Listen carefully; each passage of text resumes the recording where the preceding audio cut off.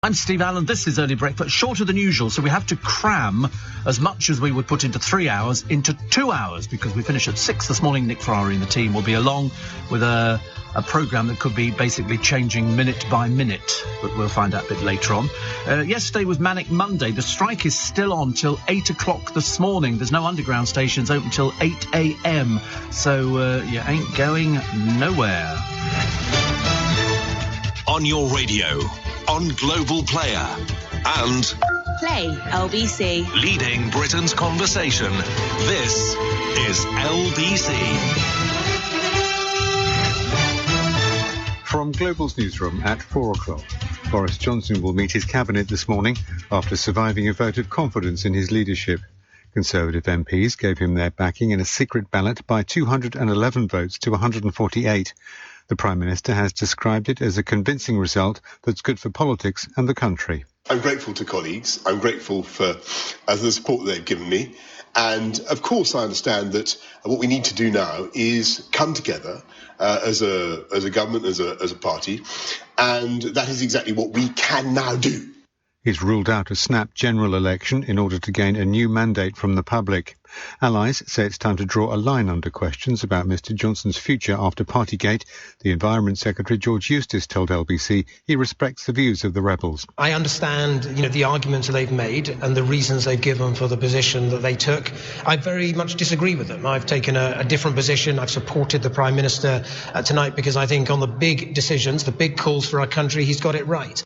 The scale of the revolt was worse than when Mr Johnson's predecessor, Theresa May, faced a confidence vote in 2018, and she resigned a few months later. LBC's Westminster editor Ben Kentish says the Prime Minister's authority has been damaged. Anybody who thought, and this was the line from Number 10 throughout the day, that this leadership vote would draw a line under matters, that it would allow the party to come together and move on, I think the result we've just witnessed means that is highly unlikely to happen anytime soon. In other news, Transport for London is warning commuters to expect disruption on the Underground until 8 o'clock this morning. A 24-hour walkout by thousands of members of the RMT union left only a few services running yesterday, and there are knock-on effects.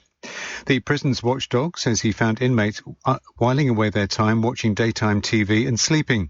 The Chief Inspector, Charlie Taylor, says the long-term effects of COVID lockdowns mean there's been a depressingly low level of activity in jails, whose responsibility is to educate, train and increase the employability of prisoners. Apple users will be able to edit text messages they've already sent when new iPhone software is released later this year. Another update will let people make buy now, pay later purchases repaid in 4 instalments. LBC weather dry for most areas, later sunny spells but a few showers across Wales and central and southern England, a high of 21 degrees. From Global's newsroom for LBC, I'm Andy Ivy. This is LBC from Global. Leading Britain's conversation with Steve Allen. Morning, nice to have you company. Well, I went a bit throaty then all of a sudden. I was trying to sound all vibrant and very excited because we're delighted to be here this morning. We're delighted to be here every morning, Monday through Friday, except this morning it's a slightly shorter show. So, anyway, goodbye, and I'll see you soon. Joke. Demi Moore smuggles a puppy into the tennis over in France. I mean, one of these stupid people who has what they call sort of a handbag dog. It was too small to be out by itself. She's quite clearly an animal hater, and she smuggled it in. And you see people, I used to see them sitting on the bus. They would have a dog in a little handbag thing. And I used to think, put it on the floor, it walks. It's not battery operated. These people hate animals. They've got them as accessories, and it really annoys me. Happy birthday to Bear Grylls. Pixie Lott ties the knot. Paul Burrell, dragging out his 5 seconds of tedious fame, reveals the contents of the Queen's handbag, like he'd know. He was just a servant. Let's get it right, shall we? Boris vows. Remember the Boris story? I thought we'd go back to that briefly. But I think you had enough hours of Boris because you're going to get loads more today. Wait till you get round to James O'Brien's programme. That should be very interesting. But he vows I'll bash on. I predicted it correctly, actually. I said he wouldn't go, although he does suffer a significant Tory rebellion. So he survives the confidence vote, but significant Tory rebellion. I tell you, if he remains as PM, he's going to come down with an axe on these people. Their lives will not be worth living. What's the point of having somebody working for the party who's against the party? That kind of defeat. I've lost track over the years of the amount of MPs who've defected. You know, one minute they're staunch Conservatives, the next minute they go, I think I'll go to the Lib Dems. You know, or I think I'll go to Labour or something like that. I mean, occasionally you get them going back the other way, but it's not very often. Yesterday was Manic Monday.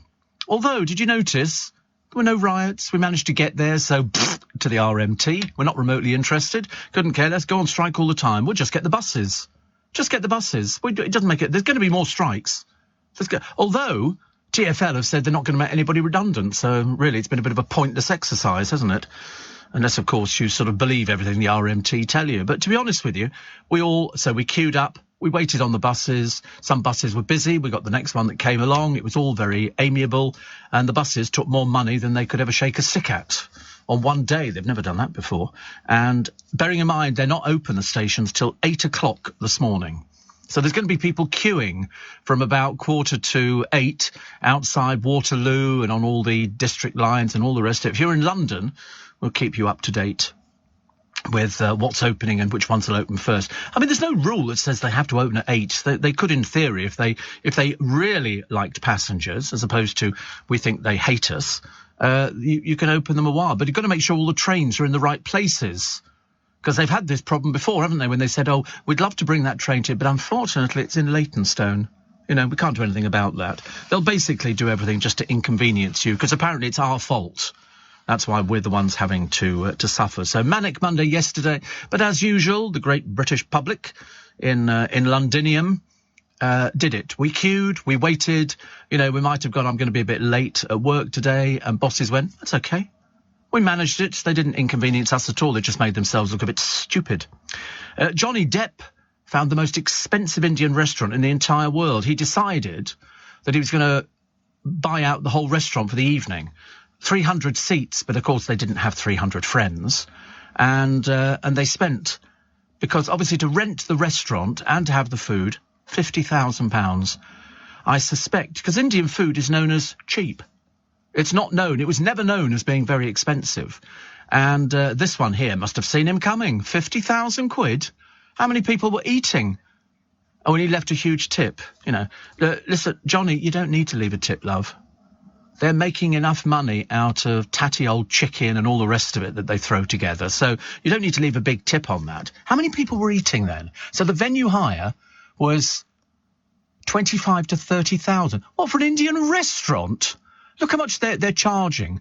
King prawn boona, 24 quid. Shish kebab starter, 14 quid. Chicken tikka masala, 22 quid.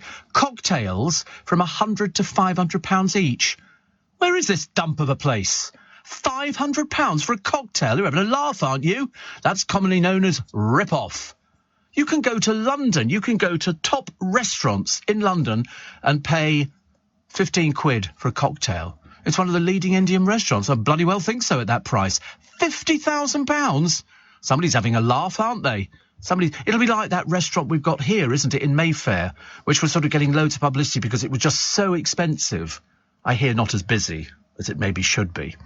So you'll be reading about all these. But you know which restaurants change hands the quickest? Indian. More Indian restaurants go bust than any other restaurant. They just keep, because people think we can make loads of money, and you can't. You can't. It's, you know, very... Mind you, if you're charging 50,000 quid... 50,000. Show me that price list up again, actually, because I couldn't remember how much they were charging for champagne. Always like to find out these things, you know, because it's always interesting, the markup. So, where is it? There you go. So, the wine list, 1,200 quid for a bottle. Rosé champagne, wait for this one, £7,500 a bottle. Well, the most I've ever paid is 150 quid for a bottle of champagne. Markup in clubs, £400. 7,500 for rosé champagne in an Indian restaurant. Don't you just have a Tiger beer or something? I mean, just never heard of prices like it. You wait, the press are going to latch onto this one. They're going to pull them apart. 7,500 for a bottle of rosé champagne. I bet you anything, if you were buying that wholesale, you'd be paying less than 600 quid a bottle. 7,000, I mean, a bottle of wine, 1,200 quid, but cocktails, 100 to 500 pounds. I don't think so. More money than sense if you spend that sort of money. Good old Johnny Depp, we love it. Mind you, we got Hillary Clinton and a fish and chip shop. Kind of sums up her standing in the world, doesn't it? Bit like poor old, what is his name? Harry and his wife, when they go to the Abbey.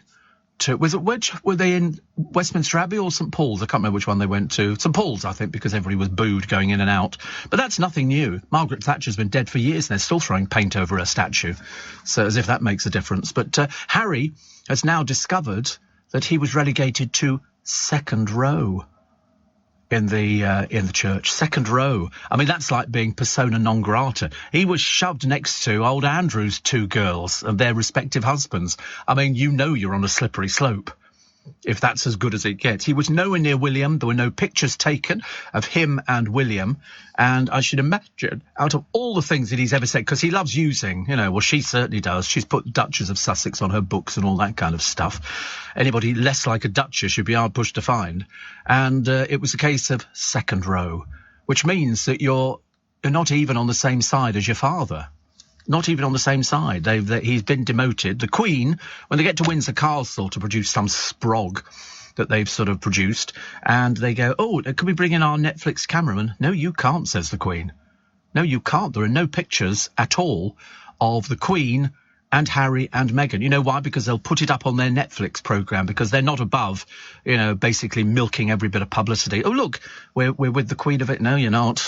So the Queen said no to the picture, so they didn't get any pictures. They had to have one of the child sitting on the grass, and they brought in their own friend and photographer, and then they left the country before the whole thing had actually finished properly, which is good news because we didn't care about them anyway. So Hillary Clinton spent 2 hours at Coleman's restaurant enjoying a portion. Hey, all right, Hillary. She likes that. She spent a lot of time. She had a local crab salad to start, and then had our classic fish and chips, and she loved the tartar sauce. She had seconds.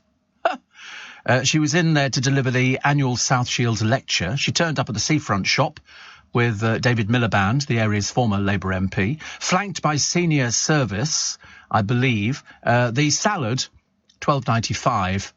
Secret Service. The salad was $12.95, and the fish and chips, which usually cost the same, so very reasonable compared to that overpriced Indian restaurant that Johnny Depp went to. And Richard, who runs it with his dad, who's also called Dick, said he knew she was coming, but said it isn't every day that Hillary Clinton pops into it. Well, if you knew she was coming, it obviously is every day you knew she was coming. And they'll be putting a sign on their window like that other boring fish and chip shop that had people queuing outside, people flying in from Australia. That's the Binley Mega Chippy. And to be honest with you, you look at it just looks like fish and chips. They had some gargantuan bloke on YouTube the other day who apparently eats takeaways, and by God, you can certainly see it. It was a case of he was sitting outside on his table and chairs eating the fish and chips. But they do everything in there. They do fish and chips, sausage in batter, beef burger in batter, kebabs, shish kebab. They do everything. The whole thing is all done in this chippy in wherever it is. I can't remember. Binley, wherever the hell that is. Binley. I mean, I ask you, near Coventry. You know why? Go on, you go to Coventry. Go on, you're sent to Coventry. That's why.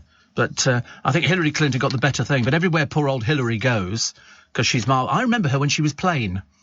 And then all of a sudden they gave her the makeover for sort of First Lady. And all of a sudden the hair went bouffant. She looked like Rain Spencer. And I remember looking at her thinking to myself, my God, they've had to do you up for the telly, haven't they? And they did.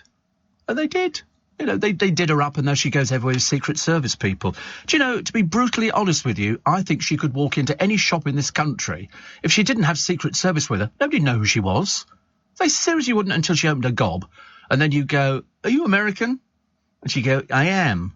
You didn't get anywhere, did you? And very good impression. I know it's almost uncanny. I do the Queen, her. I used to do Rain Spencer, but a little bit like that. Which sounded like Dame Anne and Eagle.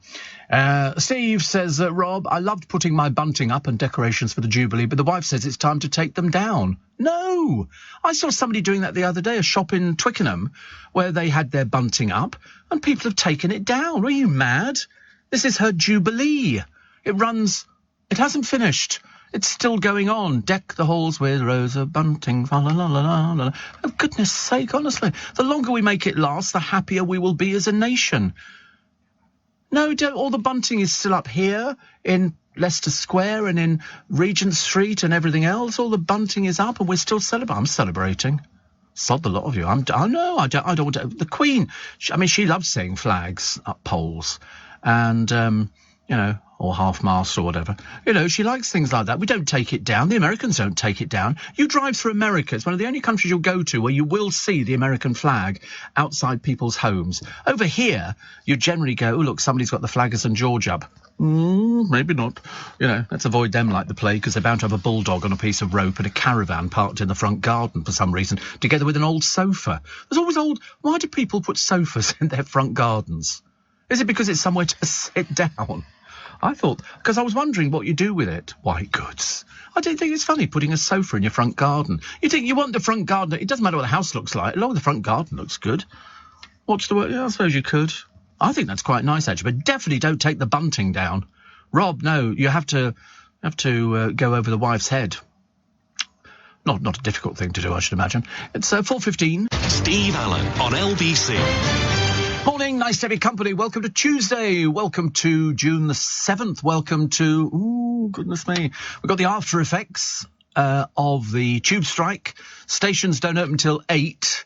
I'm hoping some of them will open a bit earlier because, commuters like to get there. We managed on the buses. We didn't care about that. I got my bus and actually it wasn't busy at all. It really wasn't. And that was at 5:07 yesterday morning. It'll be very disruptive for all the mornings. They try and get the trains back into the right sort of places again. But as I say, it's us. We're the ones who felt. All the bosses of the Underground, they couldn't care less. Doesn't affect them. They're brought in by cars.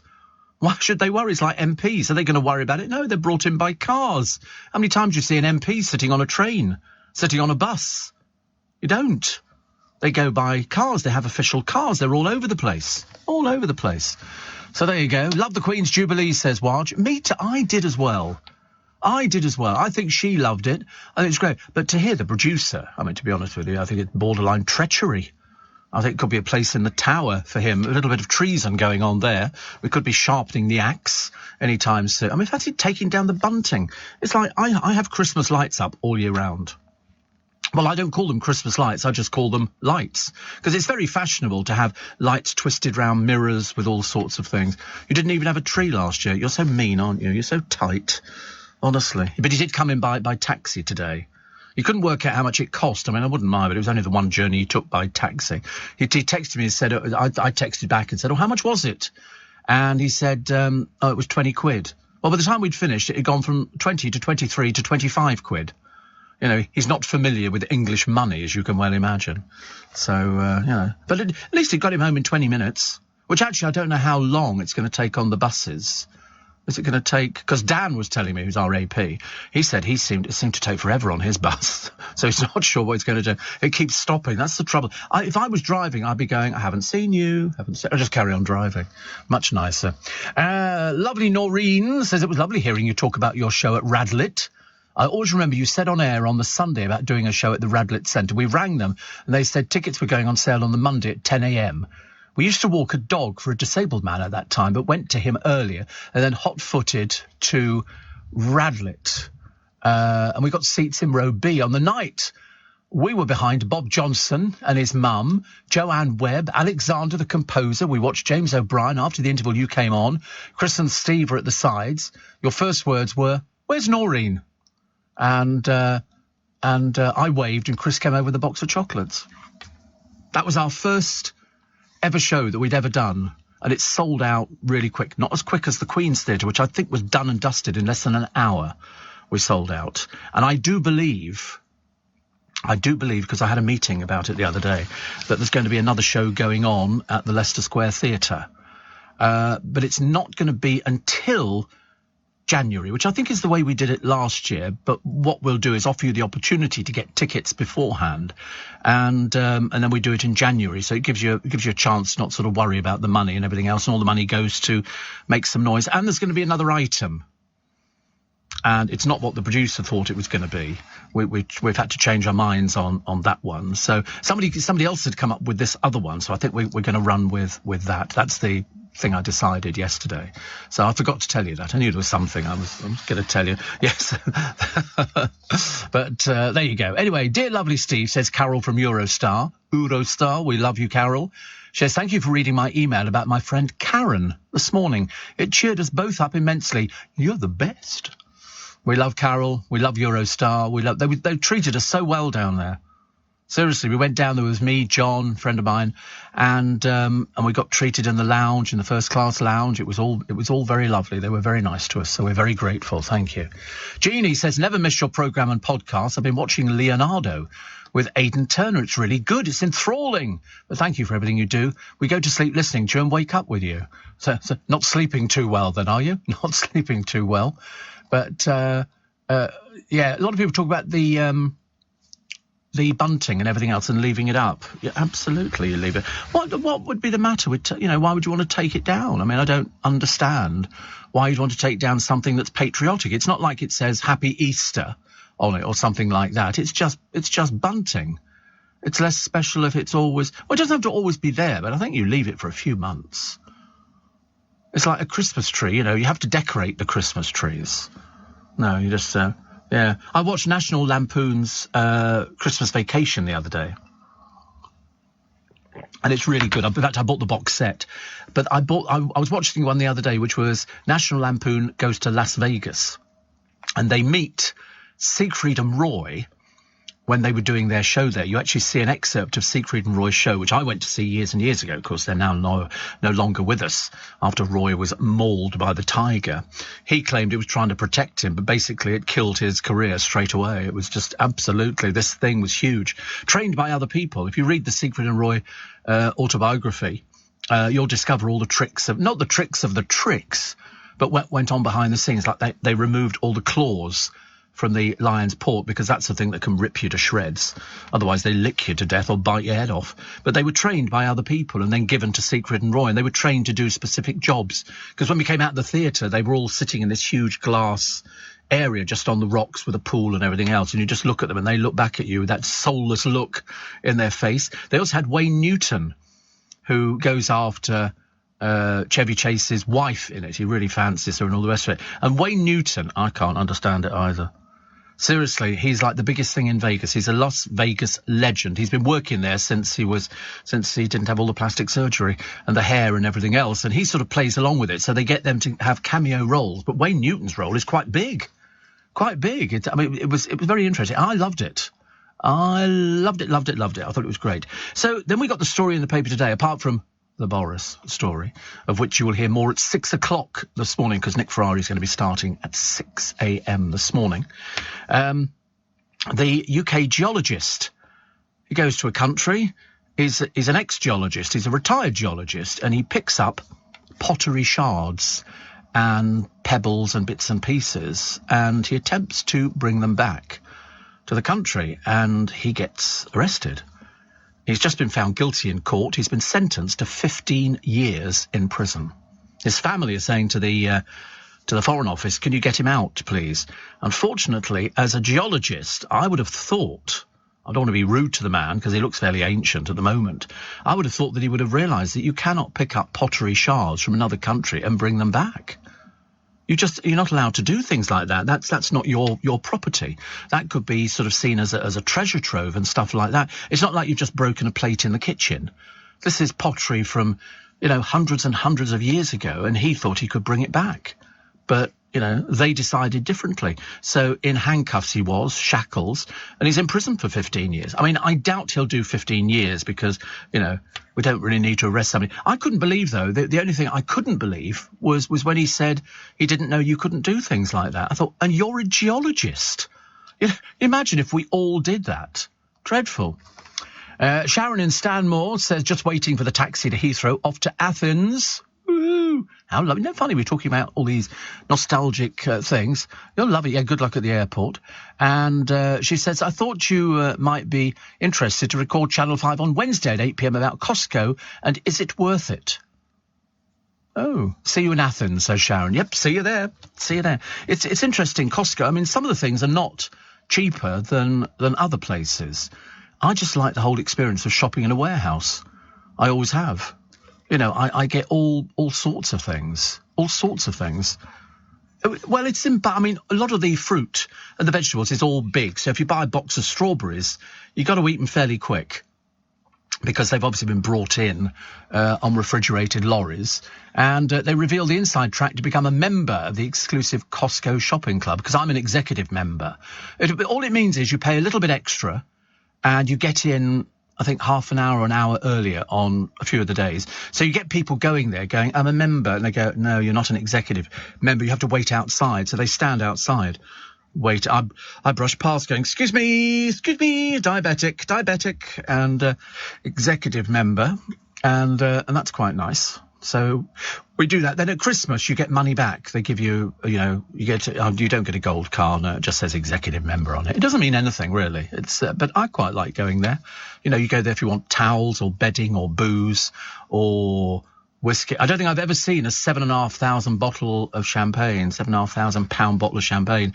But go to that Indian restaurant in Birmingham and they'll take your money fast as you can. I mean, to be honest with you, £100 to £500 for a cocktail is basically taking the Michael. You know, cocktails, are dirt cheap to make because there's hardly any booze in them. In fact, the most expensive one years ago used to be one at Stringfellows, and it was in a big, certainly never £100 to 500. I go to Christopher's in Covent Garden, which is just a cocktail bar, and I think the most I've ever paid is about £15-16 for a cocktail. 100 to 500, they'd have been empty in 5 seconds. I tell you what, the papers are going to be going, who in God's name eats in a place like this? I bet you. They did it with that restaurant in Mayfair because he was charging, ludicrous prices. And you go, people. And who did they have as one of their first customers? Gemma Collins. That'd be the last place you'd be going to. You would not be going. I did watch on the television the other day, cocktails at Christopher's. There we go. £12 to £16. Yeah, I mean, and they're beautifully done, chilled glasses. And you go to an expert. Why would you want to go to an Indian restaurant to buy a cocktail? You know, that's like I'll have a pint of beer and stick a cocktail stick in it with a cherry on it. You know, pina colada, please. That'll be £200. Stick it. We're not playing that game at all. It's ridiculous. Bonhams are having an auction of Siegfried and Roy. Oh, God, we did that days ago. Very old engineer. Very old engineer. I was reading the last thing here because Doug, the pump engineer, is en route from Bridgewater in Somerset to Huntingdon. We used to go shopping in Huntingdon. I can't remember much about it, apart from the fact there is an inn there, like an old coaching inn, and you go upstairs and you look through a hole in the door. Is that like a spyglass? You look through and you can see Dick Turpin's hat and cape, because Dick Turpin used to operate around Huntingdon. He was, stand and deliver. Stand and deliver. Ooh, your money or your life. I like that, actually. So, yes, I knew about Bonhams. They're not selling the house. They're not selling any of the tigers. They've all been distributed to, imagine, you go there and you come home. I bought 2 lions and a tiger. That cute. How wonderful. Where do you live? Council flat in Bermondsey. Well, marvellous. Loads of room for you. Loads of room. Coming up to the news. This programme's going to go so fast today. Really. So fast. And in an effort to get some publicity for himself, because, frankly, he is the most overused person. Actually, he's not overused. That's a lie. He's the most irritating person on television. Tony Beak is on a celebrity cooking programme, but he says he can't use a saucepan. And that is the whole basis of this dreary interview. What a shame. What a shame. Anyway, we take a short break, shall we? At 4:30, let's get the news headlines with Andy Ivy. Are you receiving tax credits? If so, this message is for you. Tax credits are coming to an end, and most people will be asked to apply for universal credit instead. The Department for Work and Pensions is writing to tax credit claimants. You won't be moved automatically, so look out for your letter explaining what you'll need to do and by when. And there's also lots of support to help you make the move. Get ready for your universal credit switchover. Search Understanding Universal Credit today. Eligibility criteria apply. This is LBC with Steve Allen.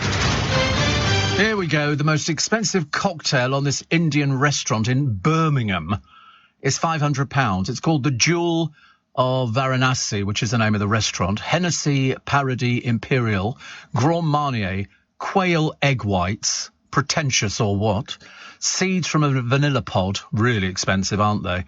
Really expensive. Lemongrass syrup, very, very expensive. You can't get lemongrass syrup for love nor money. And 24-carat gold leaf and edible flour. So go to any supermarkets, you can buy edible flowers. Edible flowers, they're like nasturtiums. And gold leaf, I was having that 40 years ago on a curry, and that's 500 quid. The rest are generally all around 10 quid. Well, it says 100 to 500 pounds. Frankly, I wouldn't be going there any time soon. What sort of people go there? Obviously people with a bit more money than sense, I suppose. And Paul says, I'm off to Garson's farm today in Esher. My aunt told me about their samosas. I'll be trying them. Oh, I didn't. I mean, I know they've got a restaurant there. I didn't know they did samosas. I go to Garson's quite a lot, actually. You can always tell when I'm there. Mine's the only expensive car in the car park. Dale says, regarding the cocktails, I'm now blessed with having a little bit more money than I once had. Although I don't mind paying for something that's nice, I will not pay for something that's so overpriced. Well, to put down gold leaf, I mean, what sort of people nowadays think gold leaf is impressive? Seriously, I had it on a curry years ago in Beaconsfield. It was that old. And, you know, lemongrass syrup, seeds from a vanilla pod. Are you having a laugh or something? My God, I mean, have you seen vanilla pods? You cut it open with a knife and you scrape the seeds out. Seeds from a vanilla pod. I mean, you know, it's just ridiculous. I mean, there are certain things that I'll pay for, and there are certain things that I think you're ripping me off. I don't care what it is. I couldn't care less it'll taste the same. It goes down the same hole. Okay, you stick it in your mouth, you go like that, and you go, oh, it tastes quite nice. How much? 500 quid? I'll bring it back up again for you.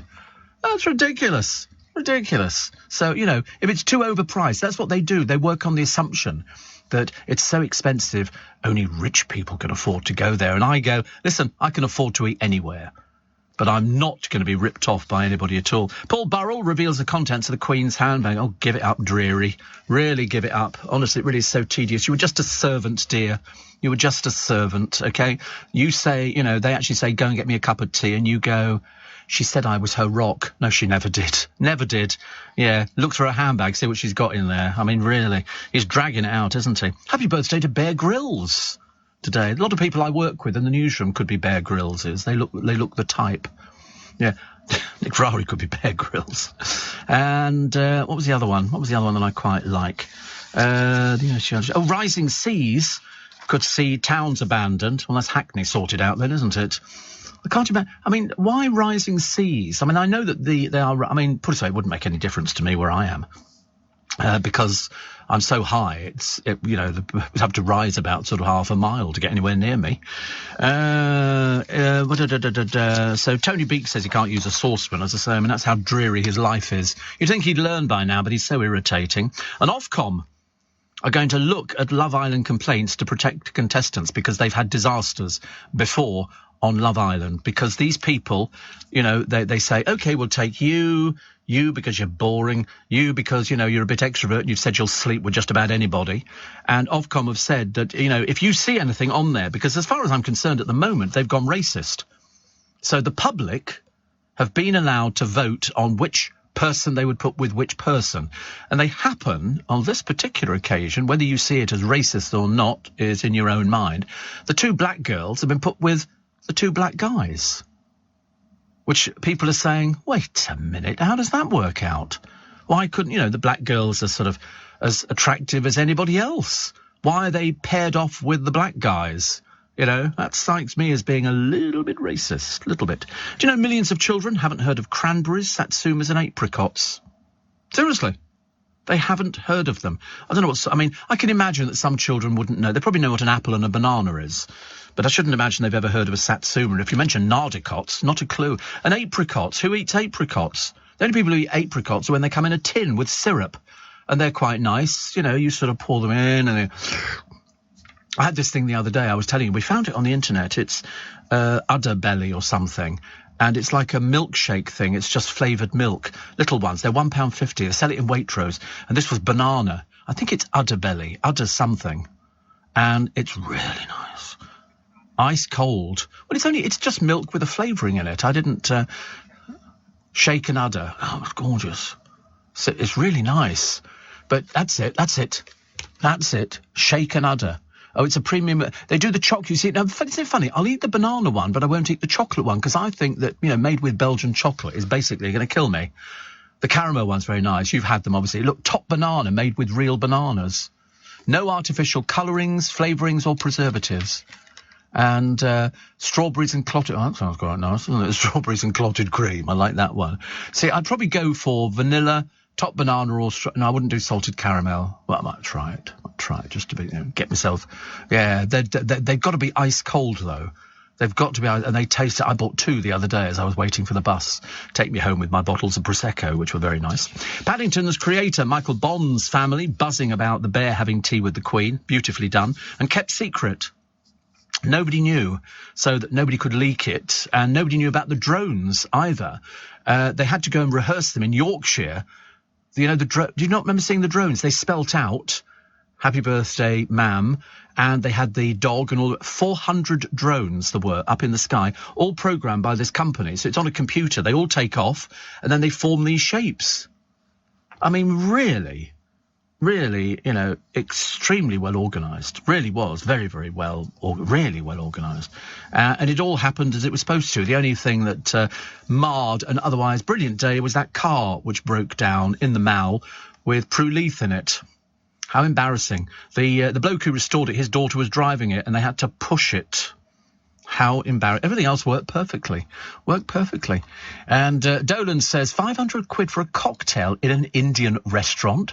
You can't eat a curry with a cocktail. It's got to be a pint of Cobra or a glass of red. How pretentious to think that sipping an expensive cocktail will enhance the food they are deluded. Sorry. Yeah, I mean, I agree with you. It's an Indian restaurant. People eat in Indian restaurants because it's cheap and wholesome. It's as simple as that. You don't go there to go, oh, I spent 500 quid on a cocktail. People will be pointing at you and laughing in the streets. And Johnny Depp spent 50,000 quid. To hire the restaurant is about 25,000. Yeah, right. I bet the newspapers get up there, see what the food's like, see how much your bill is. That's what we want to know about. Because I just can't believe anybody could ever charge that. Unless they went, it's Johnny Depp, up the price. No. I mean, 7,500 quid for a bottle of rosé champagne. I mean, unless it's vintage. And even then I wouldn't pay it. Definitely wouldn't. What else we got? Villagers trying to oust 2 parish councillors. They've moved to France, but they want to hang on to their jobs. Kick them out. Kick them out now. Ridiculous. And a rare violin made 300 years ago, Stradivarius, has sold for £3.5 million. It's 300 years old. Sells for £3.5 million. It's a Stradivarius. The amount of people who leave their violins on trains, it seems quite a normal thing. There was a woman who did lose her Stradivarius. When I play it, no, I wouldn't. I mean, I wouldn't know where to begin with a Stradivarius. Well, if you spent that much, you'd have to have serious insurance. Do you remember there was a guy, he was on the documentary on EasyJet, and he wanted to bring his violin into the cabin, and they went, no, you can't. But this, look, I'll show you. No, we know what a violin looks like, you know. So he opened the case and took it out. He said, very expensive. You can't put it in the cold because it is decompression and all the rest of it, and it'll change the thing. They weren't having it. It'll go in the hold or you ain't travelling. I couldn't care less. You know, it's lovely. They had you've got to find this woman on YouTube. She's quite clearly sick in the head. There's a woman next to her in army uniform with a baby who's asleep. And this woman has got a mask on and she takes it off and she starts berating this woman and calling the stewards over. 35 minutes it goes for. Move this woman. Move. In the end, they said, listen, sit down and put your mask on or we're having you removed. Having me removed? For what? I don't want to sit next to this woman. She's got a baby. It's going to scream and cry and I need my sleep. I'm a very important person. It goes on for ages. Seriously, I mean, I wasn't sure if it was being filmed as some sort of experiment on how stupid some people are. Steve, Satsuma is the name of a region of southern Japan, which is where the fruit comes from. I love the little tiny Satsumas you get about November time. Little tiny things about the size of a giant marble. They only come from one region in China. But I don't remember seeing them this year. Yes, I've heard of Satsuma. In fact, there is a range of pottery called Satsuma ware. As well, yeah, absolutely. Listen, David, you can't fool me on anything. I'm 68 years old. I've been around the world twice. I know everything. It was introduced to the West from the Satsuma region, I think in probably about, it would have been ages ago, wasn't it? 1860, 1870, something like that. 1870. Oh, right, there you go, 1878. That's where it comes from. I love Satsumas. I brought them in today. I will only buy them if they say easy peel. I won't do anything unless it's easy peel because I cannot be bothered to start faffing. It's like oranges. No pips either. They've got to be seedless and easy peel, and they're good for you. So I always pinch a couple here. I bring a few packs in and everything else. But I haven't eaten an orange for years. Is it funny? I haven't even had orange juice for years, and I used to love orange juice. I used to really love orange juice. I mean, I loved orange juice like you can't imagine. Seriously, it was less too much sugar, because it's all sugar. And I used to like it, but used to have, it was Tropicana with bits. Tropicana and bits, chilled from the fridge. That was fantastic. Steve, have you tried The Alchemist in Covent Garden? They're really good and put on a real show whilst mixing your drink, says Lewis. Oh, that sounds quite nice. I'm not as impressed by people making me cocktails. I just want to see what it looks like once then they go with the ice in. St Martin's Lane it is. Yeah. I know where it is. I just haven't sort of been there. But I mean, can you imagine spending 500 quid on a cocktail? I mean, honestly, you must be as thick as a brick to spend that sort of money. It's not going to enhance your food. If anything, it's going to alter the taste of it. If you want drink to not change your food, drink water during the meal. I know it's not the PC thing to do. But otherwise, if you drink a cocktail that costs 500 quid, I mean, you spend most of your time throwing up, wouldn't you? When you try and then eat a curry. It's not going to do anything for the food at all. And as I say, I think Johnny Depp should get a huge discount for actually giving this place publicity. Because, as I say, we had it in Mayfair, never worked for them. As I say, you never advertise, oh, Gemma Collins eaten here. And you go, I think we'll go somewhere else. A lot easier. Steve Allen on LBC. Text 84850. Do you know, I watched this pile of rubbish the other day on the television, celebrity karaoke. Well, there weren't any celebrities on it, and they couldn't sing. So I didn't really understand what the purpose of the programme was. I mean, I spent a good 5 minutes. That's 5 minutes I'll never get back in my life. I forget which channel it was on. It could have been on a sort of hospital radio channel. I've got no idea. I can't remember. It's just called Celebrity Karaoke. Oh, ITV2. So I obviously get ITV2 on my television. And I was sort of looking at who the old deadbeats were that they put on there. So who are they? In fact, they actually had a competition on the show. Who are the people on it? Because you'd never know in a million years. So you've got Selling Sunset, somebody called Chriselle Strauss. Who in God's name she was, I've got no idea. And they say it's about to return with famous faces. Joining Chriselle are Zarim Zerul. Hello, not a clue. Love Island finalists Laura Anderson and Kaz Kamwi. Drag superstar Ahura. Who? Actress and writer Donna Preston. And Towie favourites Chloe Sims, otherwise known as the Makeup Queen, and Bobby Norris, also known as the Makeup Queen, I should imagine. I didn't even think he was still working. Ibiza Weekend's Callum Izzard, Matt Evers, and Queen Mo. Who are these people? Who are they? I mean, famous face. Show me the picture of them again. Dear God in heaven. I mean, honestly, where they get them from, I've got no idea. I mean, Bobby Cole Norris's career, I thought, washed up years ago. He's apparently trying to be a presenter. Trying being the operative word, I should imagine. I watched this programme with disbelief and listened to the language, which I thought was absolutely scandalous on television. So what they do is they just sort of get up there and they go to the jukebox and they sort of push a button on the record they want to sing. It's the most pathetic piece of crap television I've ever seen in my life. It is so ghastly. I mean, Chloe Sims must be scraping the blooming U-bend to try and get a job. So far, they've already started filming Towie, and there's a load of people who aren't appearing on it anymore. Thank God for that. Run its course. 84850 steve@lbc.co.uk. I noticed that J-Lo was weeping at her boobs were hanging out, actually. I wondered, did you see what she was wearing? I mean, honestly, put them away, dear. Anyway, she was telling about heartache. She says, thanks to all my exes who have broken my heart and lied to me. And, by God, has she been through them. My God, she must be working her way through Hollywood. Bad boy Andy Carroll, convicted thug, I believe, Andy Carroll. He's done for abuse. I mean, seriously, what a horrible piece of work. And he got married to the girl who's had all his kids. 3 kids, I think, at the moment. And she's called Billy Mucklow. She used to be in Towie, but she was of no interest to the programme, so they got rid of her. And he sort of was basically having a good time away from her. And, of course, they got married the other day. You know why? They've done a deal with a magazine so they can take pictures and they can bore the pants off you. Honestly, it always amazes me that the most revolting people in the world, and he is pretty close to revolting, can earn money out of a magazine going, I mean, who in God's name is going to be remotely interested in looking at pictures of this dreary couple? You probably don't even know who they are. I mean, it's bad enough trying to identify Chloe Sims now. I mean, when she starts putting the makeup on, I mean, it's turning into Japanese kabuki. You ever seen Japanese kabuki theatre? Oh my God, do they trowel on the makeup? It's very beautiful and very lovely, but I mean, she looks about as ancient as the hills, poor soul. What else we got? Clemmy Moody talking about the past 72 hours. We've seen both the very best and the very worst of the BBC. The concert, they said, was great.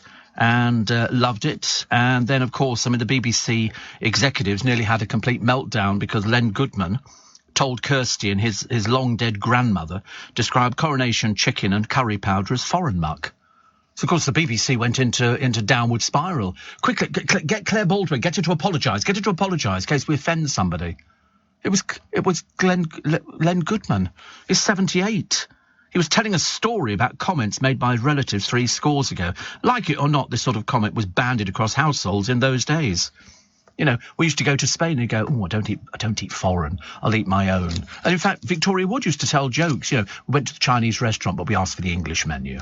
You know, that was what people were saying because nobody knew about all the different sorts of food you can get. And, you know, but the BBC, oh, what, somebody having an opinion? God in heaven. Glenn Goodman wasn't saying it. He was saying what she said. This is his grandmother who's long since dead. I mean, dear Lord above, the woman would have been frightened out of her life. You know, you can't mention anything like that. The BBC would go crackers. And so they had to put Claire Baldwin on to apologise for something. It was like Blue Peter. And she had to put somebody up there to apologise for one of their presenters doing cocaine. You know, we're terribly sorry he had to go because he was doing drugs. Do you think half of the audience of Blue Peter know the hell what cocaine is? Of course not. They just knew about Get Down Shep, you know, Valerie Singleton, Peter Purvis, and that dreary old Anthea Turner who made Tracy Island. Well, she didn't. She just had to recreate it. But she was on the top of the bus for the pageant parade, as usual. Anthea Turner, Smiley, Carol Smiley. And 2 more Russian generals have been killed on the battlefield in another blow for Putin. He's looking more ill by the day, isn't he? I'm only saying that to fit in with what everybody else says about him. Steve, I still like a Harvey Wallbanger. My favourite cocktail after 30 years. They're yummy and refreshing. And after 3 or 4 of them, it's my feet that get tipsy first. I don't think I've ever had a Harvey Wallbanger.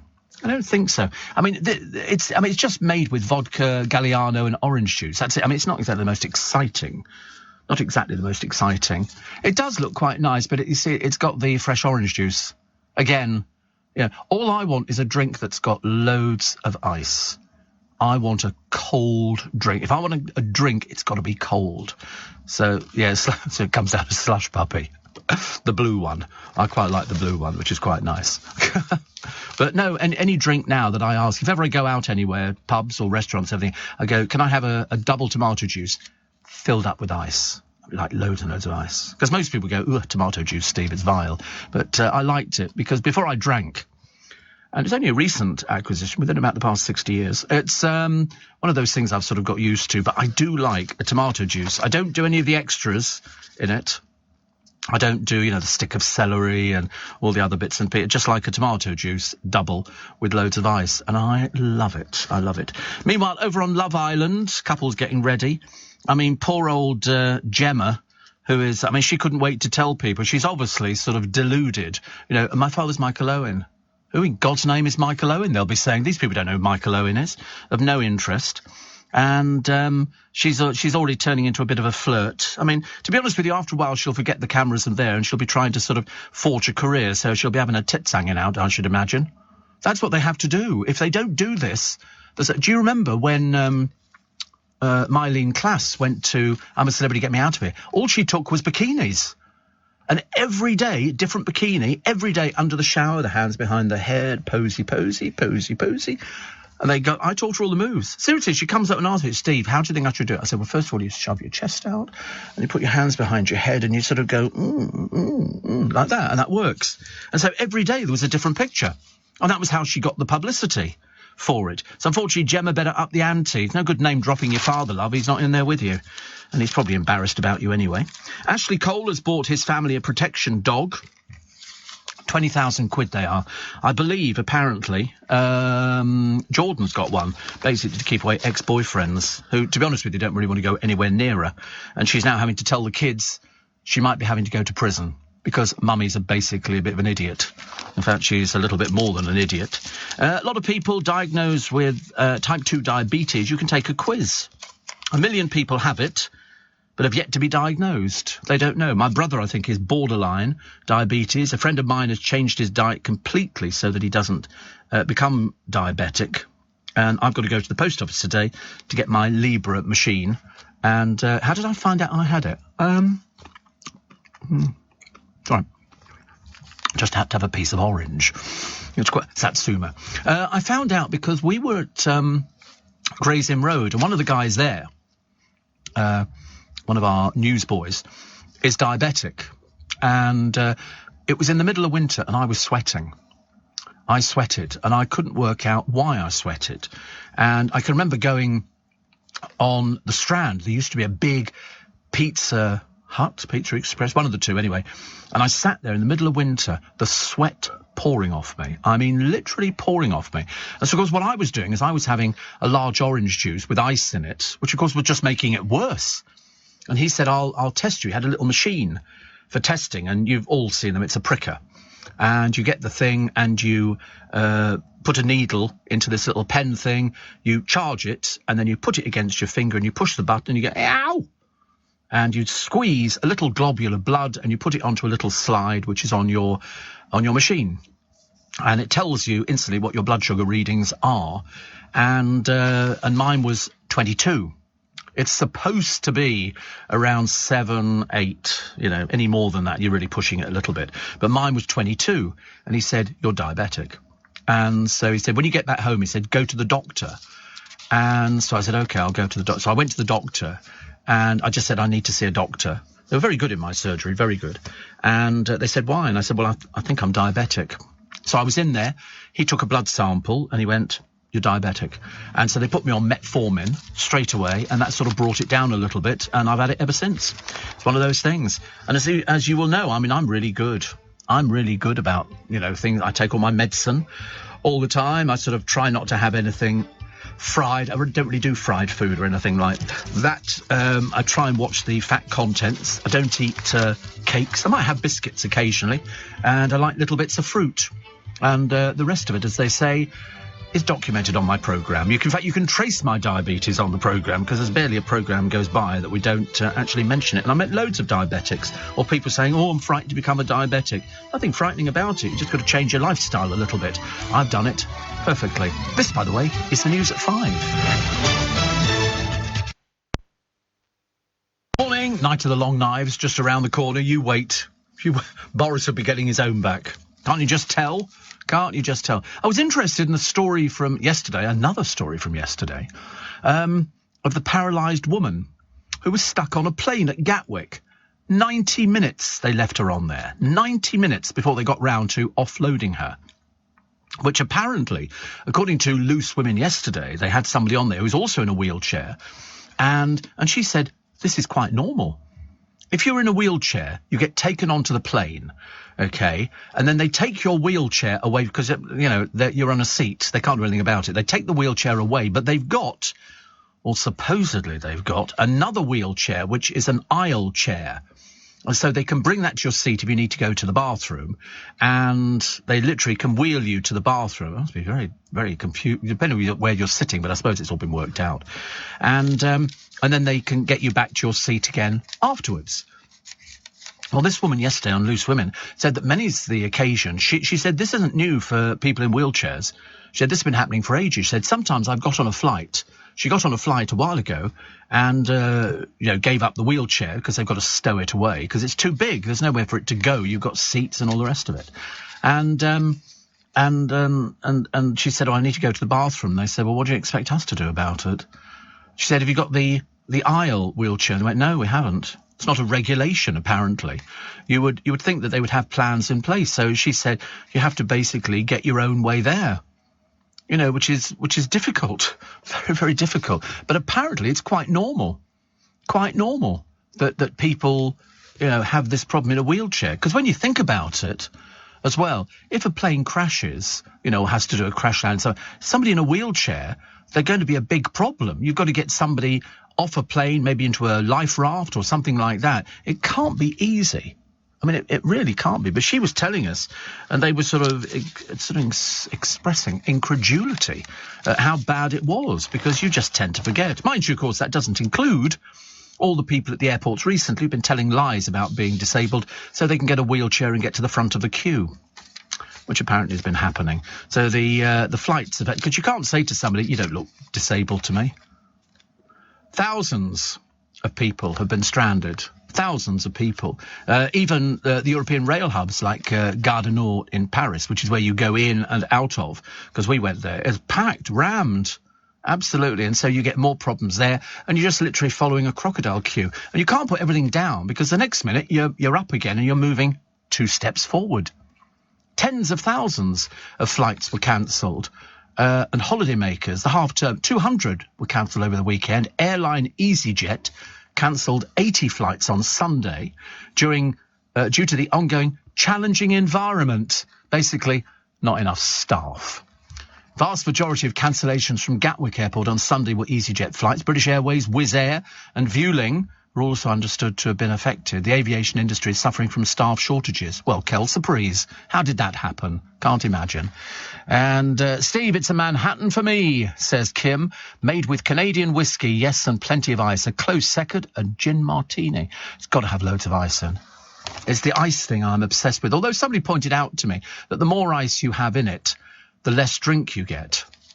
Well, none more so than if you go to McDonald's and you ask for a Coca-Cola. Don't have ice in it, okay? Because you'd be surprised, because they push the button, it automatically dispenses the drink with the ice in it, which means that half of your drink is ice. So you do it without ice. I don't want any ice in it. I'm allergic to frozen water. And they then do it. And you find they have to top it up quite a way, because the ice, means that you get less drink, actually. Brendan says, I'm all packed and ready to live it up in a field with a caravan at a music festival. Kiss are playing their last gig on Friday. Something tells me a week in a caravan listening to heavy metal might not be your thing. No, Brendan, you would be absolutely correct on that one. The idea of living in a field, I think. I mean, I can't believe Kiss are still going. How old are they now? Combined ages, 750 or something? I know Gene Simmons is the lead singer, and that's the only thing I know about them. The others, he's the one who pokes his tongue out all the time. That's the only one. As far as I'm concerned, they might as well do a quick version of Hard Rock Hallelujah, which Lordi won Eurovision with, and I'd be quite happy with that. But apart from that, I don't know anything about Kiss. It's gone are the days of rock stars dressing up. Mostly now their hair is wigs, because they're old men. Old men don't have loads of hair unless you're Rod Stewart. Have you seen the way that's teased into the shape of a cannonball? God in heaven, how old is he now? 90, 95? Difficult to tell. And one here, Lee in Aberdeen, says, one of my best friends, Mikey, had to say goodbye to his dog Buster. He lived to the grand old age of 16, which is 16 times 7, I believe. And that gives you a rough idea. So 100 and something. 100 and something, isn't it? Yes, I would think so. We have to check all these things. 16 times 112. I mean, that's a good age for a dog. So he says, I know for a fact he'll be listening as he's a fan of yours. God. It's a bit worrying, isn't it? I don't want to be a substitute for a dog. I don't care what anybody says. I know what people are like. Too late. I'm a substitute for a dog called Buster. Buster. Good name for a dog, isn't it? Buster. I like that. Denise Van Outen has downloaded a dating app. And after having therapy to become the best person I can for my next relationship. I mean, she's 50. She's 50. I mean, I don't want to be rude, because I'm quite sure, I mean, all the Americans thrive on this kind of stuff. You never find an American who's not been to therapy over something. And it seems to be sometimes the most trivial thing. I mean, it's not her fault that her weedy ex-boyfriend, who apparently works in something in the city, probably road sweeping or something, decided to sex text people behind her back. She's been going out with him for 7 years, and she says that the way I approach relationships is very old-fashioned, and that's one of the issues. So I'm getting there. I'll be ready soon. I just don't know if I'm ready to swipe just yet. So she's got this app. She doesn't know if she wants to sort of go for it. I mean, seriously, why? Why would you want to go onto an app to meet people, and I'm sure they're all very laudable, but they're not in the business. They're not in the business. You could find all sorts of people, like your previous boyfriend, who basically lied to you. Basically lied. There is a special dating app for celebrities. And she wants to find new love. You're not going to find it with an ordinary person. I don't want to break it to you, but surely at the age of 49 you should realise this. So you're going to find somebody who wants to go out and say, guess who I had what's it with the other day? Denise Van Outen. They're going to go, really? Oh, yeah. Yeah. So that's why you've got to be completely different. Completely different. And she says, I want to be the best person I can for my next relationship. So in other words, she doesn't value herself very much. Whereas, I think I'm the best thing going. I have no trouble with relationships. It's just that I'm not remotely interested. I can't think of anything worse. I've got my group of friends. I've got the people I work with. That's more than enough. More than anything else is far too complicated and very expensive at Christmas. So I kind of keep it. But you sort of think to yourself, what is this desperate urge that people have to be in a relationship? I know loads of my friends who are not in relationships. Not because they can't get relationships, because they can't be bothered. Really, it's terrible, really. Sorry, I'm just having a little go with the old. It's a short programme today, by the way, if you've just joined me. I'm only here till 6. The reason is that they can't afford me any longer, and that Nick Ferrari is desperate to get his teeth into Boris. So he'll be doing that from 6 o'clock this morning. So you get 4 hours of Nick Ferrari, and I had an hour extra with him yesterday. We were sitting quite near each other. We have these meetings whereby we sit down and they run through the audience figures. They tell you about how it's all going, and then they go, now we come to the numbers. And of course, me being 4 till 7, I'm the first one off every time. So I'm the benchmark. And as my audience has increased by 10%, my boss sent me a text yesterday saying, bloody brilliant. Which I've never heard him write bloody in a text ever in my entire life. Yes, I shall have to take a bar of soap into a meeting the next time I go with him to make it much easier. But no, I mean, overall, LBC was flying high. Like, not only just flying high, we're above the clouds, and it's lovely. It really is lovely. So, and that's all down to you. All down to you. It's a case of, if you don't like something, you won't listen to it. But we have people listening. Even if people don't like you, they still listen because they've got nothing else, which is good. Jane says, this used to be my favourite in my drinking days. Long Island iced tea is a type of cocktail typically made with vodka, tequila, light rum, triple sec, gin and a splash of cola. Good God.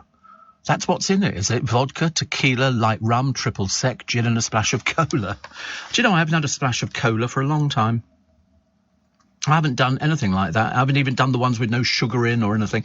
It just doesn't interest me. And yet I used to love Coca-Cola, Pepsi Cola, Fanta, Panda drinks. Remember those Panda drinks, the little bottle of all the different bits and pieces? I used to love stuff like that. I can't go through anything that is carbonated, because I just seem to think to myself, that's going to be full of calories. And one thing we don't want is calories.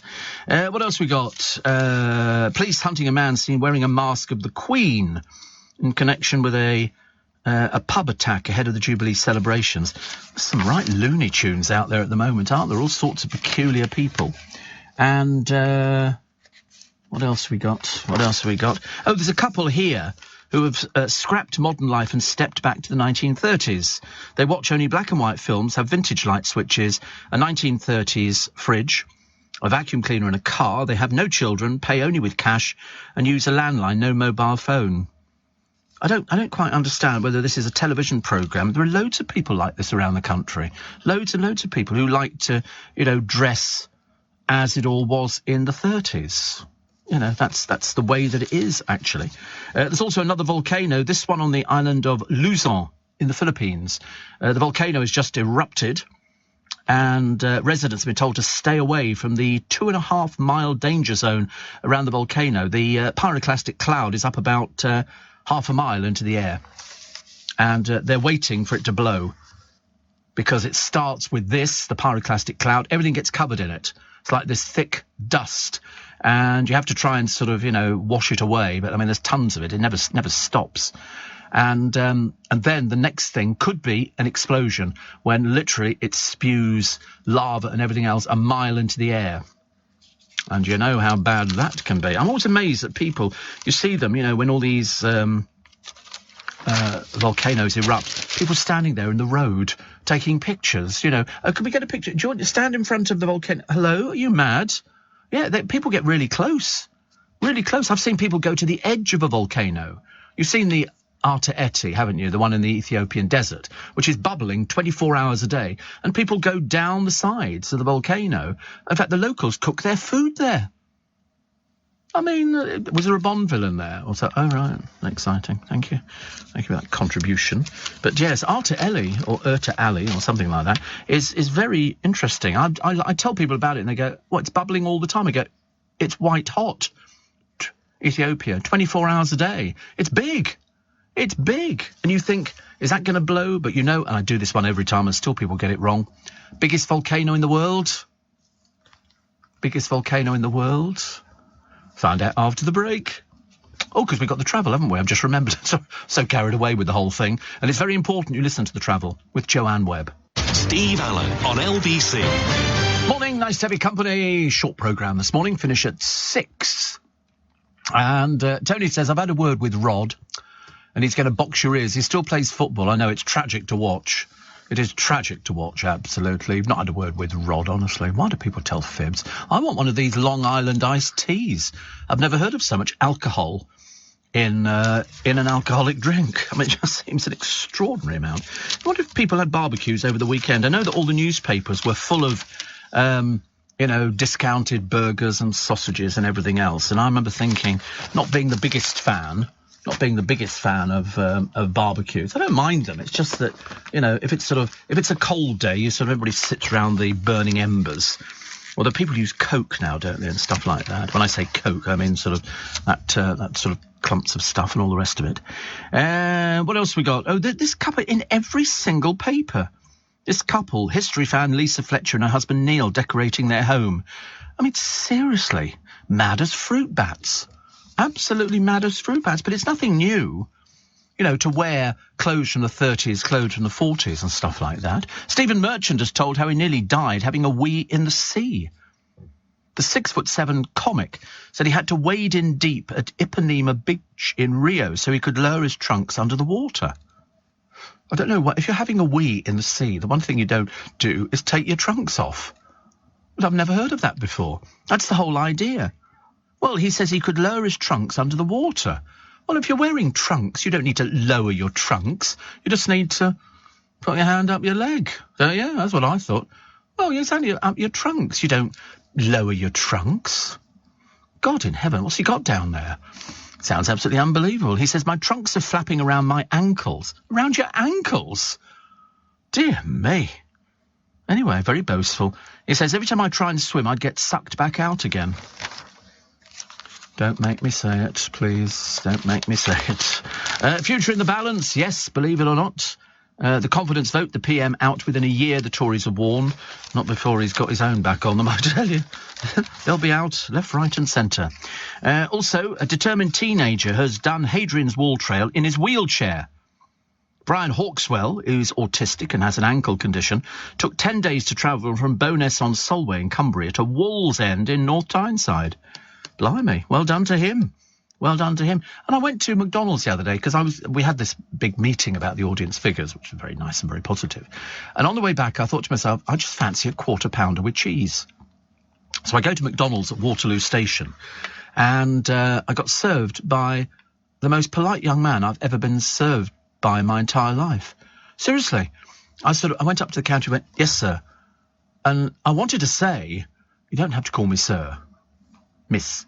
And, so I said, a quarter pounder with cheese and what did I have? Oh, a portion of large fries. Because you can't go anything else apart from large fries. And he said, yes, sir. And I thought, where did they get this boy from? He was only young. He didn't look any more than 19. But he was so polite.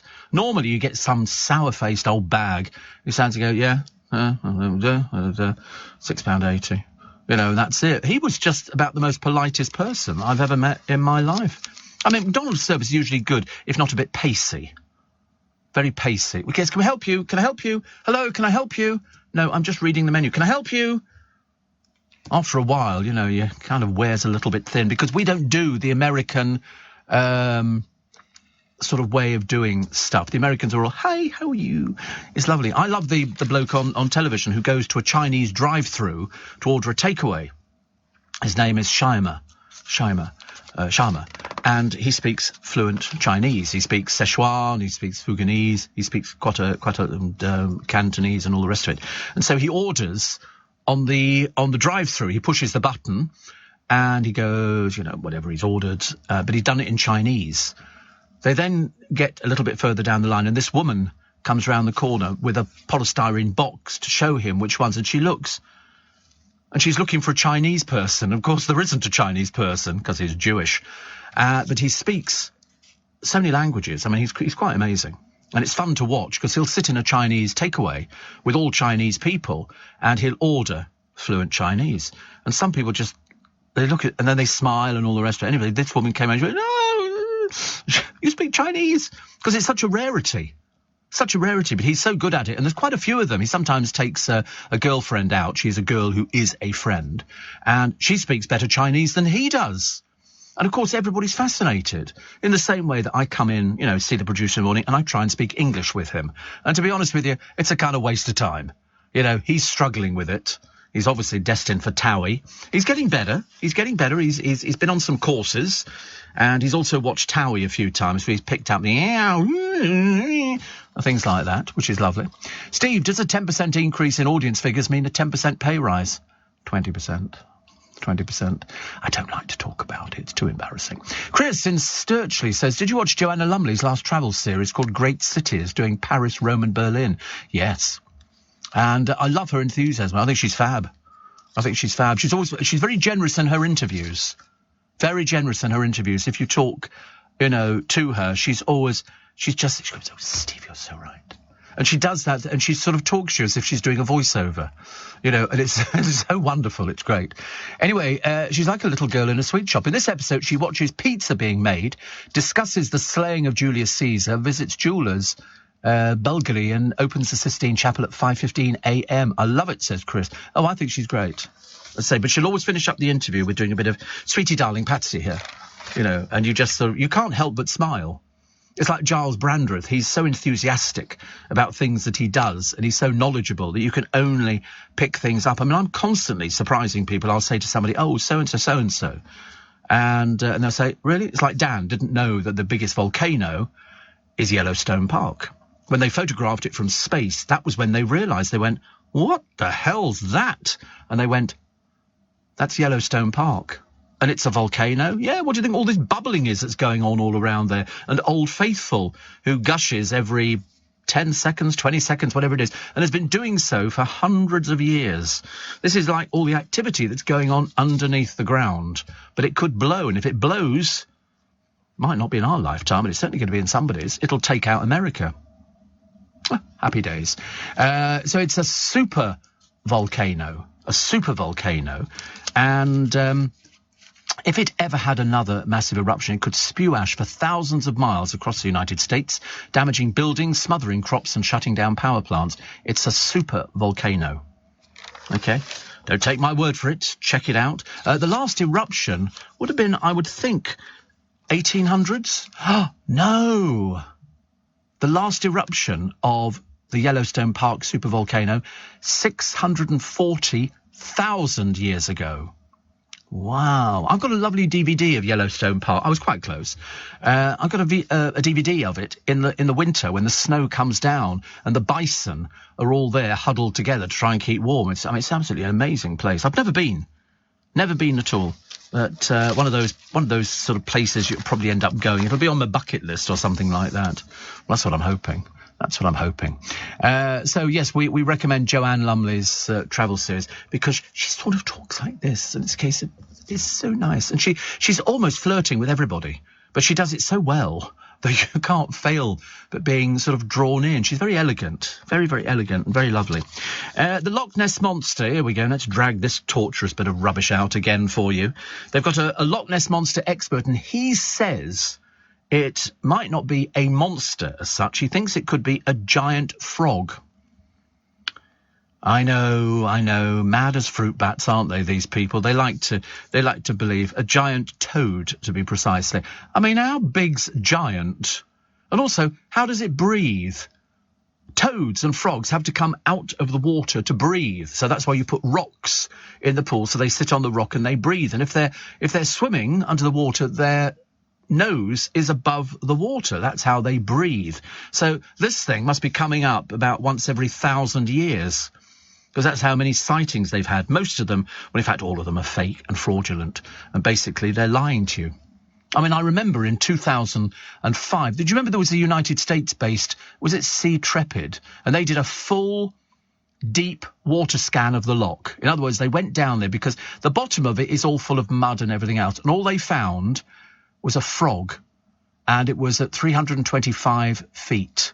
One frog. They went everywhere. No Loch Ness monsters, no hidden caves, no nothing, because it's a lie. So those people who stand by the loch going, I saw Nessie, she came out of the water and her necks and she did lies. Drunks, ladies and gentlemen. These people are telling lies to you. And you can buy, I've written down my book.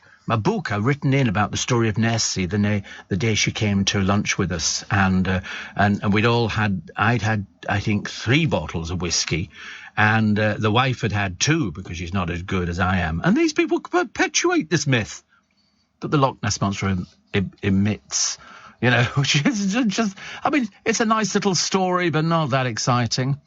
Tess in Bexley Heath says, I met a bloke the other day who remembers you from Cheeky Pete's. Not at all surprised. There was a discotheque in Richmond, part of the castle. Big building, biggest building in Richmond. At one end it was bars, which is now the Ivy Cafe, and it was all bars. They had about 6 bars in there, a beer cellar, and a kitchen overrun with mice. Overrun with mice. And when I say overrun with mice, I mean thousands of mice. You would open the door to the kitchen in the middle of the night. We never used the kitchen. It was one of those stainless steel ones. To see mice all over every single surface. They came from the River Thames because down in the basement of the castle in Richmond, and I'm assuming they're still there, is where the smugglers used to come in. And so they've still got big metal hoops in the wall to tie the boats up to, and little docking bays. There's about 3 different docking bays, because I used to go down there regularly to pick up prizes to give away in the discotheque, and they had a riverside bar and everything else. So there you go. Pete says no better way to pass the time waiting for a flight than listening to the velvet voice of Steve Allen, laughing out loud whilst waiting to be frisked. Well, that's the way it should be. Going for a frisking? Love it. Yes, new line. Steve, most appropriate comment for the Loch Ness expert is mad as a box of frogs. Well, frog in the singular. There was only one frog down there at 325 feet. You must watch The Dawn Wall on Netflix about Yellowstone. One of the best things I've seen, says Richard, who doesn't get out much.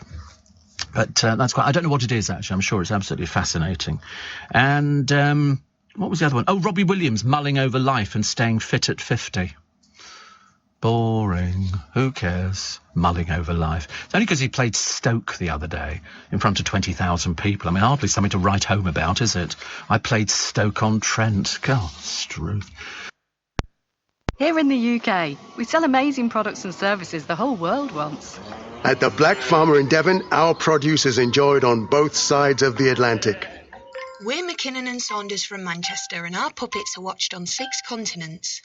So whether you're new to exporting or experienced, explore global growth for your business with free support from the UK government. Access information, training, events and expert advice to help you find new customers overseas. Visit great.gov.uk to get started.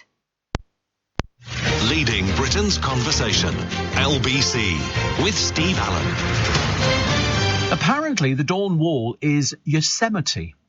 Yosemite, or as people... I remember hearing somebody years ago calling it Yosemite. Yosemite, I ask you.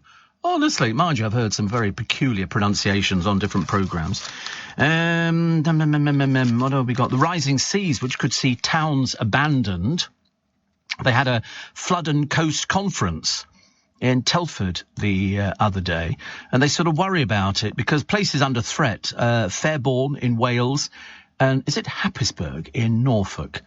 And there's all these different places. Mind you, the amount of times you see houses on the top of cliffs and their gardens vanished because the cliff has fallen away, and it's nearly time before the erosion takes place that their house just tumbles into the beach and stays there. I mean, you know, people who thought they had great views. I think they were selling one very cheap, weren't they? But I think it was in danger of disappearing completely. I mean, there's nothing you can do about it. You can't save it. It's a case of it's erosion. And it's not very good. Don't forget, I have to remind you again, actually, because of the tube strike yesterday, it still runs this morning till 8 o'clock. This is 8 a.m. 8 a.m. And it means that there won't be any trains running until 8 a.m. If not, some of them a bit later. So you might find the doors will be open, you get down to the platform and you're still standing like a lemon waiting. Scott is fishing in France. Oh, God, my brother would like that. I think he went to France. Remember I told you years ago there was a lovely couple who gave up everything in this country and they went to France and they bought, I think it was an ongoing business, and it was basically for British fishermen, mainly British, who drive over there and will sit there with dangling their rods in a lake for the whole of the holiday. They shower and they do everything else, and they go and sit back by the lake, and they fill the lake with all these fish and everything else, big fish, little fish, catfish, carp, you know, all sorts of things. And I think my brother went to one of these places, and in the morning they bring you bacon rolls and everything else. And fishermen just want to sit there and fish. It's like you find people sitting by the side of a river. They will fish. They absolutely love it. My brother loves it. Me, I hate it.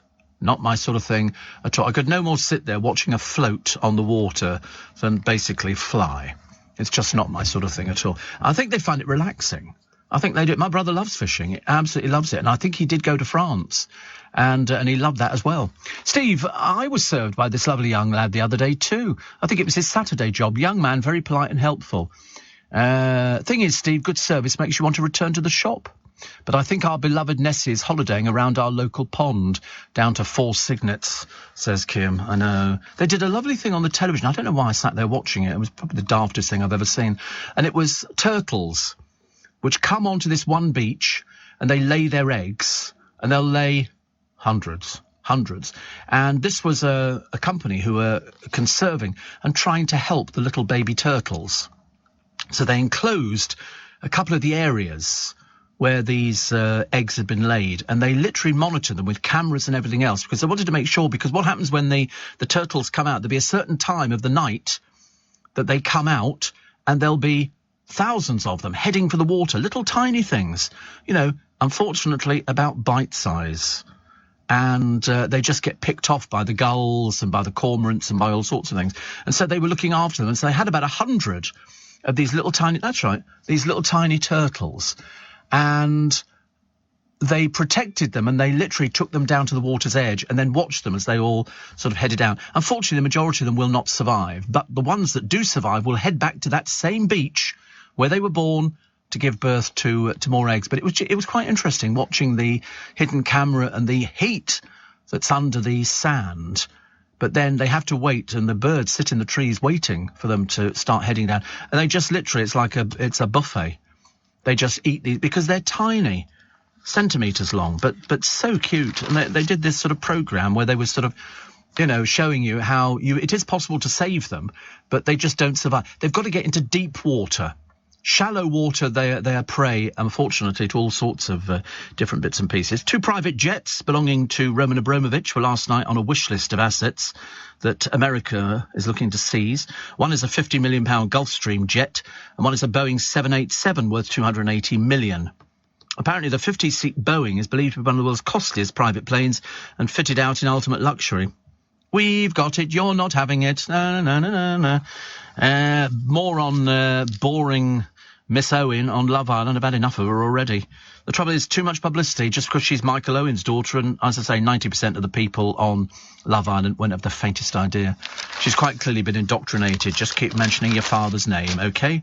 And then all sorts of stories will appear about him, and you won't be very happy at all. Demi Moore, she's got a new companion. She smuggled a little tiny puppy, which didn't look as though it should have even been out. A little tiny chestnut and white dog smuggled into the Paris venue in a handbag, despite the fact that dogs are banned from the stadium. She obviously thinks she's above the law. According to the tournament's website, all dogs are banned, with the exception of guide dogs and assistant dogs. And a source close to the organiser said very small handbag dogs are neither here nor there because very few people are aware of them, though technically they're banned along with other. This thing's too small to be out. You can see that. You'll see a picture of it. She obviously hates animals, one of those sort of people. You don't take little dogs out like that, not to sort of where people are going to clap and make loads of noise. It's a little tiny puppy. Ridiculous. A girl of 14 almost died after suffering a severe allergic reaction at 30,000 feet because a passenger on the flight insisted on eating peanuts. So she wasn't eating them, but a passenger was eating peanuts, and you can go into an anaphylactic shock. Her terrifying ordeal was triggered after a man refused to stop eating peanuts, despite an announcement when passengers boarded requesting nobody do so because of her allergy. Mrs. Jones said the passenger carried on eating nuts despite at least 2 announcements not to. I had no idea. I thought it was only if you ate nuts, but now it's if somebody else eats nuts. And you get because you get these pens, don't you, which are there for the anaphylactic shock. Good Lord, I had no idea. But because you remember in 2016, I think it was, there was a girl called Natasha from Fulham. She died after eating a pret-a-manger sandwich whilst flying to Nice. She collapsed after eating a baguette she'd bought at Heathrow, which contained sesame, but it wasn't mentioned, unfortunately, on the ingredients. British Airways does not serve peanuts as snacks. They always used to, don't you remember? They would come round and you'd have a little drink, in my case, double tomato juice ice, and then they would give you a packet of peanuts. And all of a sudden, I wonder why peanuts are the thing. Anyway, the crew on Poppy's flight followed procedures when dealing with the medical incident. A spokesman said our crew cared for a customer who appeared to suffer an allergic reaction and arranged for paramedics to meet the aircraft. It's touch and go, though, isn't it? Touch and go. I have an allergic reaction on aeroplanes to people who need to use the toilet. You know, basically because, you know, you have to sort of, you know, stand up or move to one side or stick your legs under the seat. It's quite ghastly. A perfectly imperfect rascal. This is Prince Louis, who's possibly one of the rudest little boys I've ever seen in my entire life. I mean, you'd think, actually, at that age, 4 years old, I don't remember William being a bit of a handful, but this one's definitely a handful, even when Mummy leans over and says, take your thumb out of your mouth. Because they have to do it like that, because the newspapers and the television employ lip readers. So they can always tell what somebody's saying. Apparently, they had a lip reader when Meghan and... what is that boy's name? Anyway, went to the service, second row royals, so not even classed as royalty now, having to sit next to Prince Andrew's daughters. I mean, it's your worst nightmare, isn't it? You might as well serve mivies and tubs and stuff like that and fizzy drinks. And Meghan said something to Harry, and so the lip reader was brought in, and she'd apparently said, it'll be all right, without realising that they'd been banished to no man's land. Second row royals, not even in the front row and not even anywhere near the people that matter, which is embarrassing, isn't it? See, I've just left City, Thameslink station, walking and saw a street called Creed Lane. Reminded me of you. It's nice. Why? Why would you think that? And Jack says, I think it's disgusting. There's a GCSE maths exam today and they're allowed to strike. Well, they're not. They're not, Jack. The strike is over at 8 o'clock this morning. Well, don't worry, we can find another one for you. Can't be too far away, can it? But no, it's over at 8 o'clock this morning. The lines are open again. I mean, it could be coming back soon. There could be another train strike coming in as well. They're determined to really upset everybody, you know, just before you even get the bills in. I've just had a quick look at one of the dishes on the menu of this restaurant in Birmingham, which has the audacity to charge Johnny Depp £50,000. They were staying in Manchester, fans were crowding around the hotel and they needed a police escort. So it's Ace of Spades Rosé Champagne. Can you find me the cost of a bottle of that, please? Thank you very much indeed. And we'll be looking for it, not in a restaurant. I'm looking for it, you know, just generally. Ace of Spades Rosé Champagne. And here it is. How much is it? There we go. Ace of Spades Rosé Champagne. And average price, £383. They're selling it for £7,500. 2 bottles of 7,500 Ace of Spades Rosé Champagne. The gift was never sold. They were either 3 or 4.5 litre special editions. They say standard bottles from the prestigious champagne house Armand de Brignac can be bought from between £400 and £500. So but even so, that's a hell of a markup. Hell of a markup. It's about 5 of those bottles. 5 threes are 50. Even so, it doesn't work out at 7,500 a bottle, does it? There's a place to avoid. Oh, happy birthday, Bear Grylls and Liam Neeson. And if you're celebrating, many happy returns of the day. This is LBC with Steve Allen. Morning, nice to have your company. Don't forget Nick Ferrari with you in 12 minutes' time. He starts earlier this morning. Something to do with a little bit of a vote yesterday, which you will hear more about later on. In fact, from 6 o'clock, you're going to be hearing quite a bit about it. So Boris makes all the papers, as you would expect, and now there's 148 Tory MPs hitting the self-destruct button. So what's going to happen to them, I've got no idea. But they say, this could be the end of Boris. I've got no idea. I don't like to make predictions when it comes to politics because things seem to change on a minute-by-minute basis. He's vowed to bash on and focus on the things people want. I mean, he basically closes his eyes to anything that's going. It doesn't make any difference. He just blindly goes on. People saying, the booing, that was an indicator. No, listen, prime ministers have been booed for ages. As I said earlier on in the programme, Margaret Thatcher's been dead for years, and yet people still throw paint over her statue. So, Boris getting a few boos from a few people standing outside St Paul's Cathedral. So it was for Boris, 211 against 148. Those 148 better watch their backs. I should imagine retribution will be fairly quick on this one. And apparently a former cabinet minister has said the Prime Minister now faces death by 1,000 cuts. So it'll be interesting to see what happens and also who they would put forward if they do decide to go for an election, the ousting of Boris, and then bring somebody else in. I did look through all the names the other day. There's all sorts of people like Liz Truss and Penny Mordaunt, Ben Wallace, Rishi Sunak. It's interesting when you look at Nadhim Zahawi, the Education Secretary, 12-1. Priti Patel, 33-1. So obviously no chance there at all. But when you look at Jeremy Hunt, 4-1, Tom Tugendhat, 4-1, Liz Truss is 7-1, Penny Mordaunt is 7-1, Rishi Sunak 15-2, Ben Wallace 8-1, and Nadhim Zahawi 12-1. But it's Priti Patel at 33-1, which means rank outsider, and will probably stay there, I should imagine, for ages and ages. One of the columnists today talking about, yes, I will be watching Love Island. No, I'm not ashamed to admit it. Far from finding the show sleazy or exploitative, I revel in the optimism and ebullience of lusty youth. But the trouble is it's rather sad and tragic because they all tell blatant lies.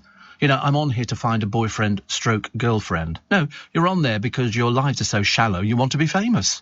That's what it's about. You're only going on there to see, and one of them's already said she'd have no hesitation in sleeping with somebody on the programme. I didn't think that's what it was meant for. And one of them, apparently a really successful person, has had a famous boyfriend and she's willing to tell you who it is.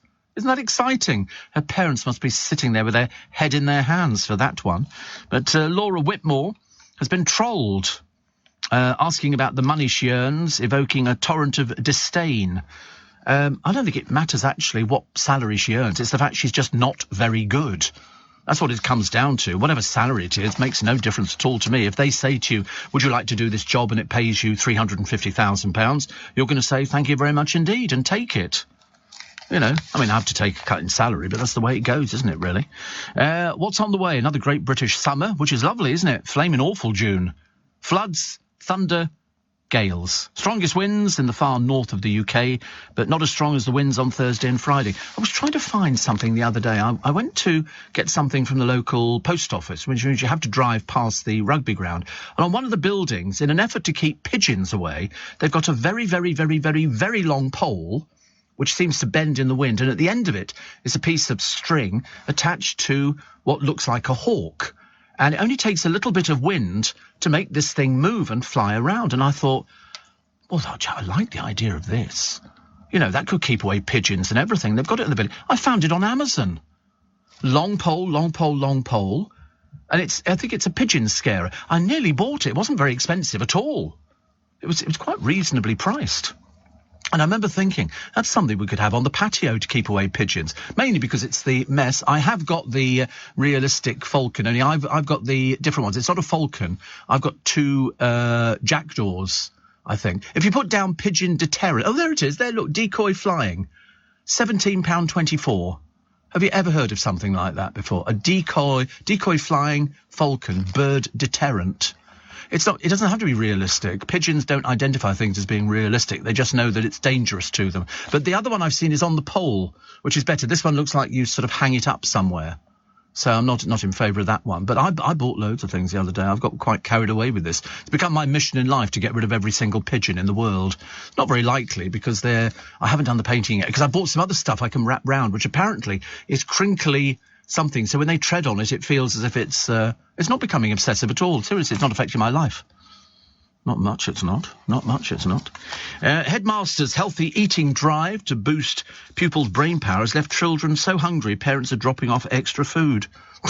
I think that's quite a nice idea, actually. And here they all are. Row upon row of trains. And these are at the Neasden depot. So what they've got to do is get these trains from here to where they're supposed to be. And at the moment, it's looking a little bit unlikely, but we'll wait. So expect disruption all morning. It's going to take them 24 hours to get themselves back into gear. John in Weybridge says, Steve, I was on a flight to Jersey last year, and they gave the same warning about a passenger with an allergy to chocolate. Wow. I've heard of people who have allergies, but is it the same as oh, right, exactly the same, apparently. And Lloyd in Brighton says, I just wanted to congratulate Boris on his win last night. Our PM for another 2 years at the least. Will you be putting money on that one, Lloyd? That'll be an interesting one.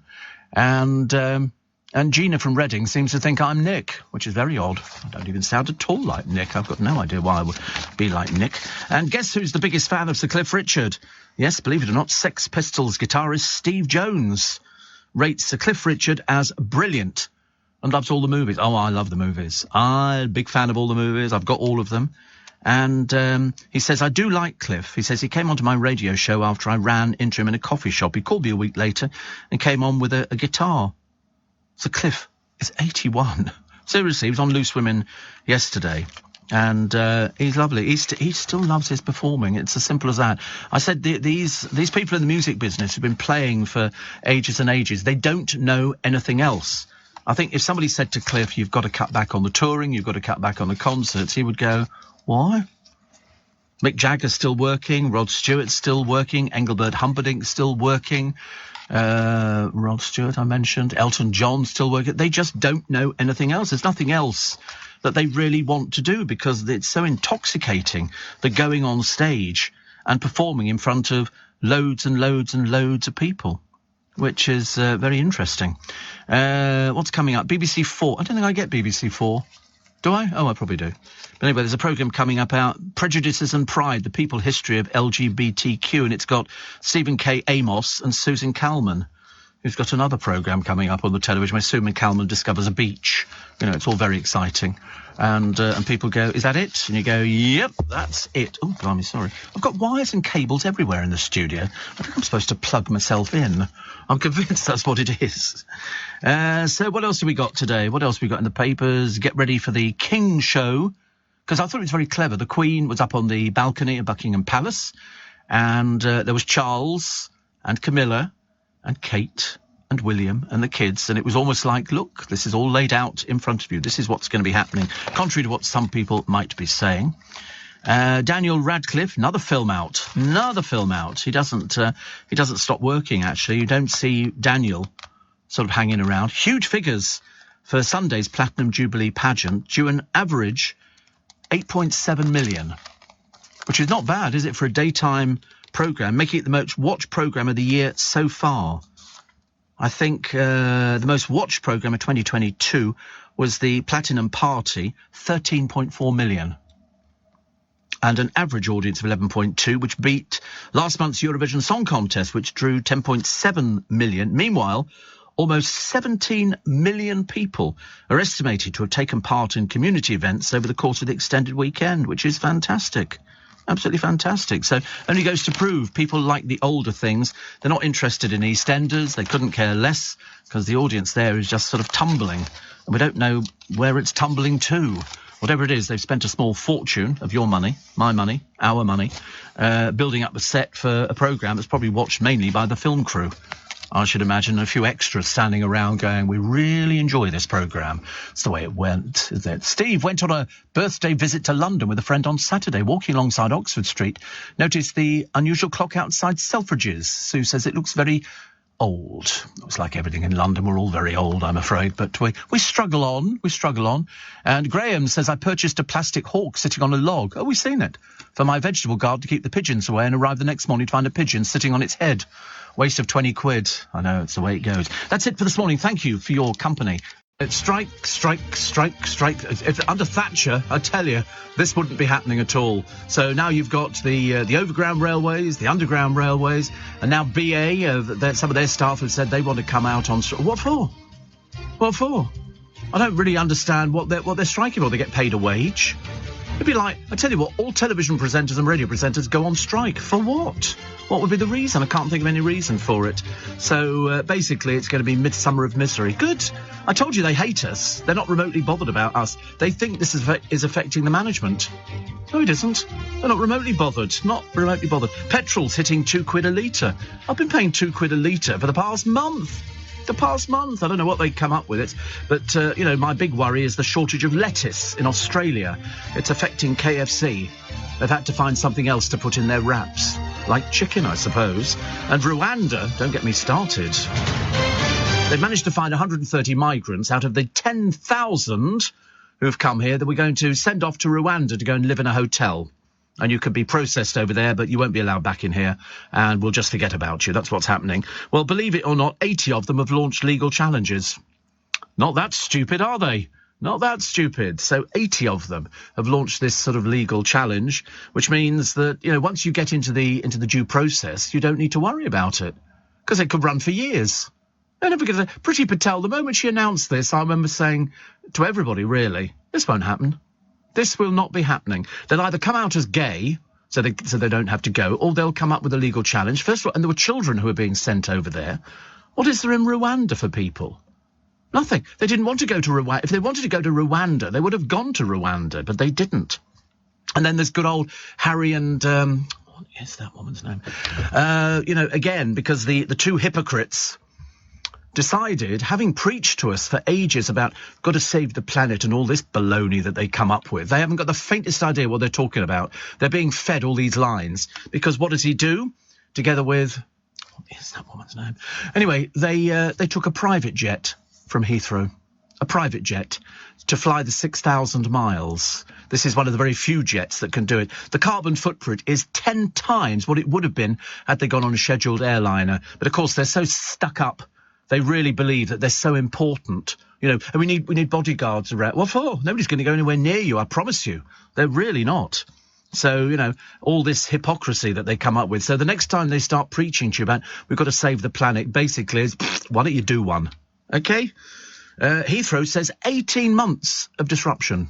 So if you were thinking of, to be honest with you, there might be people listening at the moment who are going, we're going to the airport, we're going to get on a flight. That's what you think. In between, them going on strike. Why? I've got no idea. What are they going on strike for? Are they hard done by? Oh, they want more money. That's what it comes down to. Yeah, want more money. Well, do a decent job, you might get the more money. That's it. Let's face it, it can't be that complicated. Who's going on strike, though? Is it all of Heathrow's staff? Which, are they sort of deciding, the people who sit on the desks and have to check people in? Are they be going on strike, or is it the cleaners, or the people who work in the shops? I've got no idea. People who work in the restaurants, the cafes, the people who stand there going, passengers on the 403 flight to Geneva, would you make your way to gate 27? 28. 7. Oh, sorry, I've got no idea. I'm just new at this job. I've got no idea. So it'll be interesting. Also, happy birthday to Kanye West, the world's most miserable man. You can be worth a lot of money and still be miserable. Anne Widdecombe says Prince Louis is in need of a firm hand. Because he's badly paid. No, we wouldn't advocate that, but that's what she means, a firm hand. He should have been taught at the age of 4. If he's a royal child, you learn how to... But of course, his parents don't see him very often. Because they have nannies. The nannies look after them while Mumsy and Dadsy are off sort of doing their sort of little bit. So it's very difficult. And, I don't know, actually. I don't know. They do take them out for things, but when they're away from Norfolk, the kids are looked after by nannies. I mean, Charles was looked after by nannies. Princess Anne was looked after by nannies. Andrew... Well, anyway, let's not talk about Andrew, shall we? To mention the word, oh, look, here comes Nanny, and his eyes would light up, ladies and gentlemen. But it's a case of, if you were sitting on the bus and there'd be somebody like Louis on the bus, go, and all this and screaming and shouting and all the rest of it, you'd be going, badly behaved child. Because it's it's William's kiddie and Kate, we go, oh, isn't he cute? I never did. I never said that. I thought he hadn't been taught how to, he needs to... I was very good. We were taught manners. Doesn't matter whether you're 4 years old or 5 years old or 25 years old. You're taught manners. You're taught the difference between right and wrong. And if you can't manage it, if you're in the royal family, you're in the wrong family. Mind you, we've often thought most of them are in the wrong family. Gemma Owen, yes, bored already, I'm afraid. She's not proving very popular in Love Island. She's a little bit big-headed. And that would be an understatement. They don't like her. The fan doesn't like her. And she didn't like the bloke she was given to go out with. She obviously thinks that she's something, because she's got horses. I live in a mansion and I ride horses. You're also 19 and incredibly dumb. If that's the best you can get at 19, you can't find a boyfriend. We all know what a load of old codswallop it is, darling. It really is. But be careful, because fall out with the fans of the programme and they'll vote you out. And then you disappear back to where you came from, that little place in Cheshire called Oblivion.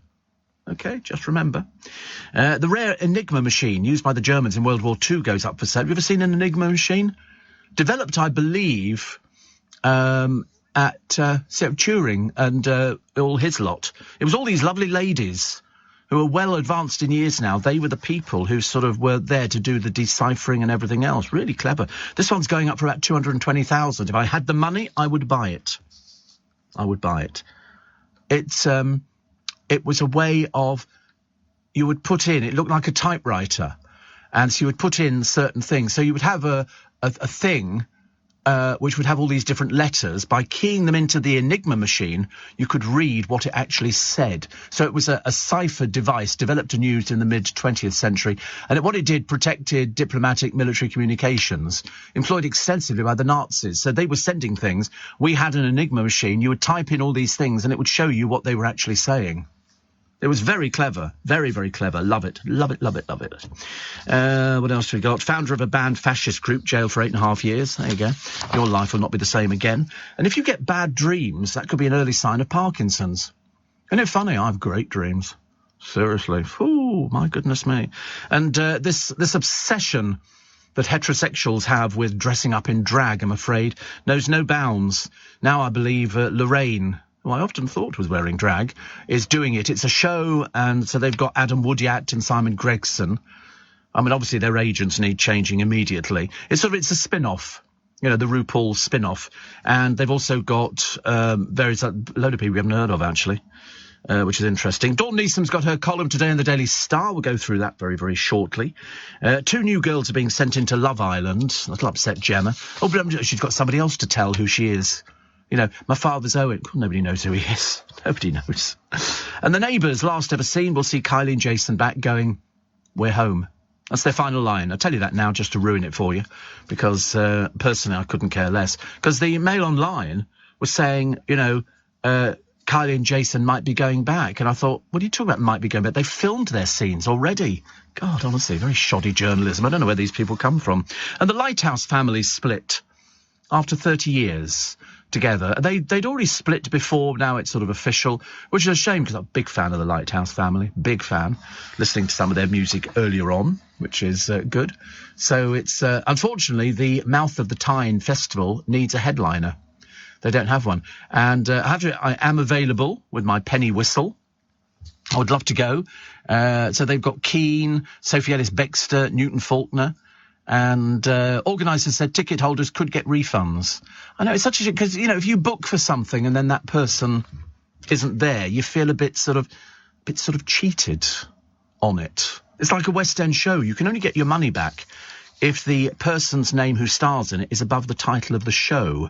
So that means that they're the reason you're going to see it. Nobody asked for their money back when it was announced that poor Gemma Collins couldn't appear in Chicago because of an old injury, although she managed to go shopping last week quite well, actually. She was caught, but there again, we never thought she was going to be doing anything like that. Steve, off topic, but I caught 10 minutes of a TV show called Celebrity Karaoke. Didn't know anybody, says Kevin. No, there's nobody on it. There's a drag queen, but they seem to put drag queens on just about everything. I'm surprised, actually, Piers Morgan's not done drag. You know, anything to try and up the audience, anything. And then a lot of people were turning on to see Dan Walker turning on, and then suddenly realising it's just another bloke reading an auto cue. Nothing interesting, no personality, no nothing at all. Didn't do very well at all. Shame, really. But Celebrity Karaoke, it's ghastly. It really, I mean, to try and work out who these people are. There's some woman who's on a real estate programme in America. They're that desperate. And then they found a few other people selling Sunset. I mean, dear God, heaven. The foul mouth of Bobby Cole Norris. I mean, I thought his career had washed up years ago. I had no idea he was still going. Unfortunately, he can't sing either, which is a bit embarrassing. They only go on there. I think it's a case of, you know, I'm going to be a big celebrity because I'm on the crappiest programme on the television. The studio is about the size of my studio. It's so tiny. And it's really ghastly. Stella says, I keep going to your Twitter for more photos of you. I still keep getting the thumbs up from the baby. We'll do one tomorrow, apparently. I've been told we're doing one tomorrow. And Steve, KFC are using cabbage, says Shane, instead of lettuce on their burgers. There's a shortage of lettuce due to the floods. We had $12 for a lettuce. No, thank you. Really, they're using cabbage. I was always disappointed to discover that that we used to buy seaweed in our Chinese restaurants, and it turned out to be cabbage. It's not seaweed at all. First time I had it, I remember thinking, this is really good. I used to love it. But in their wraps, cabbage now. Or just don't put anything in there. Just can't you put some grated carrot or something in there? Apparently, social media users have posted pictures of lettuces costing up to £5.72 English money, 3 times the usual price. I have to be honest, I could live in a world without lettuce. It's the most boring thing under the sun. Unless it's a Kos. You know, it's crispy lettuce.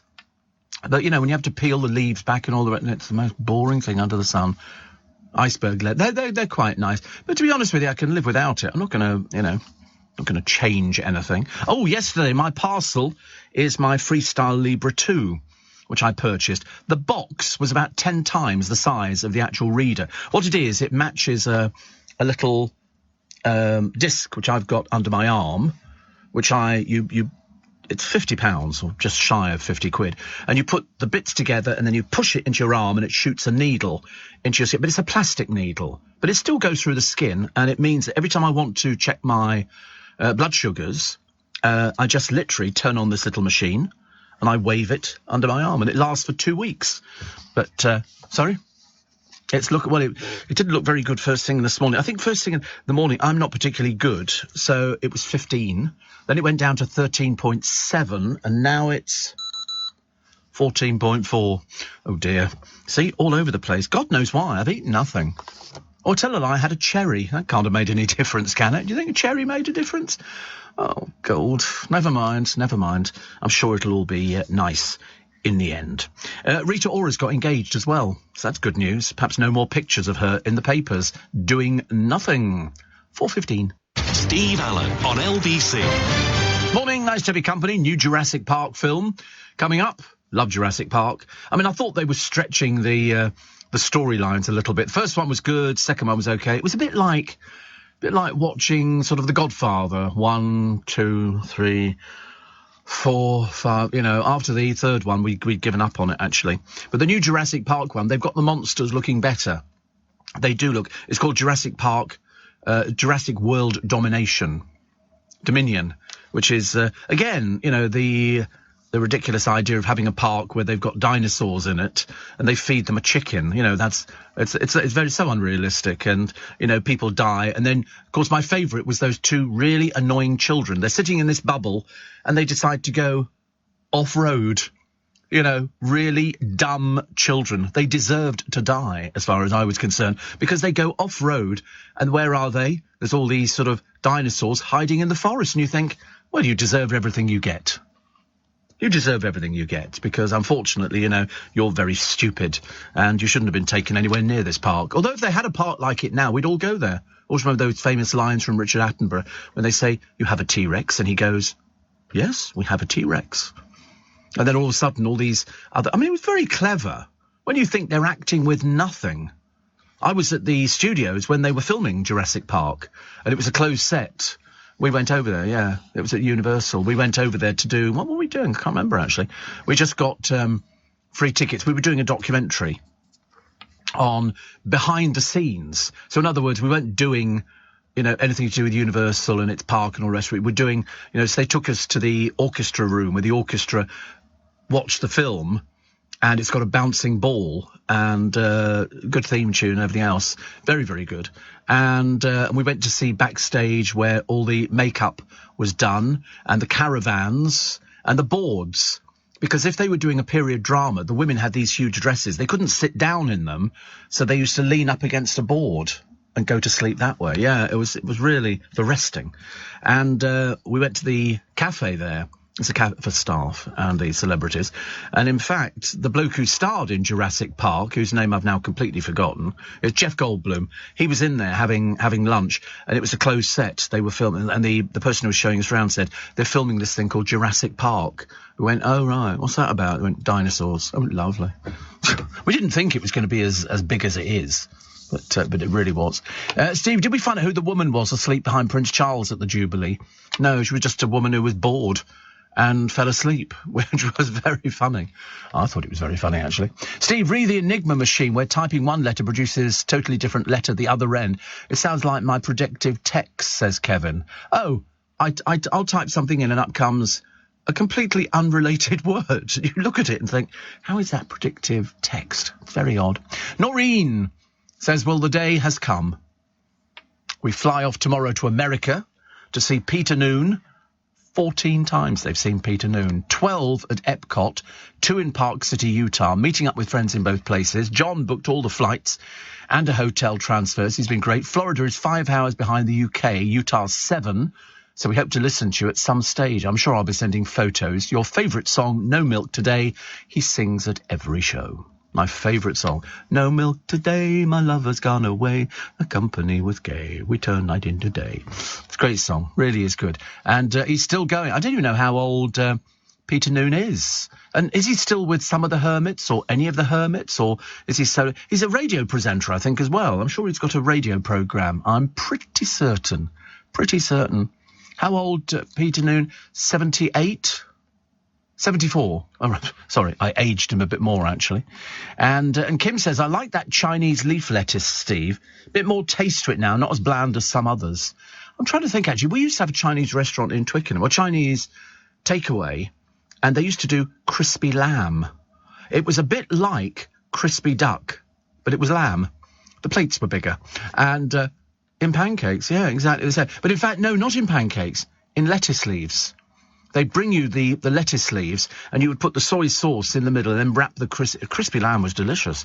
In the days when I could eat lamb. I can't eat lamb now. But really nice. Chinese leaf lettuce. Very versatile, they say, to cook with. Very versatile. I like that word versatile. I think it sums us up. We're very versatile. So petrol hitting £2 a litre. The stars come out to talk to Piers Morgan. Or not, as the case may be. And James Buckley from The In-Betweener says he'd be willing to do I'm a Celebrity if the money was right. I'm sure it could be made right. The worst thing is discovering that you've gone in for 50,000 quid, but there's somebody in there for 200,000, you know, and you kind of wish they hadn't said anything. That doesn't matter, really. And then there's a Dozy Parker. This is somebody who's parked their car in the middle of what is going to be a market. And so the market arrives. This Dozy Parker, otherwise known as the Thick One, has parked in the middle. So they set up their stalls all around the car, so they couldn't get the car out if they wanted to. That'll teach them. They didn't move it till the Saturday, mainly because they were stupid. There's a Neapolitan ice cream taste test in the papers, which is, well, in one of the papers today. And we like I'm going to sneeze. Got to be another one, isn't there? Got to be. Thank you. 3. I know 3. It's a record. It's a world record. We're going for it. But Yeah, Neapolitan ice cream we used to have as kids. It's the pink, the white, and the chocolate. But it gets really low scores, mainly because it's of an inferior quality ice cream. It's not as good as normal ice cream. Well, I don't know why they don't do a posh one. I suppose, I don't know, because you're putting it all together. Obviously, the machine needed is different or something like that. But we used to have it years ago. You'd buy it as a long block. And, in fact, we used to buy blocks of ice cream, and we had a polystyrene thing which opened up and you put the ice cream in there and it kept it cold. Well, that was the idea. And you would get something like that and you'd slice it. You put a wafer against one end and then you slice it and move it and then put the wafer at the other end and then eat it like... do you ever have ice cream wafers? Yeah, we used to have ice cream wafers. And then they made them choc ices, which weren't as fun because the chocolate always fell off. I had a chocolate ice cream thing the other day. I think it was a feast. A feast, which was quite nice, had nuts on it and things like that. And it's got a hard bit of chocolate in the middle. And when I say hard, it is absolutely rock hard in the middle. Which, but it's like, because I like chocolate ice cream on a stick. And yet whenever I've had Magnums or things like that, it always falls off. You know, because some of the fridges aren't as cold as they should be. I should eat more quickly, but I do like a bit of chocolate ice cream. Steve says, Nicky, I once saw Jeff Goldblum having dinner in the Savoy in London. I was scared to ask for his autograph. Well, just as well you didn't, Nicky. They would frown on that. You know, in anywhere, because if somebody goes out to eat at a restaurant, you know, you're entitled to your privacy. You don't expect people to sort of come up to the table. I mean, I get it all the time. It doesn't make any difference to me. But if you're Jeff Goldblum and you're sitting down there maybe having a private... I mean, Dale would say exactly the same. Dale would sort of... We'd go out to... Where would we go to? All manner of places, and he'd sit there and he'd go through he knew the menus backwards in all these places. And I'd sort of go, I'll have so-and-so, and he'd go, I think I'll have the sausages, gravy on the side. So he'd have the gravy on the side and the mashed potato. And he'd always say the same thing. He'd go, are they grilled or fried? And they go, no, grilled. And then he'd sit there and I thought, here we go. And I could predict it down to the second. He'd look over at somebody else's food and go, what are you having? What's that there? And they'd go, oh, it's chicken fricassee or something, whatever it was. And he would then say, I've changed my mind because I like the look of that. It looks really lovely, doesn't it? It was just to engage people in conversation. Sometimes people would come and sit down at the table. Literally, people would just come and sit down and start chatting. And I'd be sitting there eating, you know, sort of thinking. And I remember saying to one of them, he got very cross. I liked it when I made him cross. It was mildly more entertaining for me. And I said, excuse me, to this person. I'm another person at the table. I don't know if you've noticed me. Play that game with me, pal. I tell you, just going up to people. I mean, there are a lot of restaurants that don't allow people to go up to other people's restaurants or take photos or something like that. It must be... I love it. I get it all the time. I get it all. Mind you, yesterday, what did I get? From about 3 or 4 people. You finished early this morning, didn't you? I said yes. There was a little matter to do with Boris that we had to sort out, so I got home early. In fact, I got home so early that Pret a Manger wasn't even open. And in fact, it didn't open until 8 o'clock. Very shoddy service from Pret a Manger in Twickenham yesterday. And you know what? No hot food. In fact, they appear to have had the cabinet taken out with the hot food. So there were no bacon rolls or nothing at all. I was very disappointed. I nearly made an official complaint, but I didn't. Steve, you can download the Libra link for free onto your phone and use your phone like the machine. It's brilliant. No, I just use it on the machine. I've got another machine to read as well, but it didn't tie in, I'm afraid. And it's brilliant. You could store all the data, order new sensors, set alarms for when your diabetes goes too high or too low. But at the moment, it's too high. And Rupert says, why can't you eat lamb? I'd throw up. I throw up if I eat lamb. I'm allergic to it. Don't know why. No idea. Used to be able to eat it. It happens to a lot of people, apparently, later in life. There'll be something you've eaten all your life, and then all of a sudden, it just doesn't work for you. So, it started about 3 years ago. I remember eating some lamb. I can't remember in what form it was. But anyway, it might have been from a Chinese or something like that. Anyway, I had this lamb, woke up in the middle of the night, thought, oh, my God, I feel really ill. And didn't put it down to the lamb. Next time it happened, I remember thinking, what have I eaten? Oh, lamb again. And I did it on 4 different occasions, and each time the lamb made me ill. So, apart from the fact I quite like them bounding around in the fields all by themselves, I don't like little lambs being taken and sort of and eaten. Mind you, I'm not exactly the same about cows and stuff like that, but, you know, one does one's best. Steve, I've got a van full of ice cream, says Ian. It's at minus 36. Minus 36. I left a lovely bottle of drink in the car the other day, and it's a lemon and lime press, or presse, or something like that. It's delicious. It's delicious. And I think it's sort of very, very sugary, probably. I got it from Waitrose, and it's really actually nice. And so occasionally I just have a swig of it. I don't have a lot of it, just a swig, which is probably why my blood sugars were quite high this morning, which is a shame.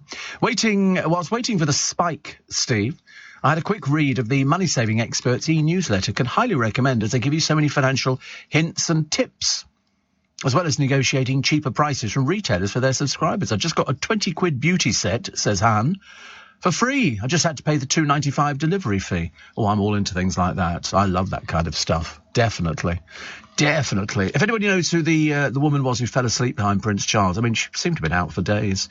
We were assuming it was sort of jet lag or something like that. Anyway, more of your texts and emails in a moment. 84850 steve@lbc.co.uk.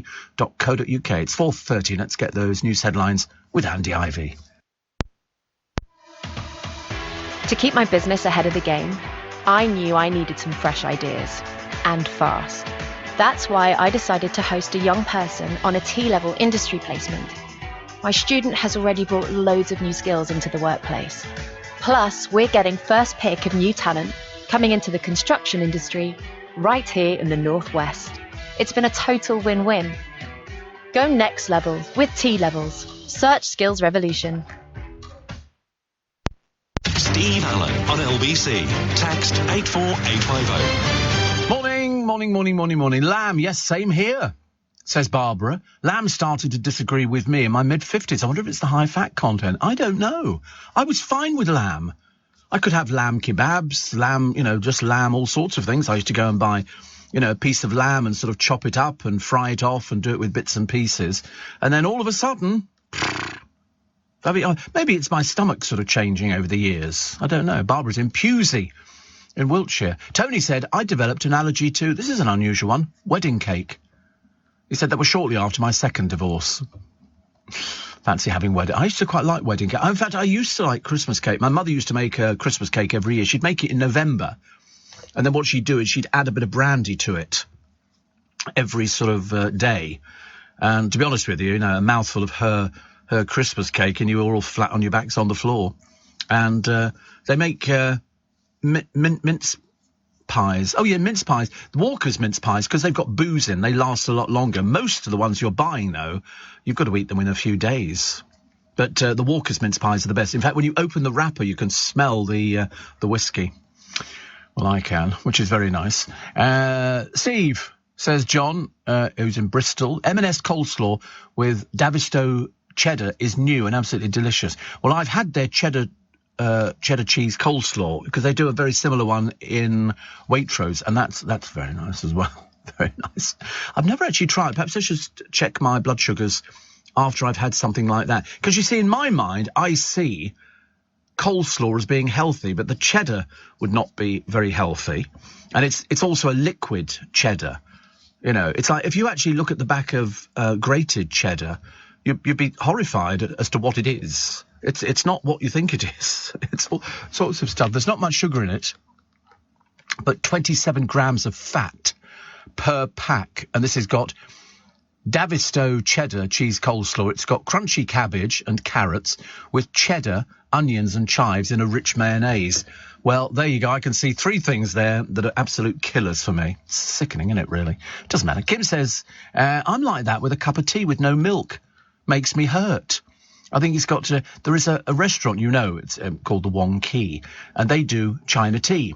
It doesn't come with milk. You're supposed to just drink it. You have that, slurp it away and do it like that. So don't ask for milk, for God's sake. They'll throw you out onto the streets. Kiwi Todd says, just the smell of lamb makes me want to gag. Then I put it down to growing up in New Zealand in the 70s, when all the good lamb was exported to Britain and we were left with the fatty leftovers. I can smell it now, typing about it. Gotta run. It's one of those sort of Hello, cutesy. What are you doing here at this time of the morning? It's not another early start, is it? I'm missing something here. Is it? Oh, don't say that. Nobody tells me. I never know these things. We didn't know the other day. We didn't know. It was only because Laughing Boy there heard a trail for Nick Ferrari saying Nick starts at 6 in the morning. Didn't matter. Just not today. It's unusual to see you in before Henry, though. Henry bounced in the other day, sort of. But, he bounced. Well, you can tell straight away looking at him, straight away. I was asking him about his girlfriend the other day. Henry is the producer of The Breakfast Show, and she was sitting right in front of me in the meeting. And then yesterday I mentioned her, and he said, she's just over there. Felt such a fool. Honestly, I don't know. Nobody tells me anything around here. I have to make it all up. But it doesn't matter. Looks good. You look good. Another busy day. Do you know what they've got now? You won't believe this, Connor. 2 train strikes on the same day. So the overground trains and the tube trains, the 21st, both have decided to come out on strike. Well, how people are going to get in or back, I've got no idea. It is. You're going to get to Gatwick. Oh, my God. Are you going to get to Gatwick? Is that coach? Friends? Oh, the mother taxi thing. Where are you going? You flying away? Somewhere nice? You're going to Oz? Oh, Kos. Where's that? Where's that? A Greek Isle. Oh, right. Is it nude? Have to ask. And he might be going to a nude beach or something. Not the part you're going to. Oh, right. Oh, it's a shame, because I've just changed it. A major cock-up, yes. Freudian slip. Anyway, you have a nice day. Love the people around here. Seriously, it's like joining a member of a big family. You can imagine what it's like for you lot with a cup of tea and all the rest of it. But Kiwi Todd and his is it funny? I don't mind smelling lamb, but I just can't eat it, which is, one of those odd problems. I like the story in the paper. When I say I like the story, because, people seem to sort of sue people at the drop of a hat. This is a BT call centre worker. I've got no idea what they do. I mean, apart from, I know they work in a BT call centre, but what is that, customer service? But anyway, he's suing them because he got noise in his headphones. Something happened, because we have headphones in the studio and they've got limiters on. So there's a limit to how loud you can have them, because it can damage your hearing. And especially if you, 95%, in fact, a good 100%, I would think, of radio presenters, you spend 3 hours or 4 hours of your day with a pair of headphones on. So if they're very loud or a noise comes through... Anyway, he said it's ruined his hearing. In fact, so much so that he said even somebody with a Terry's chocolate orange banging it on the desk can affect him quite badly. I don't know how many people in this BT call centre are eating Terry's chocolate oranges, but I suggest he moves. Anyway, he wants money. And he's been given leave to take it to court. I mean, but what the noise was, I've got no idea. I mean, a lot of older presenters get tinnitus or go deaf. What are you looking at me for? Also, is this supposed to be directed at me as an older presenter? Because I'm different in each ear, strangely enough. I'm slightly deafer in one ear than I am in... Yeah, but it's nothing to do with headphones or anything. It's just the fact that I'm getting a little bit older. But still all there. Pauline Carshalton said, since I've had COVID, I can't stomach bacon. I know sacrilegious, but I just can't eat it. I went to Garson's yesterday and had a samosa off their deli counter. It's funny, isn't it? If you've had COVID, I'm told that does affect your eating and things like that. I mean, I had prostate problems, and that changed a lot of the food I was eating. I mean, really a lot of the food I was eating. I was sort of eating something that I would have eaten normally, and all of a sudden I'm going, doesn't quite taste right. I went out the other day. When was it? No, last week. Last Thursday it was. I remember distinctly. It rained. I thought it was going to rain yesterday, but it rained when I was waiting for the car this morning. Rained this morning, yeah.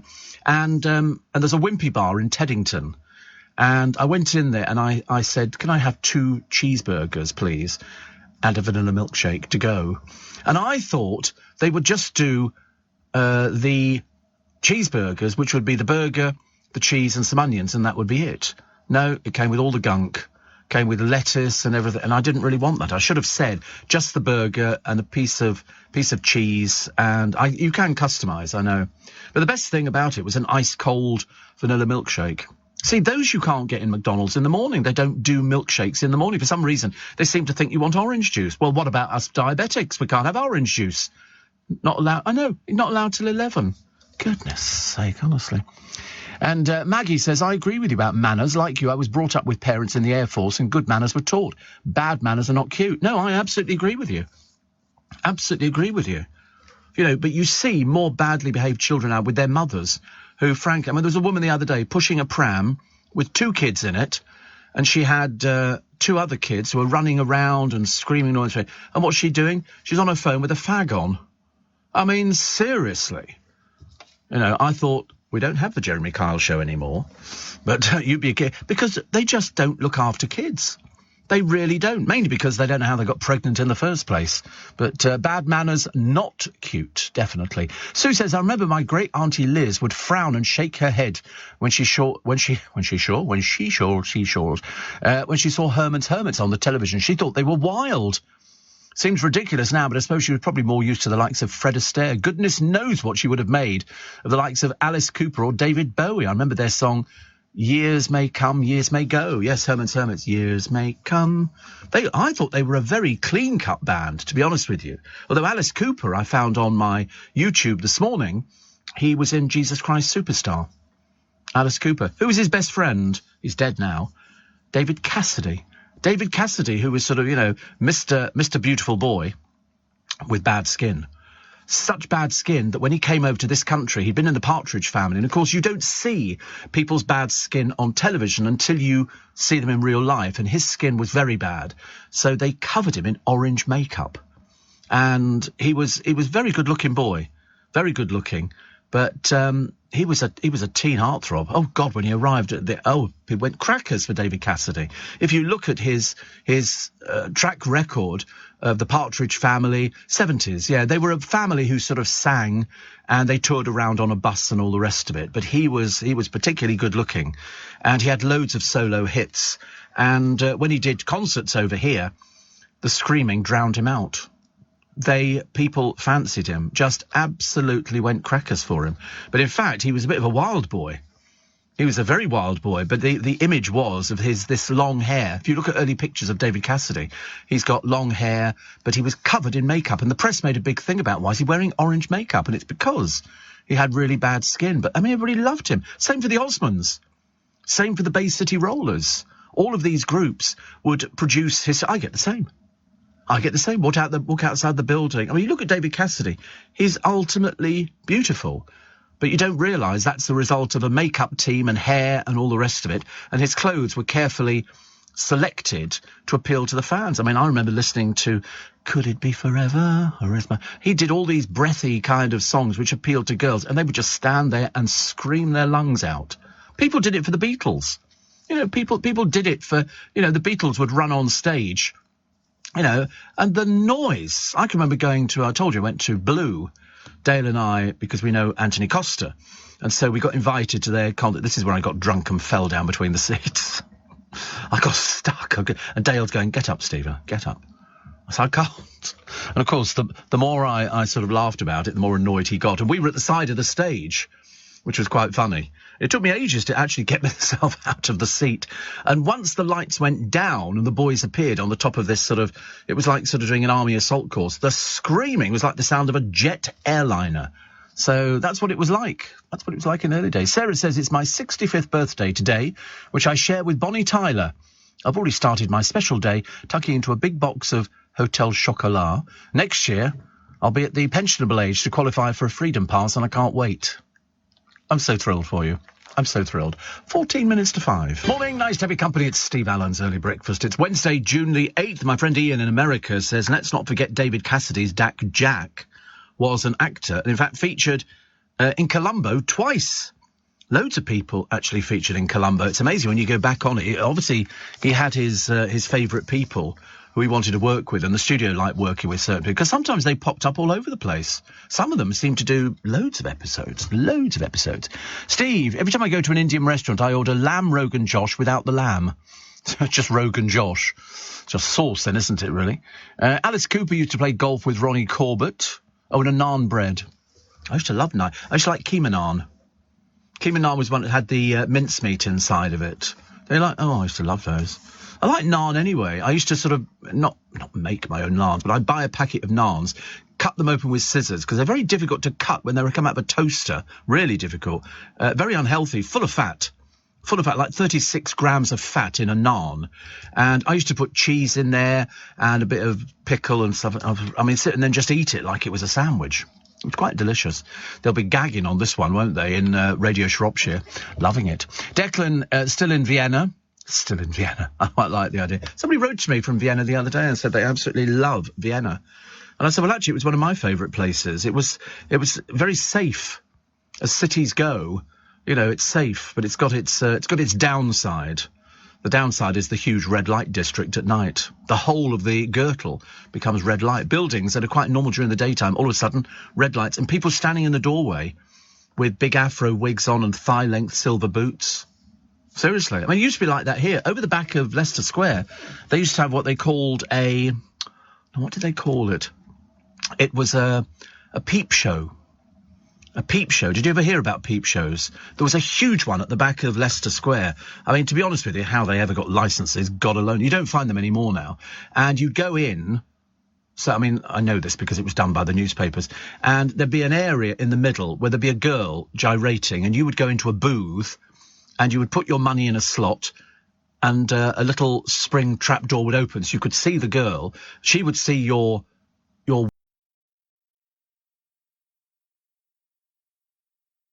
money in, and she would go up to the windows where they were pumping the money in. I mean, if you didn't, if you just wanted to put your 50 pence in, that would be it. You wouldn't get to see very much.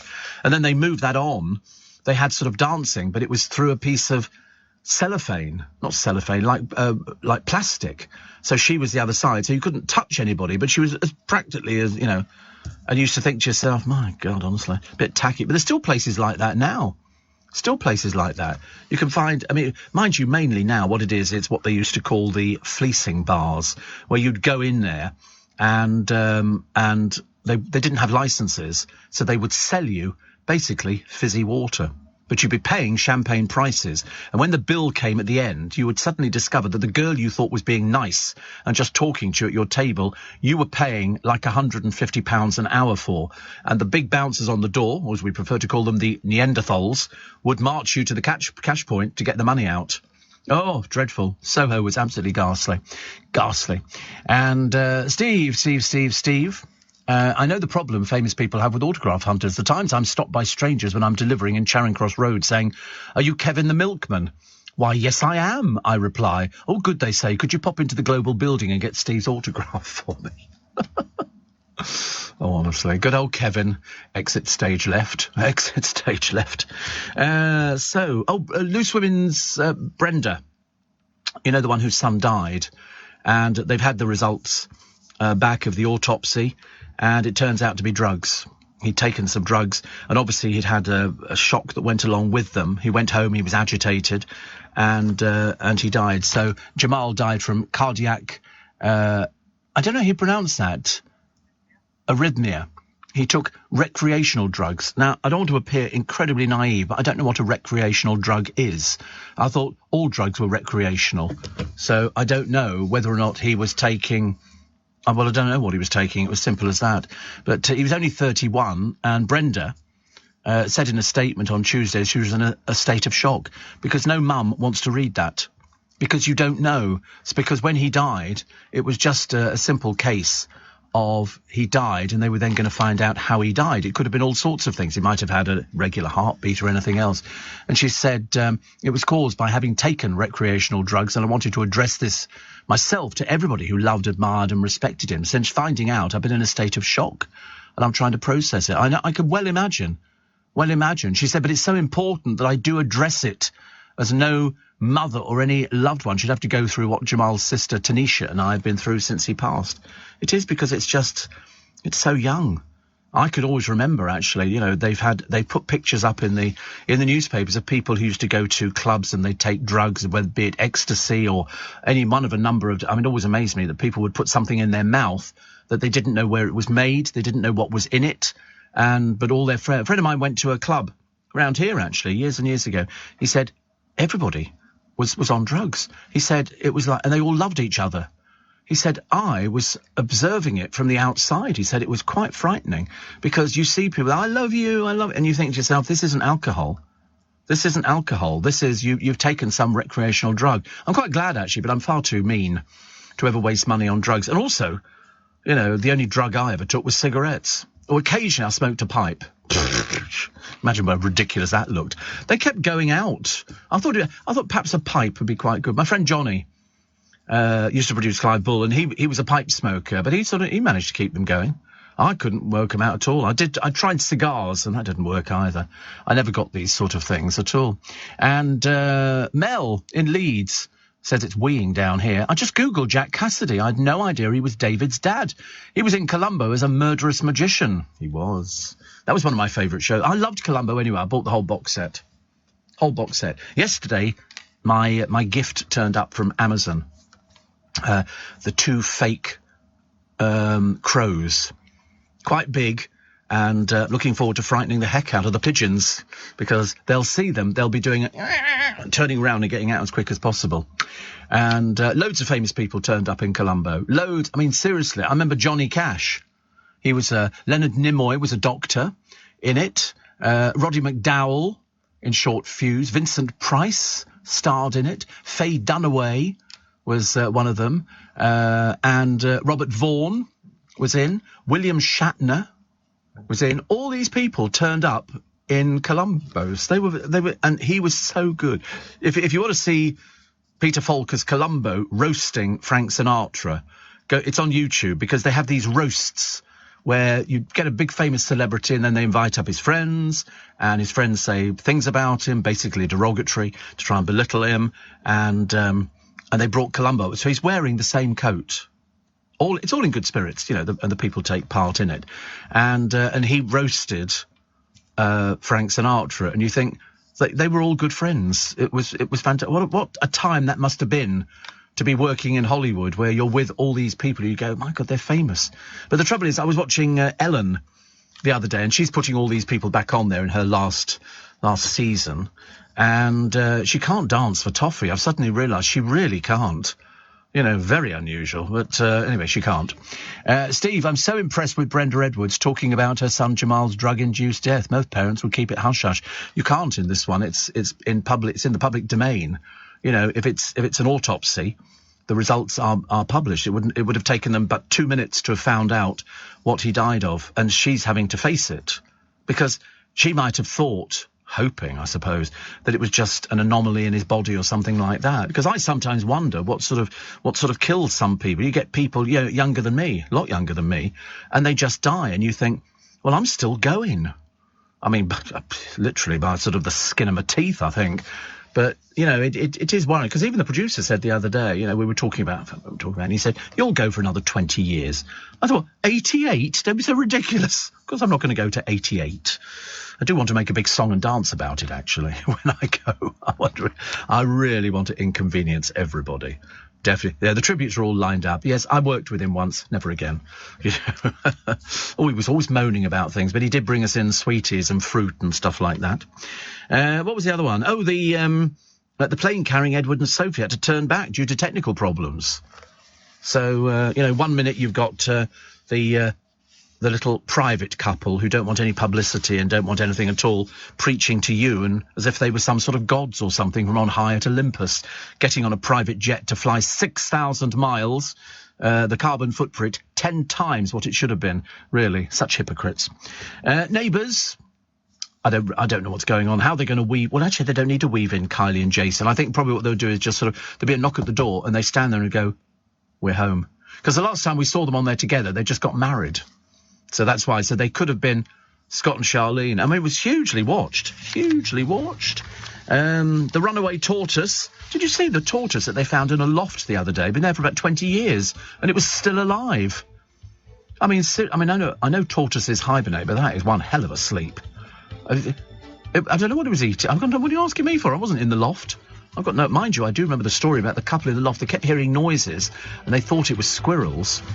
Turned out to be it was an asylum seeker who'd managed to break into their loft from the house next door and was living above them. Seriously, I mean, I've never heard of anything like that in my life, because you do get squirrels who gnaw through your cables and all the rest of it. He didn't.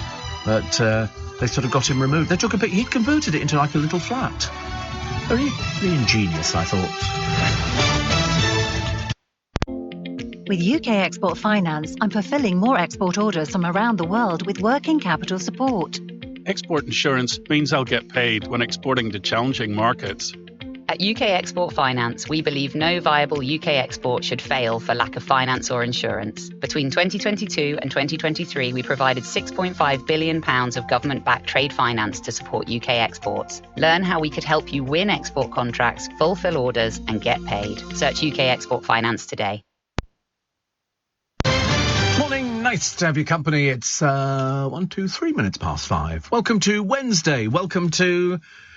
There's going to be misery around the corner, isn't there? If you're going to the airport, there's going to be misery. Also, the BA lot are thinking of coming out on strike as well. And then there's going to be the overground trains coming out on strike. And at the same day, which is the 21st, you're also going to have the tubes on strike at the same time. So how you're going to get home or get into work, I've got no idea. No idea. We'll all pack onto the buses and we'll all get there and we'll all moan about it, which we do all the time.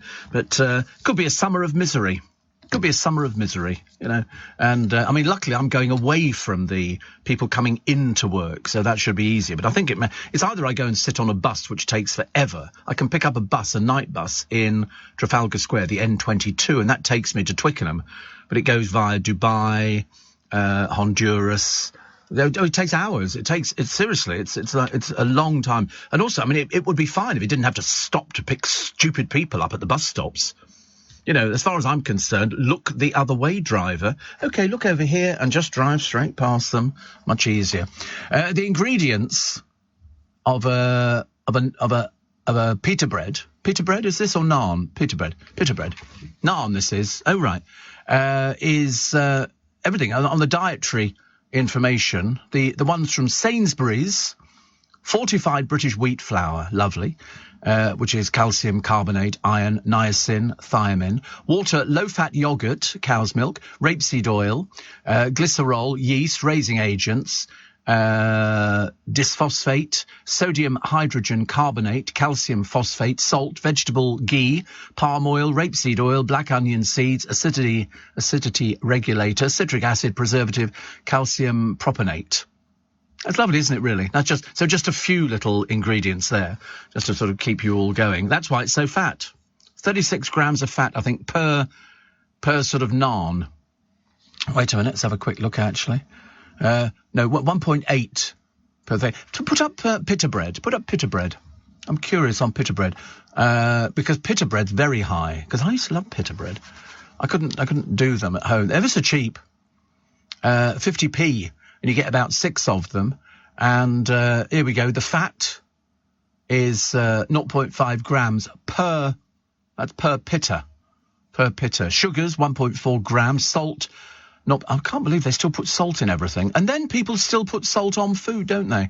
I cannot remember the last time that I ever bought a meal in a restaurant and put salt on it. I've never done that at all. It's always... I've never even thought about it. No, I don't do pepper either. And I liberally watch all the cooking programmes on the television, and they go, and a good old pinch of salt. There was a woman the other day, she was doing meatballs.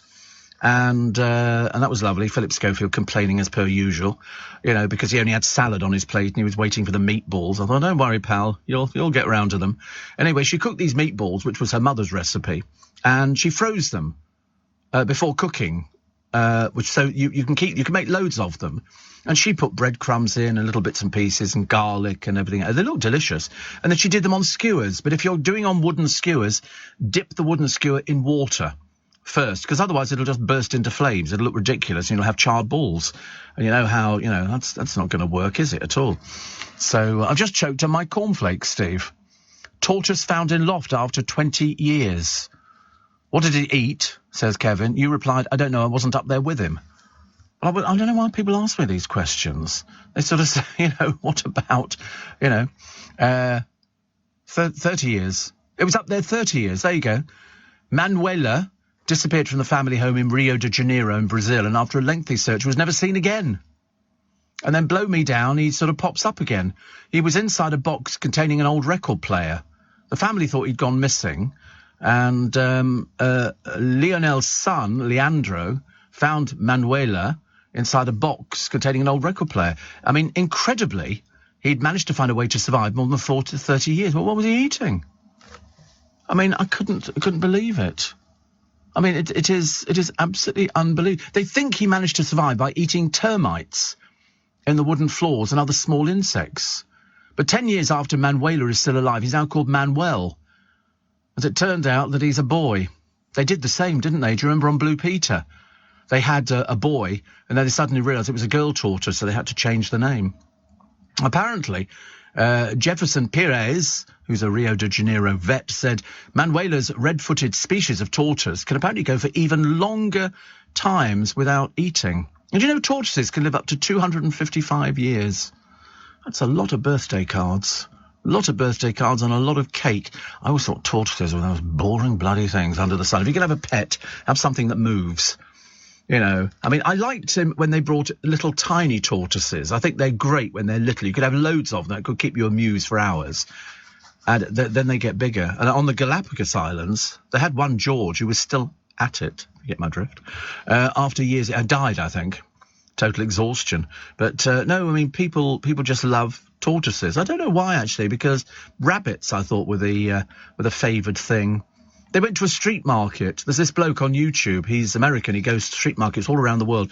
And at one place, they had pigeons, chickens, and they kept taking them out of the cages to show him, you know, what they look like. And at one point, he turned around and he said, "What are you?" And he was holding a rabbit up by its ears, but an enormous bunny rabbit. And they'll kill and cook it for you. I've never eaten rabbit.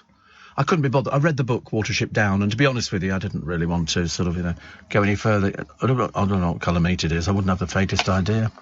Steve says, Natalie, I flew back to Dubai from London Heathrow. The queue to get into the security was huge. I'd never seen anything like it. They blamed it on the Jubilee. Picture enclosed. She said, I'm sure many flights would be delayed because of the time it took for passengers to get through. That's what they're saying. If you're flying, take hand luggage, because then you won't have to queue to get your bags back, because it's just, people are throwing themselves all over the place.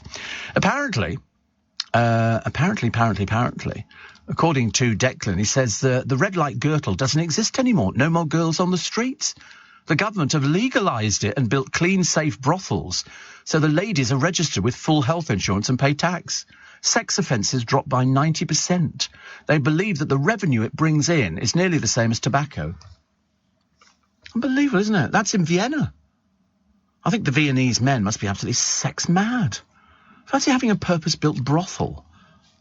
I mean, I know that they've got them in Amsterdam and stuff like that. I mean, so glad it doesn't interest me in the slightest. I mean, way off things like that at my age. Good Lord above us. You know, a naan bread and a cup of cocoa. Thank you very much indeed. And Joe in Welling says, off to London City Airport, heading to Malaga for 3 weeks. I'm taking you with me. And we'll be listening to downloads at leisure. Yippee! Well, there's loads to download. Loads to download. So you can, you know, just remember to take a charger. The Global Player app is available to all of you for free. Just go to lbc.co.uk, download the Global Player app. Once you've got that, you can take LBC, as indeed Joe will be doing, and you can download all the podcasts. I've got thousands, not as many as Ian Dale. He's got about 6 or 7 podcasts. I just have 2 a day. But I've also got my In Conversations up there. There's loads, all sorts of famous people, from Ricky Gervais through to Daniel Radcliffe. There's everybody in there. And it's a veritable who's who of Steve's friends, which is very nice indeed. And you can download that. You can do it. So when you go on a holiday, whilst you're sleeping, just download. Brilliant. And I then get the benefit of it as well, because the more downloads we have, the more the management like me. Which is very nice. Dan Walker's taken a swipe at Piers Morgan. I don't know why. Somebody who just sits there reading an auto cue. Very dull existence, I'm afraid. And a woman facing jail after her dog killed a chihuahua and then bit the owner. And I'm afraid it's one of those dogs that shouldn't be allowed anywhere near other animals at all. And so that's why this woman faces jail. These people are so... You see people going down the road with these dogs and you start thinking to yourself, are you really the full ticket, or are you just a complete and utter crackpot? The answer is they are complete and utter crackpots. Tyson Fury's bought himself a guard dog. Yeah. He's got, 5 kids and 7 cars, or 7 kids and 5 cars? I can't remember. Whatever it is, I was very disappointed in the House. Obviously not making as much money as he thought he was. Or perhaps the taxman's clamped down on him. Who knows? Rita Ora's going to get married. Well, she's not. It's a blatant lie. She's just got engaged, and for that read, it's nothing. You know, we can all get engaged. I'm engaged. You know, always engaged. And he did it for the ring. Well, I'm not telling you who. It's a secret. I like to keep things private. Petrol hits £2 a litre. And there's a 3-day rail strike, and the airports are still in chaos. What are the government doing? Nothing. I do love the way, though. Perhaps you could phone up James O'Brien and find out why a committed Labour supporter hasn't made a comment about the railways going on strike. The Labour Party have said nothing. Nothing at all. And the services facing strike action, basically everything. Chiltern Railways, cross-country trains, Greater Anglia, LNER, East Midlands Railway, C2C, Northern Trains, South Eastern, South Western Railway, Great Western Railway, Trans-Pennine Express, Avanti West Coast and West Midlands trains. See if you can get James O'Brien to comment on that, actually. You know, being a committed, paid-up member of the Labour Party, I'm sure he'd be delighted to tell you. He is. Yeah. Well, blimey, I don't think you need to guess that. Put it this way, he ain't going to be a Boris fan, is he? Mind you, Boris hasn't really said very much. So they're going to walk out. Biggest outbreak of industrial action. The Labour Party have said nothing. They've said nothing about it. They haven't condemned it. They've had ballots, but I never believe ballots. I'm a bit cynical. I always think it's pressure on people. You're in a room, everybody puts their hand up except you. They're all going to be turning around looking at you going, what are you doing? What are you doing? But, I mean, I'm delighted to say that they don't get paid while they're on strike. So you can stay out as long as you want.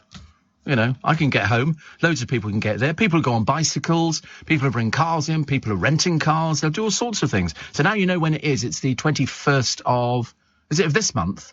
21st of this month. And then there's 2 more days of strikes, but it doesn't involve the underground. So 21st, 23rd, 25th. But as I say, you know, I hope when all their bills come in, you know, of course it's going to affect Glastonbury. Fantastic, isn't it? They're so generous to you. So generous. How lovely. What else we got here? Apparently, Ukraine's hero leader, Zelensky, yesterday hailed Boris Johnson's confidence vote. That's what he said. I don't think it makes any difference to anybody, really. And here's the travel misery. You know, Brits face a summer of travel meltdown, the national rail strike, flights chaos, £2 for a litre of unleaded. I mean, who can take their cars out? People are renting cars now. They're selling their cars. But of course, because there's so much of a glut of them online, it's a case of, you know, the prices are going to be really low. Because people know that you want... I remember when I was poor years and years ago, and I had a lovely watch, which I needed to sell, and there was a place in the Strand. It's not there anymore. They used to advertise on LBC called Austin K. And Austin K used to buy second-hand watches. But, of course, if you take a watch into a place or you go to Posh Porn or wherever it happens to be, they know you want the money. You're not selling it just for the hell of it. You're selling it because you want the money. And I got a really low price, but I desperately needed the money. And so I had to take a very low price because there's no point in going, oh, I'll go somewhere else. Because they were all doing the same thing. But I'm fascinated by Posh Porn. I mean, some of the things that people take in there to pawn is just absolutely unbelievable. There was one woman, she took in this beautiful stone, and it was worth about £250,000. So quite rightly, she sold it quick as possible. Do you know a whole bit? What? What's the matter? I'm doing a break. I'm just explaining about... Oh, honestly, very pushy round here this morning. I don't know why. Ever since Connor came in the studio, we've all had to suffer. 16 minutes past 5. Oh, yes, the travel. That's my mistake now. Egg on face. It's Joanne Webb. Morning. Nice to have your company. Nice. So a whole page in the Sun on Rita Ora's getting engaged. Rivetingly dull and boring, I'm afraid. One of the non-events of the decade, I should imagine. Getting engaged to a film director. They now put singer Rita Ora down as an actress as well. From what, dear? What would that be? Do tell. And, of course, poor old Ollie Murs, he doesn't really get much of a mention at all. He's got engaged to his bodybuilder girlfriend, Amelia Tank. Which reminds me, I was watching that programme again. What's it called? That programme where they go around and he buys military stuff? Is it... He buys loads of... He talks like that. You know what I'm saying? I said, I can't go that sort of money for you, pal. And he's started wearing all these poncy clothes to make him look a little bit more interesting. I can't remember what it's called. But, yeah, somebody knows. But he buys all this stuff. And he started wearing the clothes that would not be seen dead on anybody else apart from him, apart from Cording's window. which I love looking at. I've got a great window display at the moment, Cordings. It's fantastic. But I can't remember what this programme is. It's not... Oh, gosh, it'll come to me shortly. You watch, all of a sudden it'll just pop into my mind. But he goes around buying this military stuff. But it's when he talks, he go, yeah, look, mate, how much was you looking at for this? I mean, he's like a right wide boy and everything else. But he got the opportunity of buying Glenn Miller's uniform, which I think sort of came up, you know, and the bloke said, it's not going to be cheap. He said, oh, I know that. And then there was a searchlight, and the bloke wanted like 20,000 quid. He said, nah, it's a bit combat dealers. It's hilarious. The only two people who are doing anything on that programme are the people who have to restore all this rubbish he's buying. And he goes, I ain't seen one of those for $8. How much are you looking for that? 100 quid? Shake my hand on that. He's a bit like a wheeler dealer, but at the same time, you don't know whether or not it's an act. I can't work out. I can't believe that because sometimes he seems quite normal. His name's Bruce Compton. And he obviously goes out with his friends and they like firing guns. That's all I can tell you. You know, they've got all sorts of little bits and pieces. Love Island star, off to a rocky start. This is dreary old Gemma. Yes, unfortunately, she's not a star. And I wish the papers would not, they have to stop with this. Because she's got off to a rocky start because she can only talk about herself because she's 19, she's a child. She's got no life experience whatsoever apart from, her father. He comes with history as well, Michael Owen, and he's going to have to watch this. She said she won't let her family down. You're 19, dear, and you're basically saying you can't find a boyfriend. I wonder why. Is there something the matter with you? Why would you want to go on Love Island? I don't really understand what the purpose of it is. She's set up a little agency, but anyway, the bookies have given her a yellow card after Love Island viewers branded her spoilt and rude. She's incredibly spoilt. She really is. I mean, it's a case of, mind you, I was watching a woman on the television the other day, and she's on one of these news channels which gets like a zero audience. But this one is sitting on the right-hand side of my screen. There's two women. Could it be GB News or something? I don't know, whatever it is. She's got fake hair stapled to her head. And I began to wonder, is she the weather forecaster or is she from Hair and Makeup? I was looking at her thinking, when somebody gets this fake hair that they sort of put in like extensions and they get too many, it just looks ridiculous. And this looks ridiculous. But who she is, I've got no idea. Can you find me GB News pictures? I need to know these things because I need to sort of reassure myself. I mean, nobody's watching it, so it doesn't make any difference. I don't know what you're Googling. Presenters. No, just Google presenters. Fake hair, you can see it's like that MP, isn't it? With that ridiculous rug stuck on his head. Have you seen anything like it, mate? Oh, I tell you. Fabricant. I mean, it doesn't fit his head. It looks absolutely ridiculous. Go and get a proper one, love, please. Russell in Littlehampton, aptly named. He said, you can see back-to-back episodes of Columbo every Sunday on Channel 5 USA. Never fades with time. Brilliant series along with other stars you mentioned. There was Patrick McGowan, Billy Connolly. Yeah, Billy played a conductor of an orchestra, I remember, and Donald Pleasance. Patrick McGowan featured as an undertaker. He was all sorts of things. He was really good. I like that a lot, actually. Melvin says, great show as usual, with petrol at £2 a litre and the government wanting to take us back to imperial units of measurement. That'll make one hell of a garage forecourt sign, pulling up to the pumps and seeing nearly £10 a gallon. Bad enough seeing £2. Yes, I mean, it really is. But all that's going to happen is we're going to say to the petrol companies, we're not going to buy your petrol. We're not going to buy it. We've decided that we're not going to take our cars out as often as possible. So you can basically sit there and whistle. Simple as that. Yeah, we're going to get the train in future, because you're ripping us off. We've decided we're not going to buy into this now. Combat dealers, says Grant. Yes, we know that now. I mean, you've seen him. I mean, he's sort of like, what? You know what I'm saying? And he buys all this military stuff, and then they go, you can make £100 profit. And he'll travel all over the place to go and buy this stuff. It's obviously a huge market. They have military fairs, militaria, I think. Jan in Chingford says, I was in B&Q yesterday, saw a nice bathtub. I tried it for size and lay in it, but I got a fright when I felt a tap on my shoulder. Right, you're barred. You'll never see the light of day again. Alan in Sandhurst. Oh, please, honestly, I get all sorts of military people listening to this programme. Combat dealers, he says. Combat dealers. It's very interesting, but you can't help feeling that he's slightly cracked. What's it on television? I just explained it's on television. Did you find who this woman was on... They don't have a... Isn't that funny? Every other place, all the shopping... Oh, I'll tell you what's really degenerated now. Gemporia. Oh, I used to watch that for the laughs. Now it's just sad watching people doing their fake acting, going, we're going to reduce that debt. I can't believe it. We're going to grow up, for God's sake. And then they started selling candles, sunglasses. They were selling dresses the other day. Obviously run out of jewellery. But Gemporia, they were selling all this garbage. I was sort of watching it thinking, where's the jewellery? And then they go, look, and then they spend 20 minutes trying to describe it, and then going, and we've only got 300 of these left. And you think, of course you have.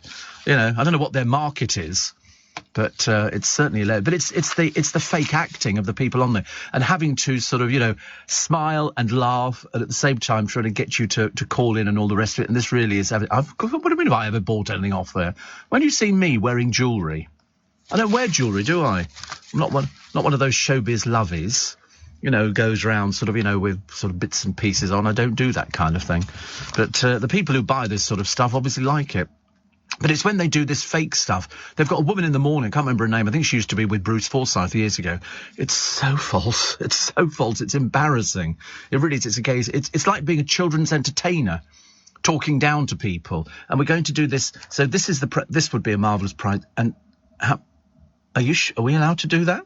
I was just talking to Roberta in the gallery, and she says that we're going to do it anyway. She just went, what the heck? And I can't, and I'm thinking, yeah, of course, because you've really got the decision to be made, haven't you? I don't know where they get them from. There must be an agency for sort of really bad presenters. You know, that's where they all come from. Jane Moore in her column today. We'll come around her a little bit later on. I still can't believe this tortoise, a runaway tortoise aged 80, but they can live to 255. Which, you know, to be honest, you'd be bored with it by that time, wouldn't you? I don't think I'd still be feeding it lettuce. They don't do much tortoises, do they? I think they just, I don't know what they do, actually. What do? They walk very slowly. I don't know what it is, actually. Allergy sufferers face double hell with thunderstorms and a surge of super pollen set to trigger thunder fever. I warned you about this before. People are saying, no, it can't be, Steve. And I'm going, yes, seriously. Do you know, born a century ago, Judy Garland, and her showbiz daughter, Liza. She has two, actually. She has a stepdaughter as well. And I loved her. Unfortunately, she had, like a lot of those Hollywood big stars did years ago. She was a lot older in The Wizard of Oz. She was playing a child in The Wizard of Oz. But I think when she started making it, she was 16, and she needed to slim down. So they literally put her on I think she was on a chicken soup diet and cigarettes to try and sort of lose the weight. And it was interesting because she wed 5 times, but 2 of her husbands came out as gay. I mean, hilarious, actually. But she also lived in the complex in Dakota, the Dakota complex. And who lived there? John Lennon. She lived there as well. And she was a flower fan who once owned a florist shop in L.A., and the day she died, a tornado struck Kansas. She died on a toilet in Chelsea with another one of her husbands, who I think was also gay. And, her father was gay, actually. Judy had 2 more children with Sid Luft, but she was groped by one of the actors who played the Munchkins on the set. 47 when she died, very, very young. But, I mean, it was tablets. It was, you know, Hollywood was a sleazy place. Really was. I mean, to be honest with you, I don't think it's changed. I think below the surface. Listen, you know, I was watching a programme the other day, and it's only when I got halfway through it, I said, no, wait a minute. They're talking about Robin Williams. They were talking about the shock it was when one comedian said to a friend, have you heard about Robin Williams? And they went, what? They went, he's dead. And I remember when we were told, and you went, what? And you don't realise what's going on in these people's minds. I mean, Robin, I think, had the most terrible problems with money. He had ex-wives to pay, and the bills were mounting up, and it was very, very difficult, very, very difficult. And we tend to forget about that. But when he was on stage, God, he commanded it. He had tons and tons of energy, I mean, it really was. So, great sadness. Tomato ketchup under threat. And Dawn Neeson's column today talking about Oti Mabuse has launched her own lingerie range. Honestly, they do anything for money, these people, don't they? So, do you want to bring out bra and pants? Yep. And she admitted her 28 double G boobs used to make her cry. Funny that, isn't it? Cinema giant Cineworld and View have pulled a film on profit Mohammed's daughter after crowds of rather vocal all-male Muslim protesters picketed theatres, saying it was blasphemous. Blasphemous. There's no blasphemy law in England, and those countries that do have one are the kind who have the death penalty for gay men. So, you know. And trying to keep up with both the no-confidence boat in Bozo and the new series of Love Island is very confusing, writes Dawn. She said, 2 bunches of self-interested, nakedly ambitious chancers willing to screw anybody to win. You know, it's a bit harsh, but possibly very accurate. Anyway, the talk of the villa so far is former footballer Michael Owen's 19-year-old daughter Gemma, described as a businesswoman. Hilarious. But then they also put Jordan down as a businesswoman, and look what a failure she's been. Total failure. Oh, God, another break. Honestly, this is just non-stop. Honestly, I get halfway through a good story. And we'll come around to more of your texts and emails and finish off with Dawn, as they say. And Sarah Cox, who hated being dubbed a ladette. But it was about 300 years ago now. 5:30. Let's get the news headline, shall we, with Simon Conway. Are you receiving tax credits? If so, this message is for you. Tax credits are coming to an end, and most people will be asked to apply for universal credit instead. The Department for Work and Pensions is writing to tax credit claimants. You won't be moved automatically, so look out for your letter explaining what you'll need to do and by when. And there's also lots of support to help you make the move. Get ready for your universal credit switchover. Search Understanding Universal Credit today. Eligibility criteria apply. This is LBC with Steve Allen. Morning, nice to have your company. So, I've lost the page now. So I keep losing pages left, right and centre. I really do. I try and find things, and so there was a story I was reading, actually. Dawn Neeson's column, talking basically about, you know, if you spent the weekend being grouchy about your fellow Brits having a Jubilee knees up, then you really missed a trick. Most of us forgot all the woes of the world and had fun. Remember the word fun? No. Everybody had fun. You know, and if you didn't, you're little Mr. and Miss Misery. I heard people there, I wouldn't want to celebrate that. Well, you sit there and stew in your own misery. You must be the kind of person that people avoid. Little children see you coming out of your house and go, Mummy, Mummy, Mummy, and run across the road. You know, guys, people who just hate the whole thing. They hate Christmas. They hate Easter. They hate the fact that everybody's doing better than they are in their miserable existences. It's just terrible. Anyway, that's enough for James O'Brien. You know, it's a case of, you know, why can't people have a bit of fun? You know, didn't hurt anybody. People went out there. They sort of, you know, you had drinks with neighbours that you otherwise wouldn't want to meet. You know, you ate food, which probably gave you food poisoning. You know, you had a nice time. You watched the fly past. You looked at little Louis, badly behaved child. You know, I did everything. I jumped in on it. I was gate crashing people's parties in Twickenham. Actually, I didn't find any parties in Twickenham. I saw a couple of signs up saying road closed. And I saw a couple of sort of tent things being erected, and that was about as far as it went. But I did watch the television.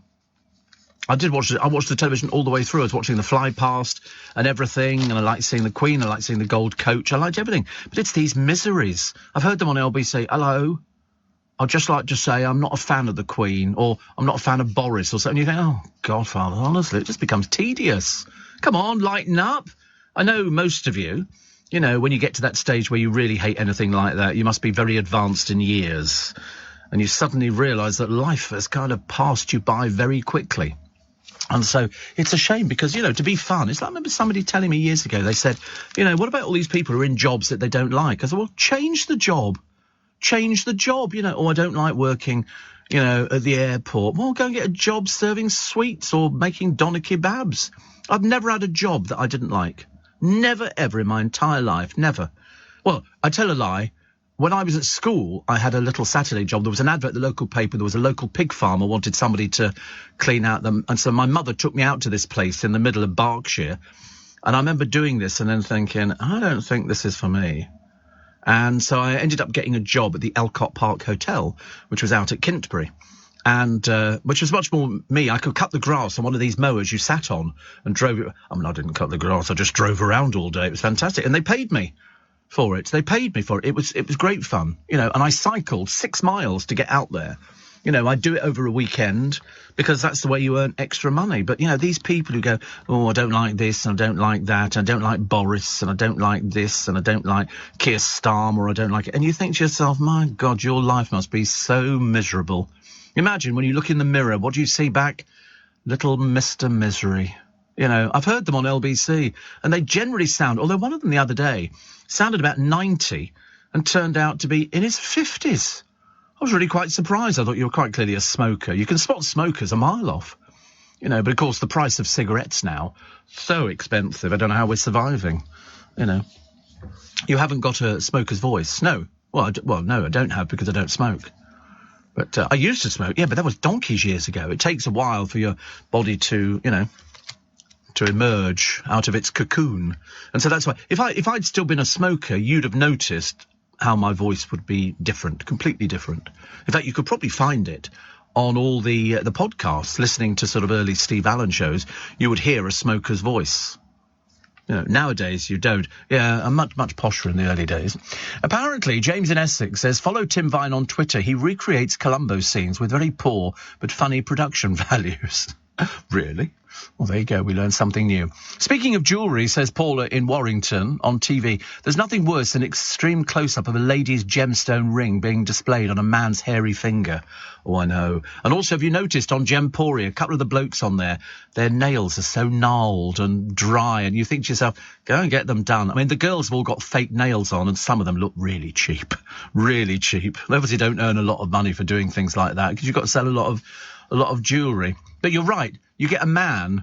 There's one little man, I think, he's about 3 foot tall, because he doesn't seem to come above the thing, and he talks, and he's moving his finger backwards and forwards so you can see the light reflecting. Because they've got huge arc lights to try and make this sort of jewellery at least do something. And he puts it on his hairy fingers. Look at his nails. They're all dry and, ghastly. Absolutely ghastly. I've told them before.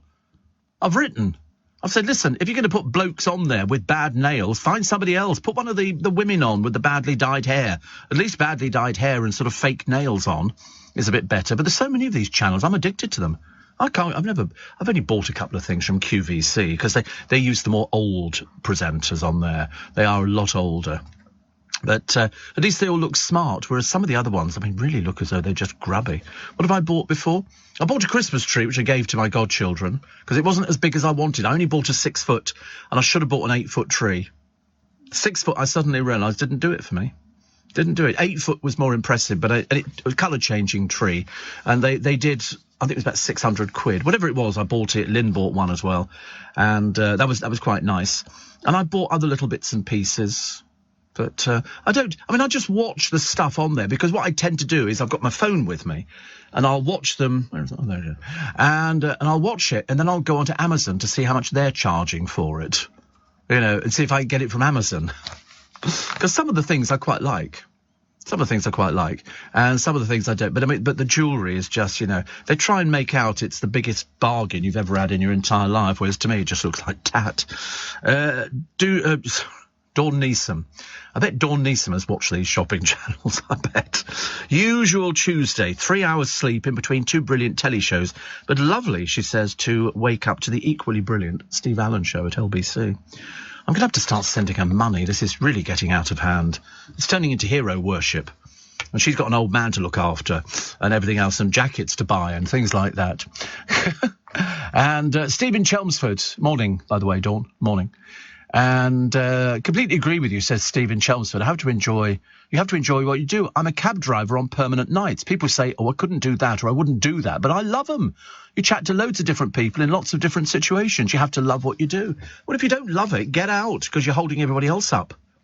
You know, because, you know, every company, it's a wheel. I know it sounds a little bit trite, but I promise you it's a wheel. And if there's one of the spokes which isn't sort of, you know, giving as much as it should have done, it holds everything else back. So as far as I'm concerned, get rid of people like that. You know, it's no good coming into the business going, oh, you know, I'm doing it for the money. And you go, no, you don't do it for the money. The money's the bonus. Ask Dawn, you know, if all of a sudden she inherited £33 million on the lottery, would she still be? Yeah, she'd still be doing it. Of course she would be. Of course she would be. But that's it. You know, you have to like the job that you do. And I've never had one I didn't like. It's selling carpets, selling curtain material, you know, working in a bar, looking after a bar for some friends of mine, doing all sorts of things. The only thing I've never done is worked in a kebab shop or a coffee shop. Yes, yet. The night is young, as they say. The night is young. But you do enjoy it. The amount of drivers I speak to who've sort of picked me up in the early hours of the morning, and they do nights because they like it. You can get around from 8. You imagine sitting in traffic Well, sorry, that's the 21st, 23rd and 25th, isn't it? I mean, lots of people like working nights. Yeah, other people go, oh, it's the graveyard shift. Yeah, right. Well, you're obviously unemployed.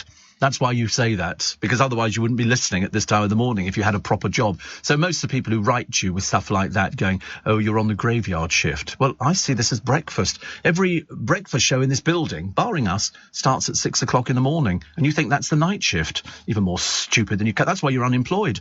Because you're thick. I mean, goodness sake. So enjoy what you do. If you enjoy what you do, it makes such a difference. Because then you're giving 100... I mean, I can't believe they pay me. I can't believe it.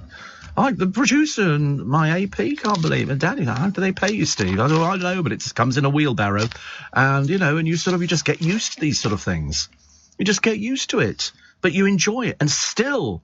Because I remember somebody saying to me a while ago, they said, do you still enjoy doing it? I went, even more so. Even more so. Was it Ian Dale said that? Did he say it to me?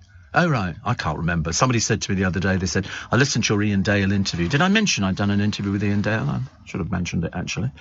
Apparently one of the most popular podcasts he's ever had. Still available, actually. Just go to the Global app and download it. But you're not looking for my name. You're looking for Ian Dale's name. And it's free. And it runs 2 hours. It'll take you about 25, 30 seconds to download it. And you get to keep it and you can listen back again and again. And Clive Bull's done one. Loads of people have done one. Sheila Fogarty's done one. Loads of people. So, as they say in the business, enjoy. Somebody's written into the Daily Star today saying, look out, everyone. Nobby Williams is sneaking back into the papers again. More publicity stunts to make sure he's not forgotten. Oh, to be honest with you, he's past it, isn't he? Isn't he past it? He hasn't had a hit single in the charts for God knows how long. When was the last single he had? And through it all, she offers me protection. It's like that Celebrity Karaoke, the only programme with no celebrities, but delusional people. Very delusional people. Here's, this looks nice. Cuthbert the Caterpillar is back. I didn't know who Cuthbert was. It's another one of these cakes. Because Marks and Spencer's launched a legal claim against Aldi, accusing the chain's Cuthbert of being too similar to Colin the Caterpillar. I mean, that was Aldi's version. But you can find these... Have you been to Poundland recently? Have you seen all the looky-likey things in there? Oh, God, everything from condoms to coffee is all looky-likey stuff. Yeah, because I remember thinking, that'll be good. I didn't buy anything. I used to buy cotton buds in there because I thought they were in Poundland quite cheap at £1. And then I bought different ones which have got cardboard. They're cardboard. They're not the plastic things because they're not recyclable. Not recyclable. I do like recyclable stuff. I'm big into recycling. Not, I'm afraid. 5:45 is the time. Let's get the latest LBC Travel. Joanne Webb. Leading Britain's conversation. LBC with Steve Allen.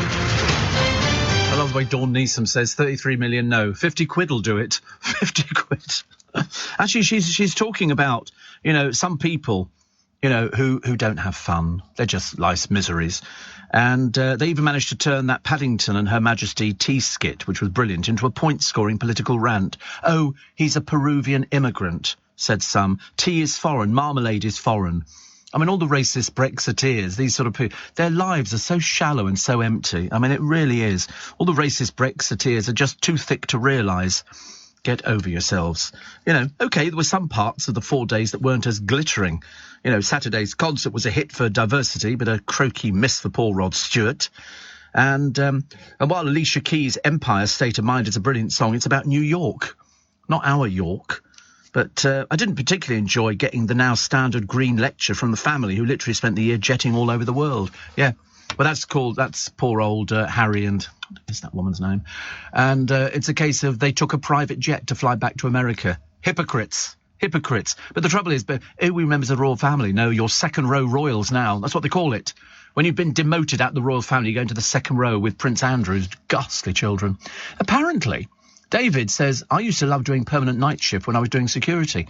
So I think there's a bloke, actually, if you go down, you won't know this, if you go down the Haymarket and do a left into Orange Street, which takes you to sort of where I get dropped off in the car, there's a big clothing shop on the front of the Haymarket. There's a security guard who sits in there at his desk, and as I go past, he's there every day, and I look at him and go, that's that security guard. And that's all he does all night. He just sits there guarding... whatever he's guarding, clothes, I suppose. But, if you hate your job, get out and do something else. You know, it really is ridiculous. Perhaps he walks around once an hour, I don't know. We have them in this building, but this is a big building to walk around.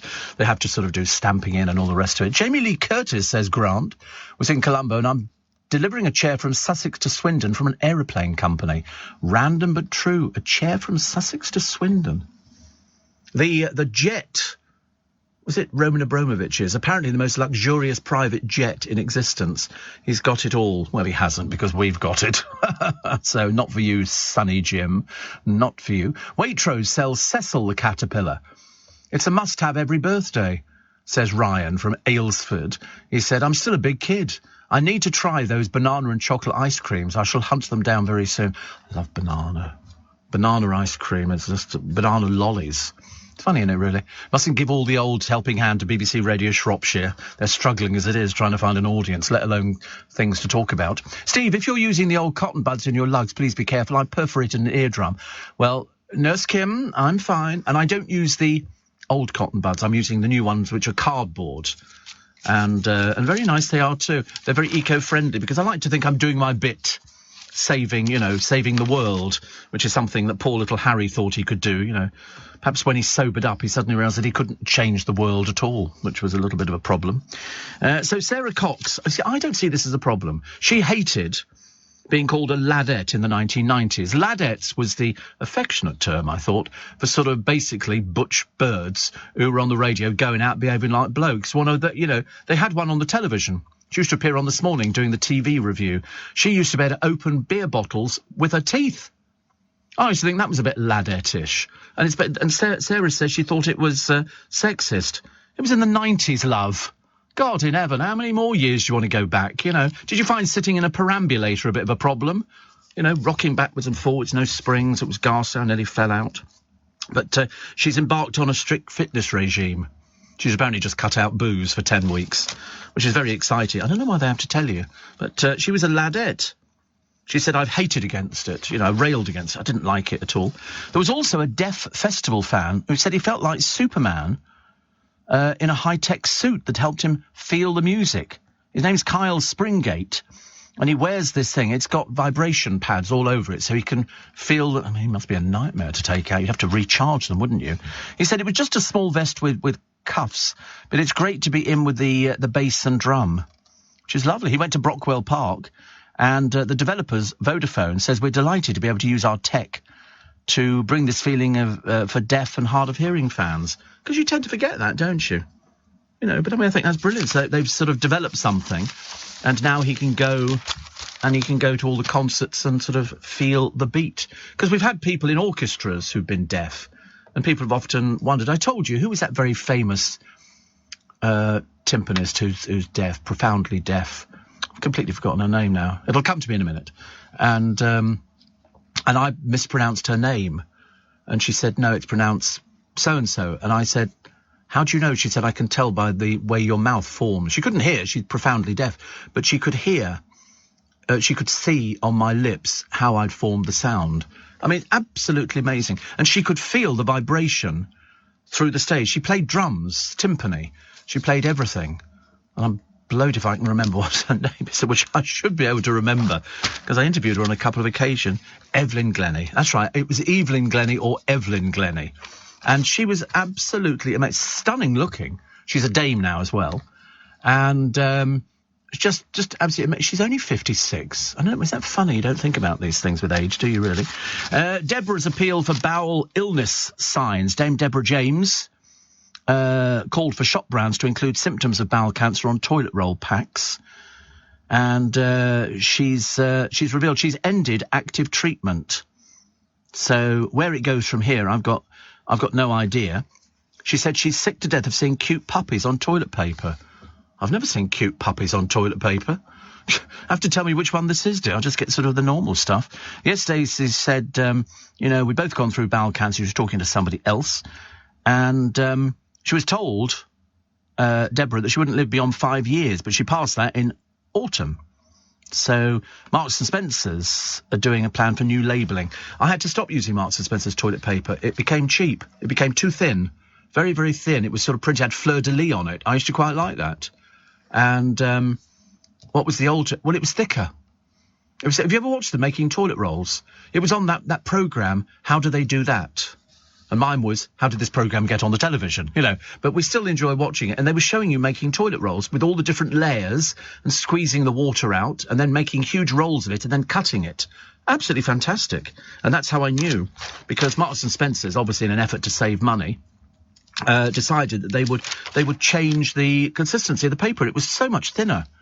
I mean, it really was. It was just absolutely ridiculous. They found a big cat here, curled up on an ice floe. There you go. Toilet rolls.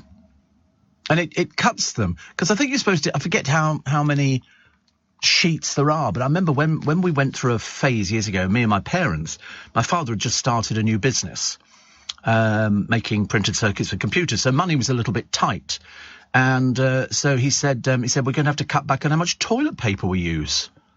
And I said, oh, how's that? Because, you know, when you're a kid, you just pull off loads of toilet paper. You never think about it. So we got rationed. The toilet paper was sort of kept elsewhere. And if you wanted to go to the toilet, you had to ask. So they folded over and they were folded over again. But those were the days. But no, it definitely changed. Because I used to like fleur-de-lis toilet paper. Simon Cowell has black toilet paper. Black toilet paper. You get it specially printed. Let's see now that one was working. Anyway, here is... in the Los Glaciares National Park, it's an ice floe, and it's a 180-pound puma living on ice floes. What it eats, I've got no idea. I'm assuming. I mean, it must meet, I don't know. I mean, seals? I don't know. I remember seeing the whales getting those seals. Remember that from years ago? And the seal is sunbathing on a little ice floe. And there was an Attenborough show, and the killer whale, to make them sound better, they call them orcas, but they're killer whales. They kill other whales as well. Came up behind it just to estimate where it was, and then went back down again. And then literally, with its tail, it makes a wave to knock the seal off, because the seal wasn't expecting it because it came up behind it, so it never saw it. And the whale can only get it when it's in the water. And so it knocks it off. That the seal immediately goes into panic mode, jumps back on, sort of, you know, if you can without legs, onto this ice floe thing, which wasn't very big. And the seal gets it again. Only this time, the seal is caught by the whale. And you see the seal, it comes up at the back of its thing, and then the whale comes up behind it and then just takes it under the water. Yeah, surprise, surprise. But I suppose that's what they eat. So I'm assuming if you get these huge pumas and stuff like that, they're going to be eating the same kind of thing. That's what I'm assuming. I mean, I love the Attenborough programmes, but sometimes you think, can't they save these animals? Can't they shout and send them away? You know, when you get lions going out there, you know. But that's the way it goes. As lovely Lilibet is unveiled by the shy retiring couple who want to exploit every aspect of their dreary existence, you have to try and identify which royal tot is which in the paper. I've got better things to do with my life, I'm afraid. Much better things. Much better. What else we got today? Oh, this woman facing jail. This is the one whose dog killed a chihuahua. It's an American bull terrier. As she walked past Dawn Houseman's home in Worcester with her pet on a lead, the chihuahua couldn't be saved by a vet. And this woman, Katie Harris, was the one who owned it. Dawn Houseman is the one who's been charged, in charge of a dog dangerously out of control. It could be a custodial sentence. These people are idiots. Absolute idiots. Have things like that. Dreadful. Absolutely dreadful. Still to come... Suffragette Pretty, the repair shop fixes an autograph book signed by Emily Pankhurst, I think. I mean, that's something to have, isn't it? So, repair shop, I do find it a boring programme. It's of no interest to anybody apart from the person who's taking in something that they've broken, sitting in a barn in the middle of the countryside, I ask you. This is a passenger announcement. You can now book your train on Uber and get 10% back in credits to spend on Uber Eats, so you can order your own fries instead of eating everyone else's. Trains, now on Uber. T's and C's apply. Check the Uber app. This is LBC from Global, leading Britain's conversation with Steve Allen.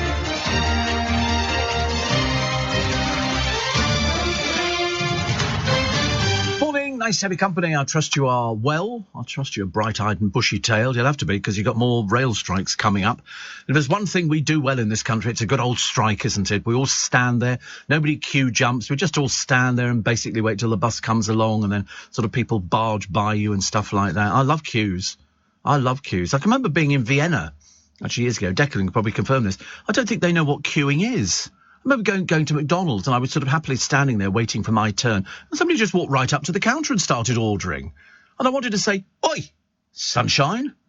Well, I know the bloke from Combat, you know. But, yeah, do you know who I am? I'm Ronnie Pickering. Ronnie Pickering? Who's he? I'm Ronnie Pickering. Have you seen that on YouTube? I keep mentioning it all the time because I think it deserves to get loads and loads of people looking at this complete imbecile. He obviously thinks he's something special. I've never seen such a bozo in my entire life. I'm Ronnie Pickering. Because he was having a row in his car, using all the language under the sun. My favourite one out of all of them in this country, and there's some quite good ones on there on YouTube, is the cyclist who is in Regent's Park. I can't remember his name, but what he does is there's people who are looking to turn right, but they can't be bothered to queue because it's up against traffic lights going out onto the Euston Road. If you don't know the geography of the area. And so they quickly nip round. He stands in the middle of the road on his bike and goes, go back. And one bloke gets out of his car and threatens him. And he goes, what are you doing? Go back. You're on the wrong side of the road. You're on the wrong side of the road. And you don't like the cyclist? Oh, I think he's brilliant. The amount of people who break the law. Yeah, I think he's great. And he goes to him, you're going to the police. And luckily at that moment, the police car turns up and the bloke gets fined. Because he was facing on the wrong side of the road because he couldn't be bothered to actually wait for literally 50 feet so he could turn right. Oh, I love the cyclist. I love him. And the cyclist who's cycling and this man falls over on the pavement. I'm going to get you. And he comes up with all this language. I mean, honestly, a right charming little madam he was. Evelyn Glennie, Steve, was my percussion teacher when I was at school 35 years ago, says Pam in Glasgow. You've cheered me up this morning and made me chuckle. Well, that's what I like. That's what I like. And Bob says, read your toilet roll comments earlier. Back in the 80s, I stayed at a guest house in Yorkshire. No toilet paper in the loo. Told the landlady, and she asked me how many sheets I would like. Yes, but you see, I don't say that because, you know why? Because I think that's taken from Fawlty Towers, where she's asking about something, and she asked me how many sheets I wanted. And it was, it's an old comedy sketch. But years ago, we used to get the stuff at school was like tracing paper, Izal. And it used to have stamped on each sheet, now please wash your hands. There you go. Now wash your hands, please. And it was Izal. It was so cheap. It was such cheap stuff. But we used to use it. Did you ever play a comb and paper? No, you get a piece of, like paper like that on Izal, and you put it against a comb, and you go... You never done that? God, what a misspent youth. Did you ever have chalk and a skipping rope? Did you ever have these things? No, just me again. Just me again. I'll try and get there. It's official. Be an optimist, like the Queen, and live longer. I reckon there's not much that phases her. It's a case of she does the job, she tells you what to do. So when she smacked little Harry and, what is that woman's name, on the wrist, they were not having photographs taken. She was not going to fall prey to being exploited. You know, you can come back, you're not coming on the balcony, you're not anything to do with it, you're not a member of this royal family anymore. Okay, it's as simple as that. You've been, you were the ones who chose to do it, Harry, so, shoo, stay away. Makes it much easier. Andrew developed COVID. That was lucky. I'm surprised he's not been seen out in the car. Really, I would have thought by now we would have seen him, but he's obviously realised that we really don't want to see him. But if you want to live, as old as the Queen, and you want to live past 90, being happy and glorious. So you can imagine all these people that you hear on LBC getting a bit wound up about, the Jubilee and everything. They're going to have very short lives. Very short lives. They're going to be very miserable. They can't afford it. But I always worry about people. The producer said it as well. He said, you see people complaining about they can't afford to buy food, and yet they smoke. How in God's name do they afford to smoke with cigarettes? I mean, even cheap cigarettes are a tenner a packet, aren't they? Something like that. At least. So, why don't they just stop smoking and then they can afford to eat? Because, it's just getting a bit ridiculous. Rob says it's time to move on and deliver for Britain. Yeah, well, how many times have we heard that? How many times? You know, it's a case of we know what we want to happen, but I don't think it's going to happen. I don't think they're going to get anybody out to Rwanda. I think, well, if there's 130 on the flight and 80 have put in claims already to not go there, that's going to be the biggest no-no. In fact, actually, it'll be something else that Pretty has failed at. Definitely. What else we got? Fuel topping £2 a litre in the next few weeks. What do you mean topping in the next few weeks? It's already £2 a litre. Who writes this garbage? They say average diesel prices. Apparently petrol on Monday was a record 175.6 pence. That's for the cheap petrol. The other stuff's over £2. Ridiculous. Go to the service stations on the motorways. You want to see rip-off? Go there. If you really, really have got that much money hanging around in your bank account, go and buy all your petrol on the motorway service stations. You'll be bankrupt within about a week, I should imagine. Anne Widdecombe's column today talking about the number of care home residents fallen by about 8%. You know why? Have you seen the price to go into a care home? It really is absolutely ridiculous. I mean, it is thousands of pounds. And so what happens is the person who's going into the care home, because we just shove people in care homes. Go to China. You won't find £1,000 a week. Easy £1,000 a week. Easy. 48,000 a year, 60,000 a year. You know, go to China. You won't find care homes. The elderly person, mum or dad or whoever it happens to be, will move in with the family and they help with the kitchen and bringing up the kids and everything else. Over here, shove them in a home. But if you realised how much it was costing, you know, and that's your inheritance disappearing, you know, mum's got a house worth £400,000. Not anymore, she hasn't. You know, lots of people, you see adverts, you know, for sort of, you know, release the equity in your house. And things like that. And that's what they're looking for. You know, people, and the moment, I told you, a friend of mine used to work in a care home, and he said the moment somebody died in the care home, the room would be spruced up, coat of paint.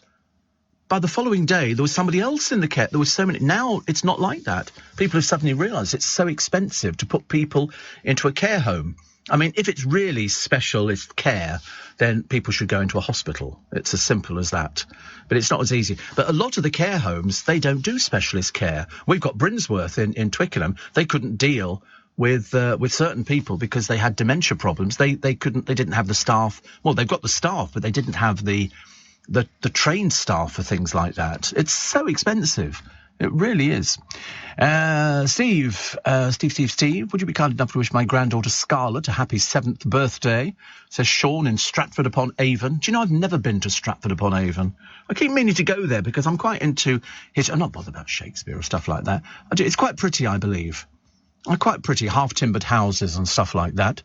Sarah says, Steve, it's my dear friend Akos's 39th birthday today and I've woken up with COVID. Do you know, I must be the luckiest person alive. I've avoided it.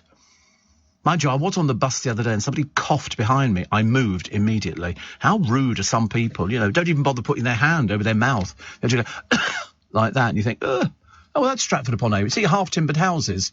Little Shakespeare would have shopped in there. He'd have popped in, little Shakespeare, in between writing something. And there's his house. I think he used to live with Anne Hathaway. She hath a way about her, they say. And it's quite pretty, isn't it? Everybody goes swans. And you can make... It's very pretty. See, I like... The American tourists like that. It's a little bit of history, isn't it? The Swan Theatre looks like my sort of place. Mind you, I used to live down in Berkshire, and we used to have the Watermill Theatre, which was actually an old watermill. You walked in over the watermill into the theatre. It's lovely. Very good. Very famous. Very famous. So, I've woken up with COVID. I'm gutted. I won't see him and give him his balloons and a cupcake, says Sarah. God, you pushed the boat out, haven't you? Balloons and a cupcake. Can you wish him a happy birthday? Sorry to ask. We'll just send money, Sarah. It makes it so much easier, honestly. And somebody says, glad to have you back till 7. It was only one day. It was only one day, Dean. Only one day. Mr. Abbott says he bought you some skates. No, he's a liar. He's a liar. What he's trying to do is trying to sell them to me. Because, you know, I mean, he's all... Because he thinks, you know, that my car is gas guzzling. Not half as gas guzzling as... Have you seen his car? That is a super-duper car, I tell you. Makes my car look like a tractor. You know, it's... I mean, I don't want to sort of make big, you know, deal about it, but it's a Fiat Panda. It's got back seats and everything. Seriously. And Cheryl is listening, says Dean, who's in West Raynham. We don't even know where that is, but Dean could be Peter. We get a lot of people who... We found somebody a short while ago. We banned them because it's too boring. That they use about so many different names, you know. But luckily here, we find it. Steve, we're working on a care home at the moment. 10,000 a month. Yeah, I can believe it. I can absolutely believe it. I mean, certain parts of the country, it's going to be a bit cheaper. But down here in London, but I'm almost delighted to say that they're suffering a little bit because it's so expensive. So expensive. We used to have a care home in Twickenham. They turned it into flats, which they sold to normal people, in inverted commas. But they used to have a common room, and all you'd see is elderly people sitting in chairs asleep. That's all it was. They got woken up to eat something, and then they went back to their rooms, and that was it. No existence at all. Dreadful. So, Gemma Owen, we're bored already with you, love. Bored already. You're a little bit precious. Little bit precious, and the bookies are not giving you much chance, I'm afraid, of winning this thing, because, you know, it's no good being a showy-offy person. You know, because you're 19, you've got nothing, you haven't lived, you haven't done anything that you can talk about apart from your famous father. And by God, we couldn't shut you up on that one, could we? 6:15. Let's get the news headlines with Simon Conway. Steve Allen on LBC. Well, so I'd heard it, actually. Couple of things here. The NHS have dropped the word women from advice on cervical cancer. And everybody's been going, what, do you think men get it then? Unfortunately not. England NHS website, often the first port of call for people checking symptoms, previously used the word women to talk about these diseases. But it now says most womb cancer usually starts in the lining of the womb. This is known as endometrial cancer. To see the word women being used, patients have to click further into the website. The change in wording has come under fire from both users of the site and researchers into birth and childcare. They fear those with poor language skills, who already have worse health outcome, could find it difficult to understand the NHS website. I've never heard of that before. I mean, we're getting a little bit woke, aren't we, on something like this? Groups such as Ovarian Cancer Action have not adopted this terminology and say... Instead, ovarian cancer is the 5th most common cancer in women, with around 7,000 new cases diagnosed each year. But I mean, to keep changing things for people who don't have a great command of the English language is a little bit of a problem. Just leave the word in there, OK? You know, stop messing about with things, honestly. The mamby-pambies, goodness sake. Matt Lucas, this is an interesting story. Lovely Matt Lucas, who was so good in Les Miserables. I don't know if you ever saw him in Les Miserables. He played the innkeeper, and every night he'd do something different, either put a pair of sunglasses on or something. He would be hamming it up, but very good. Very, very good. Very, very good. And he's discovered that one of his ancestors lived with Anne Frank and was mentioned in her diary. Apparently, the Great British Bake Off host made the revelation whilst filming an episode of the BBC One genealogy show, Who Do You Think You Are? He travelled to Amsterdam, where Anne and her family hid from the Nazis, to learn more about his German-born Jewish grandmother's family. Before the Franks went into hiding, Matt's grandmother's cousin, Werner Goldschmidt, whose mum was Matt's great-great-aunt Herta, lived with them in the family house. And they even left a note with instructions for Werner to give their cat to a neighbour, and this is mentioned in the diary. Isn't that amazing? Anne died, of course, of typhus fever, aged 15, in the Bergen-Belsen camp in 1945, and it's become one of the world's most famous books. And Werner is actually mentioned in the diary. I mean, that is absolutely amazing. No, I never found anything about our family tree, because various members of our family started going for the family tree, and then they died. So we didn't go too far. I think that you can go back so far. Now you can join different places on the television, on the internet, and they can, you know, for a fee, they could say you can have access to this and that, and you can find out where your family came from. I mean, I know people who've done it before, and they absolutely love it, finding out more about their family, because we don't really know, do we? We don't really know. We have no idea, you know, what family members from long ago lived in. I remember going into a street They were doing it on the television. They looked at this house and they could trace the house's history back on all the people who'd lived in it over the years. Now, of course, it was in Islington, I think, and it was terribly posh. And Simon the fishmonger says, you always entertain me every morning on the market run. Oh, we have a fish shop. I don't know where your fish shop is. We have one in Twickenham, and it's very good. In fact, it is the busiest fish shop that you'll ever find anywhere. It is absolutely. They're off to market every day, and Stuart's got his lights up outside, and they do everything. They've also got a nice little deli side to it as well. So they do all sorts of little bits and pieces. So it's been there for years. His dad had it, and now Stuart's got it, and they're fantastic, really good. And I don't even eat fish.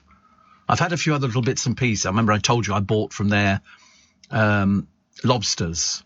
Is Billingsgate still going? Yes, I think so. I can't. To be honest with you, it's a bit of a daft question because I don't know the answer. I should know the answer.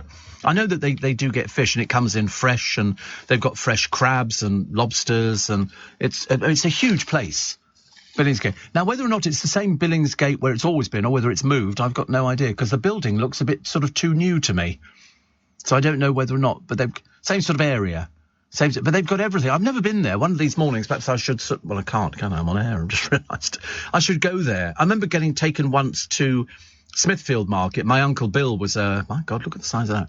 My Uncle Bill was a butcher in Gants Hill, and he took me to Early Market, and he knew all the different... he knew which traders he was going to go to because they supplied him.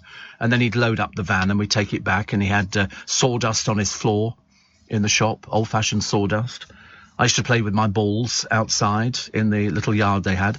They had nothing's changed. They had against the wall, which was good. They had a walk-in freezer unit, a fridge, and all the rest of it. It was amazing, actually, amazing.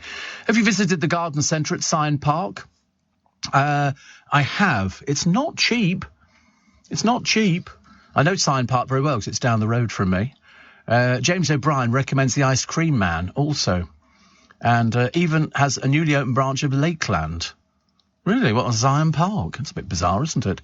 Thank you, Gary. Mike in Finchley says, today is the 11th anniversary that our mutual friend Mr. Golding helped me to quit smoking. It was so difficult, but I can't thank him enough. It was the best decision I ever made. I suggest others do the same. Well, I don't think anybody can afford to smoke nowadays, can they, Mike? And I'm trying to remember... If Charles Golding used to smoke, and I've got a sneaking feeling, I don't know why, because it was a long time ago, but in the back of my mind, I have a sneaking feeling he might have been a smoker. He might have, I can't remember, actually. And I stopped. I stopped for 2 years, then I had a cigarette, and I was back on it again, and that made me even worse. So I was doing 60 a day. 60 cigarettes a day. I mean, you can't believe it. I used to have to buy all my cigarettes from friends of mine who worked for the airlines, because they would go and buy all their duty-free cigarettes and they'd sell them to me. So I would buy 1,000 cigarettes at a time. So I always had cigarettes. I couldn't bear to... Yeah, you could smoke anywhere in those days. I could sit here in the studio, and have cigarettes. But not anymore. Not anymore. That went out ages ago. So my fishmonger, Steve, is in Greenwich. So now we know. So Greenwich. What do I know about Greenwich, actually? I can't think, actually. I must be something that I sort of know about, but I shall probably get there. So I like the idea. Lashing down with rain, says Eileen in Scarborough. Feels like winter. Well, I said that to somebody the other day when I went to collect something, and they said, God, it's cold today. I said, it is. It's almost like winter. It's not going to be too bad today.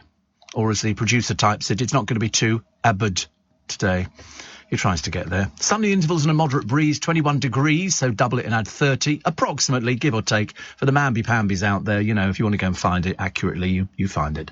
So it's 21, 42, about 72 degrees. Thursday, temperature... What's today? Is today Wednesday? Yes, it's Wednesday. So tomorrow's Thursday, 20 degrees, Friday, 22, Saturday, 23. Phew, I shall undo an extra button on the shirt. I shall be celebrating. Yeah, that'll be all of them. Steve, been listening for about 2 years now. Oh, sorry, that was Simon the Fishmonger. So he's in Greenwich. Which is very nice. I haven't been to Greenwich for quite a while. I did like it. 750 jobs are being lost at the online car seller Cazoo. Is that the one that advertises on the television, Cazoo?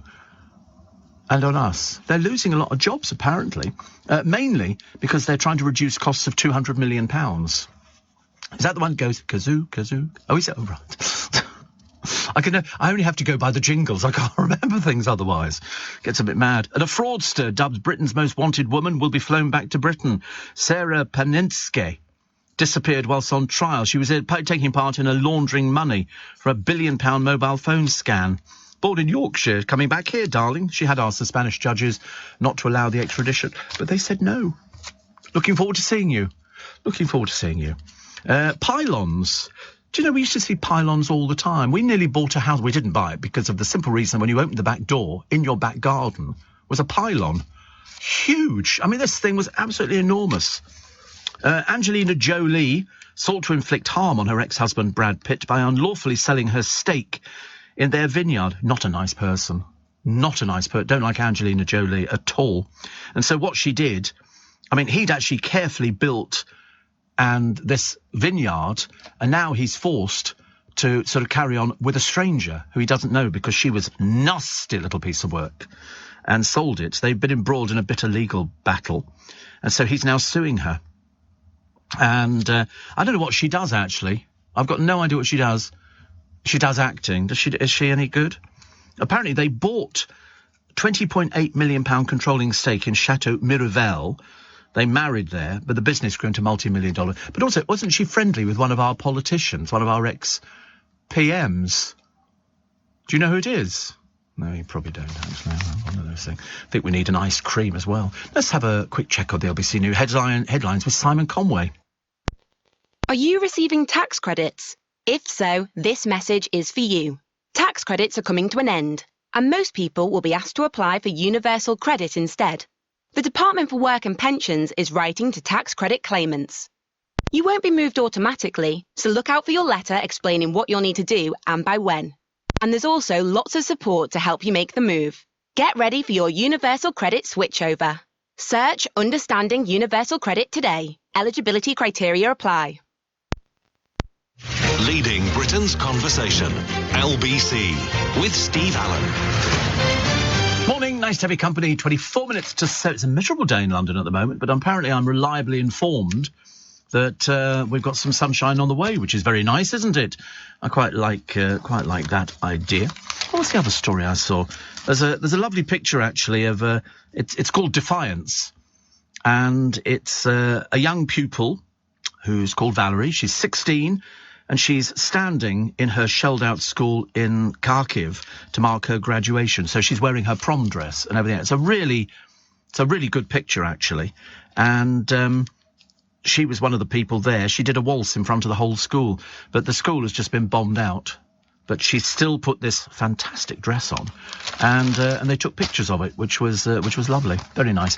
Prince Harry previously described climate change as one of the most pressing issues we're facing. It didn't stop the talentless one returning to California on a Russian oligarch kind of private jet after visiting the UK for the Platinum Jubilee. Mercifully, we didn't see much of him. The couple were accused of enormous hypocrisy for flying on this 12-seater Bombardier Global Express, which emits 10 times more carbon per passenger. Perhaps he doesn't understand. Let's put it down to that, shall we? Let's put it down to ignorance. Yeah, they do take a lot of private jets, don't they? Let's put it down to a lot of ignorance. Let's put it down to a lot. They flew to the UK, we think also on a private jet. Let's still put it down to ignorance, shall we? And apparently, the company that leased this plane, it's £160,000. Let's put it down to ignorance and flashing your cash. OK, which is very good. 60 tonnes of carbon compared with 1.4 tonnes per passenger on a commercial flight. Royal writer Tom Quinn said they tell people to look after the environment and they don't look after it themselves. It's enormously hypocritical. Well, they're hypocrites. There's no other way to describe them. They tell lies. They tell lies, you know. They could have actually taken a standard flight, you know, this first class, if they wanted to mix with the hoi polloi. But mind you, it's a shame, actually. Steven Spielberg directed one episode of Columbo. Jack Cassidy starred in it, about an author. And the most prolific of all was Patrick McGoohan, who starred in around 6 and even directed one. I have the blissful box set too, says Kathy. I love it. Love it. Steve, go to Billingsgate Market on a Saturday, which is when you're off between 5 a.m. and 8 a.m, which you have to pay to park. They're definitely closed on Mondays. Somebody says, will you be watching the programme about Costco on Channel 5 tonight? No, I don't think so. I know about Costco. I go there and I'm a member of Costco and I quite like it. I'm very happy with it. I don't have any problems. I'm sure if I had a problem with an item, I'd take it back and they change it, or, you know. No, what used to make me laugh until they changed the system was you used to get the sort of people who would go there. If there was a big football match coming up, they'd go and buy a television, a big, huge television, watch the football, then bring it back. Oh, yeah. Till Costco clamped down on that one. You used to see a whole line of people with everything, you know, garden hoses and stuff like that. Who buys a garden hose, uses it, and then brings it back? Peasants. Pam says, I'm waiting at Gatwick for a flight to Nice. How many wagon wheels has Henry eaten this morning? I think he ate the 2 the other day. And how kind of you to remember as well. But the trouble is, I mean, he's luckily with his sort of weight, he doesn't need to worry about the weight. But the wagon wheels are smaller. They used to be, mind you, perhaps I was little, and they looked bigger. But anyway, so listen, I hope you get your flights to Nice. It wasn't Gordon Brown who was friendly with Angelina Jolie, Kev. It was William Hague. William Hague was the one who couldn't get enough pictures. Oh, here's me. Oh, sorry, Lord Hague. Oh, no, he's still William. Little Bill Hague. That's what he is now. Because they give these things out to everybody, don't they? It's an award. There's nothing that's, you know, at one time they used to say the Hammersmith Apollo was called whatever it was. I said, well, I'm not calling it that. Oh, it's the Odeon in Hammersmith. Debbie in Hawley says, I know you like TV memorabilia. There's an Only Fools and Horses script for sale. Might be worth a look. I wouldn't know what to do with it. I mean, it's they say it's £199.99. So they've got 9 available. How can they have 9 available? An original multi-signed script page. Oh, it's just a page. So what they've done is they've taken the script and split it all up. And so each page has been signed. Depends whether you believe that they're sort of genuine. Just go back. What were they all signed by? Go down again, slowly. No, yeah. Each signed by David Jason, Chalice, Sue Holderness, and Erica Hoffman. Pages sent at random. Each page will have all 4 autographs on it. How did they manage that one? So it was a script, and they've split it up into pages. £200. Yeah. Look great on display, they say. Complete with Appreciation Society Certificate of Authenticity. Whatever that is. But, yeah, I don't think £200 is going to be going out of my bank account anytime soon. Well, I hope not, anyway. What else we got here? This is the Elizabeth Line blast risk. Fault could cause metal boxes to fly off new trains. They've only just got the blooming thing going, haven't they? They say they have faults. 70 trains are fitted with metal boxes near the passenger doors, which are at risk of exploding from a build-up of gas. I think I'll avoid that one at the moment. Mind you, I tell you what I get really annoyed at. People who take their bicycles on the commuter trains in the morning. I don't know why they're not stopped from going through the barriers. If it folds up, it's okay, but not to take a bicycle on. That's just called selfish. I didn't think you were allowed to. No. And also, you're not allowed to take the scooters on. No scooters allowed on the trains, but I've seen people doing that. And you know the reason? They could explode. There could be a serious accident. Serious accident. Steve, Billingsgate Fish Market was on Lower Thames Street near London Bridge from the 16th and 17th century, but moved to Canary Wharf in the 1980s. I worked in the city at the time. The handsome building was converted into a city trading floor, but I can't remember which investment bank was involved, says Chris in Chelsea. When being developed, they found that the cellars, which had been filled with ice for decades or even centuries, had created an area of permafrost, and it took some years to thaw it out and allow the redevelopment to proceed. From memory, the architect Richard Rogers could have been involved. Yes, he was involved in one of the buildings we were in some years ago. No bikes allowed on the train from 7:45 to 9 a.m. They do, they take them on there. I want to stand there and go, no bike, mate, get off the platform. They shouldn't even been allowed to go through. But, you know, I don't mind somebody with a folding bike. That's okay, stick it in your pocket. But I don't want to see anybody with a proper two-wheeler, the selfish people who put it up against one side near the toilet, so it takes out 4 seats, so nobody can sit down. People have to stand. People have to seriously, they're so selfish. So selfish. There's a very interesting piece in one of the papers today, and it's the families begging for help from a woman. But she can't do anything. She's exhausted, facing constant demands for overtime. And what they've done is they've done the diary of an air hostess. So basically she's there and people are sort of pleading with her. What do you think she can do? She can't do anything. Nothing at all. She's on standby. She's off. She says, I'm off today, but I feel so weary and lacking in energy that I spend the afternoon on the sofa. And it's very interesting. She says, in the crew room, a manager tells us we mustn't engage with any passengers who start quizzing us about compensation as we pass through the airport.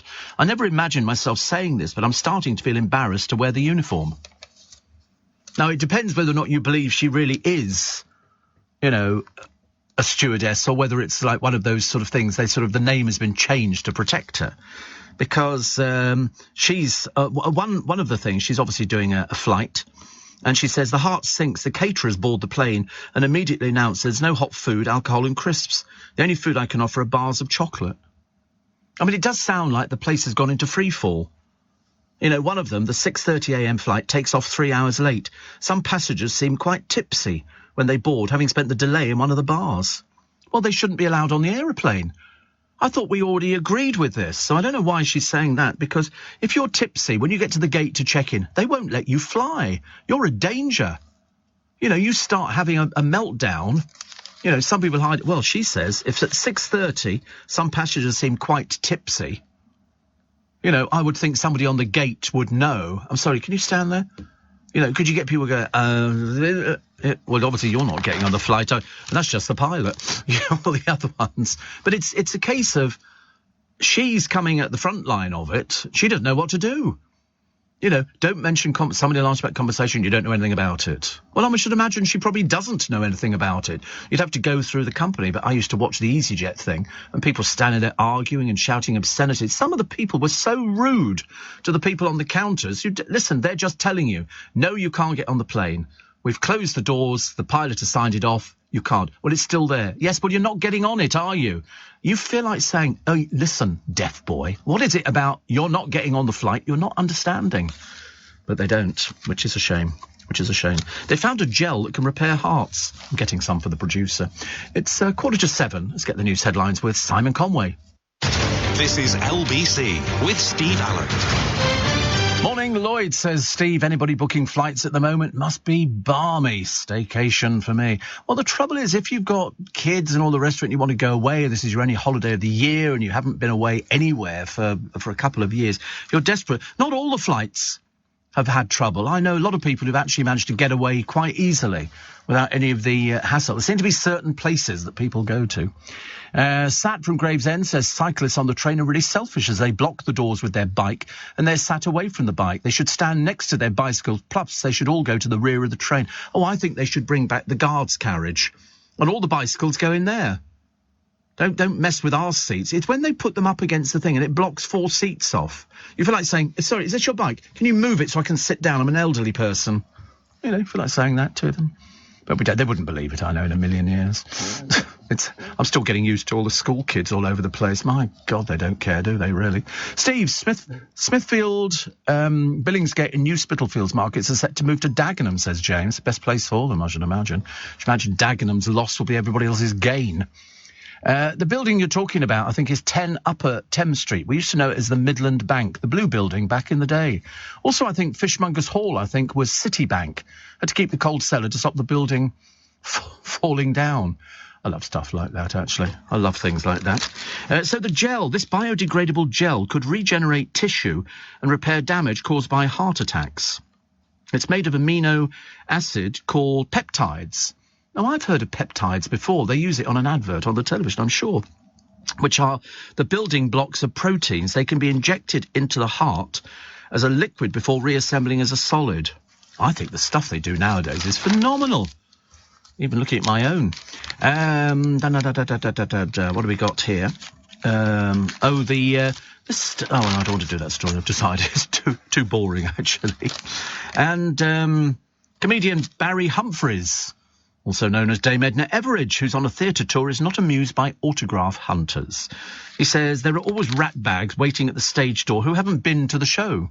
No, they're just people who collect autographs, mainly, excuse me, mainly to sell on eBay. That's why they don't want the personalised, they just want the autograph.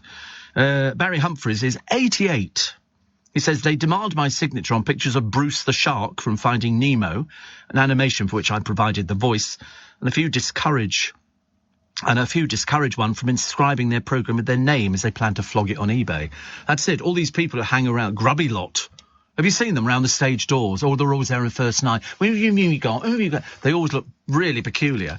And but they don't want any of these things personalised to them because they can't sell them on eBay. If it's said to Steve, unless you're called Steve, it's about as much use as a chocolate teapot. So they don't do things like that. But he's right. They do hang around, and they're quite pushy and demanding. They've all got sort of backpacks on and all the rest of it. They're not the most pleasant. Happy birthday to Kanye West, the most miserable bloke in the West. Is 45 today. He's got an income of $235 million, but yet still looks so miserable.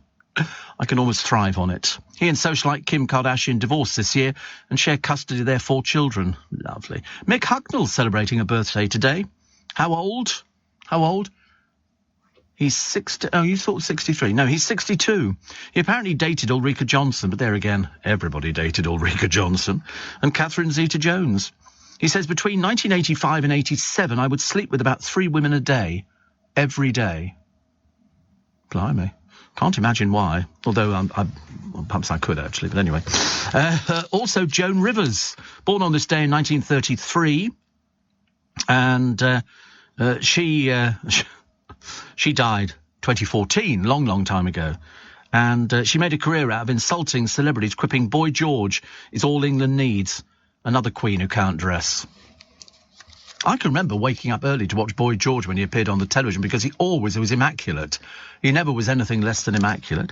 Also, Frank Lloyd Wright, born in 1867, the architect behind the Guggenheim Museum, said nature was his biggest inspiration. He said it's necessary. Do you know he designed more than 1,000 buildings? Boring man he must have been. My favourite, but I don't have a favourite building. I'm going to pick the Guggenheim Museum, I think.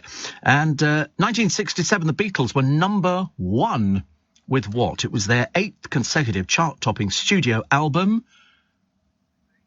No, Sgt. Pepper. Where Sgt. Pepper's lonely. There was something on. If you looked at the picture, there was a picture on Sgt. Pepper, and I can't remember. It was basically saying who had died and all the rest of it. They were superimposed onto the picture. I can't remember exactly what it was, but there was definitely something on there to do with Sgt. Pepper in this picture, which was done by, oh God, who did the picture? Here we go, honestly. Peter Blake did the picture. Very interesting. I wonder where the original of that is. Mind you, somebody asked me where Columbo's coat is, and I'm tempted to say he was buried with it, but I don't know. But he's sort of that old man. He was going to come in to talk to me. He was in London for something, but he was very ill, and so he couldn't go. He couldn't go into the studio, which was a little bit of a shame. Property perks that the Tories hope will help get us moving.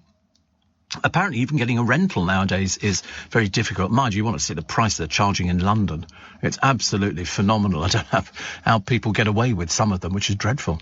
Gail says, my flight home from Venice today has been cancelled because of a cabin crew strike in Italy.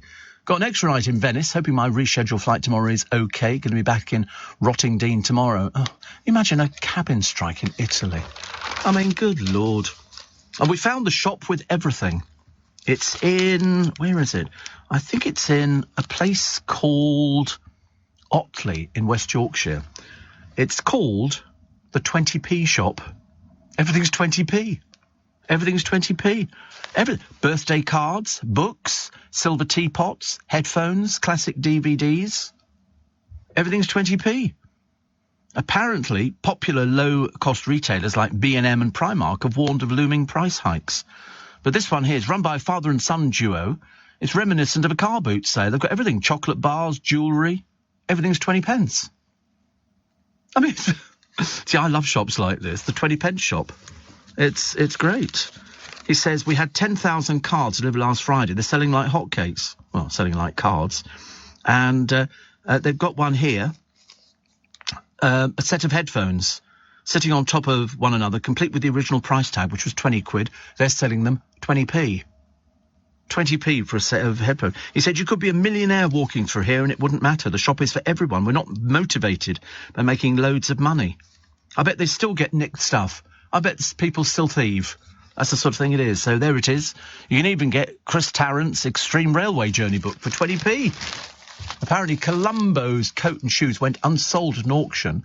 They were looking at 80 to 120,000. The failure to attract a seller at a much lower price point is therefore something that's on the cards. Oh, shame. It's a lot of money, though, isn't it? But I thought he would have wanted to be buried in it. I thought that would have been quite nice, actually. Sadly, that's it for today. As I say, we're going to get some sunshine later, and but brace yourself if you're somebody who suffers with hay fever. It's not going to be good for you coming up, because there's going to be some storms and bits and pieces, and that's going to make it a little bit bad. But I wish you a very, very pleasant day. Thank you for your company. Morning. I was going to do that big opening, you know, where they do it for Good Morning Vietnam and all that kind of thing. It was the introduction to Robin Williams. But it's nice to have your company. Welcome to Thursday. Welcome to June the 9th. They keep putting all my appointments in the hospital back. I should have had one on the... I've got one on the 5th of July. I've got one at the end of this month now, which they've sort of moved. Because now I've got my Libra up and running. I'm doing it every 2 minutes just to keep checking. And so this morning I've been very good. I'm just trying to bring my numbers down. If you're a diabetic, they'll know what this means. The city supermum, who said that Boris was in the wrong job in an interview on LBC, has been forced out. Priti Patel's first Rwanda flight in doubt. I told you, that was never an ongoing situation. 10,000 people arrived across the channel in little boats. They don't want to go to Rwanda, and they've all got lawyers. The lawyers are banging on their doors. I'll take your case. And so about 180 people are not flying. You know, it's interesting, isn't it? So eventually, I think what you'll end up with is the pilot, 2 stewardesses, and a trolley full of drinks that aren't going to be drunk. Because who in God's name wants to go to Rwanda? You know, you've come across the channel to go to United Kingdom. If you wanted to go to Rwanda, you could have bought a flight to Rwanda. Probably an awful lot cheaper than you did for getting across the channel. Cost of filling up a car set to pass 100 quid. I've never managed to get it down to 100 quid, even before petrol prices went through the roof. I'm still bordering on about 130 quid. Now we're up to about 160, 170 quid for filling up the tank. So I don't fill up the tank all the time. I just do a top up. I might do, 80. I'll have a look at my wallet, work out how much I've got in there, and then I go, all right, I'll spend 80 quid. Because I don't like putting it on cards. I don't trust any filling stations at all. In fact, years ago, I had my card cloned in a petrol station. So this is the biggest jump in 17 years. But I love the way they go, oh, it's set to pass £100. Yeah, in your dreams. For a typical family car. Well, typical family cars, they can't afford to take them out anyway. Because if you smoke, and you want to buy food and stuff like that, you can't afford to run the car. Get the bus. It's an awful lot cheaper. So kick the garages where it hurts. They're just ripping us off. And the government have done nothing. Nothing. No, I mean, even after having mentioned it to them, the petrol companies put the prices up. I wouldn't mind, but a barrel of crude hasn't gone up just yet. Ridiculous. We had a 5p per litre cut to duty to help reduce the costs. It's not been passed on. They've basically waved their hands at you and gone, yeah, do one. We're not going to be sort of passing that on to you. That's why they always look fairly happy to see you in a filling station. That's why I'm seeing empty filling stations. On Wednesday, the Prime Minister's official spokesman said the government was not confident this was happening. What do you mean not confident? Wake up, smell the coffee. He said the government was continuing to look at possible options, and transparency might have an important role to play in ensuring the cut is passed on. Do a favour to everybody. Do a favour. Just step down. Retire. It's too boring. Simon the Fishmonger is on his way to Billingsgate. See, you've got to go there early. You go there early, you get the pick of the best fish, you take it back, because, to find fresh fishmongers nowadays, he's down at Greenwich, and my Stuart has got one in Twickenham. They're off to Billingsgate as well. And it's fresh fish every day. Fish is not the kind of thing that you can keep. It's got to be fresh, and you can tell by it's fresh by looking at the eyes of the fish. If they're sort of bright and shiny, it's okay. If they look a bit glazed over, A, it's definitely dead, and B, it's not as fresh as it should be. So, you ask for things like that, but they do everything. I can actually tell, and also you can become really quite ill on bad fish. Really quite quickly. Quite quickly. So I don't know if you can tell anything from the smell. I don't know. I suppose you become immune to the smell after a while of it. And Anne said, after listening to you, I've decided to go to Joe Allen's for my birthday treat. I'm desperate for liver and bacon. It's not on the menu at the moment. They rotate the menus. And they sort of take things on, put things off, and then they sort of add little bits and pieces. So on the mains, what did I have last time, actually? I think I had the grilled Londoner sausage with the parsley mash and the melted onions. But I always have the crispy duck and the watermelon salad with the spiced cashew nuts for a starter. And for, to be honest with you, you can have the strip steak and fat chips and béarnaise sauce, which is quite nice. But they do a Big Apple hot dog, which is fully loaded. When they say fully loaded, I mean it comes with the onions and the cheese and the bits and all the rest of it. What else do I like? I don't get. They've sort of reduced the menu down a little bit. You can still get a burger, but they don't really advertise the burgers as much. It used to be the best kept secret. And can you go down a little bit?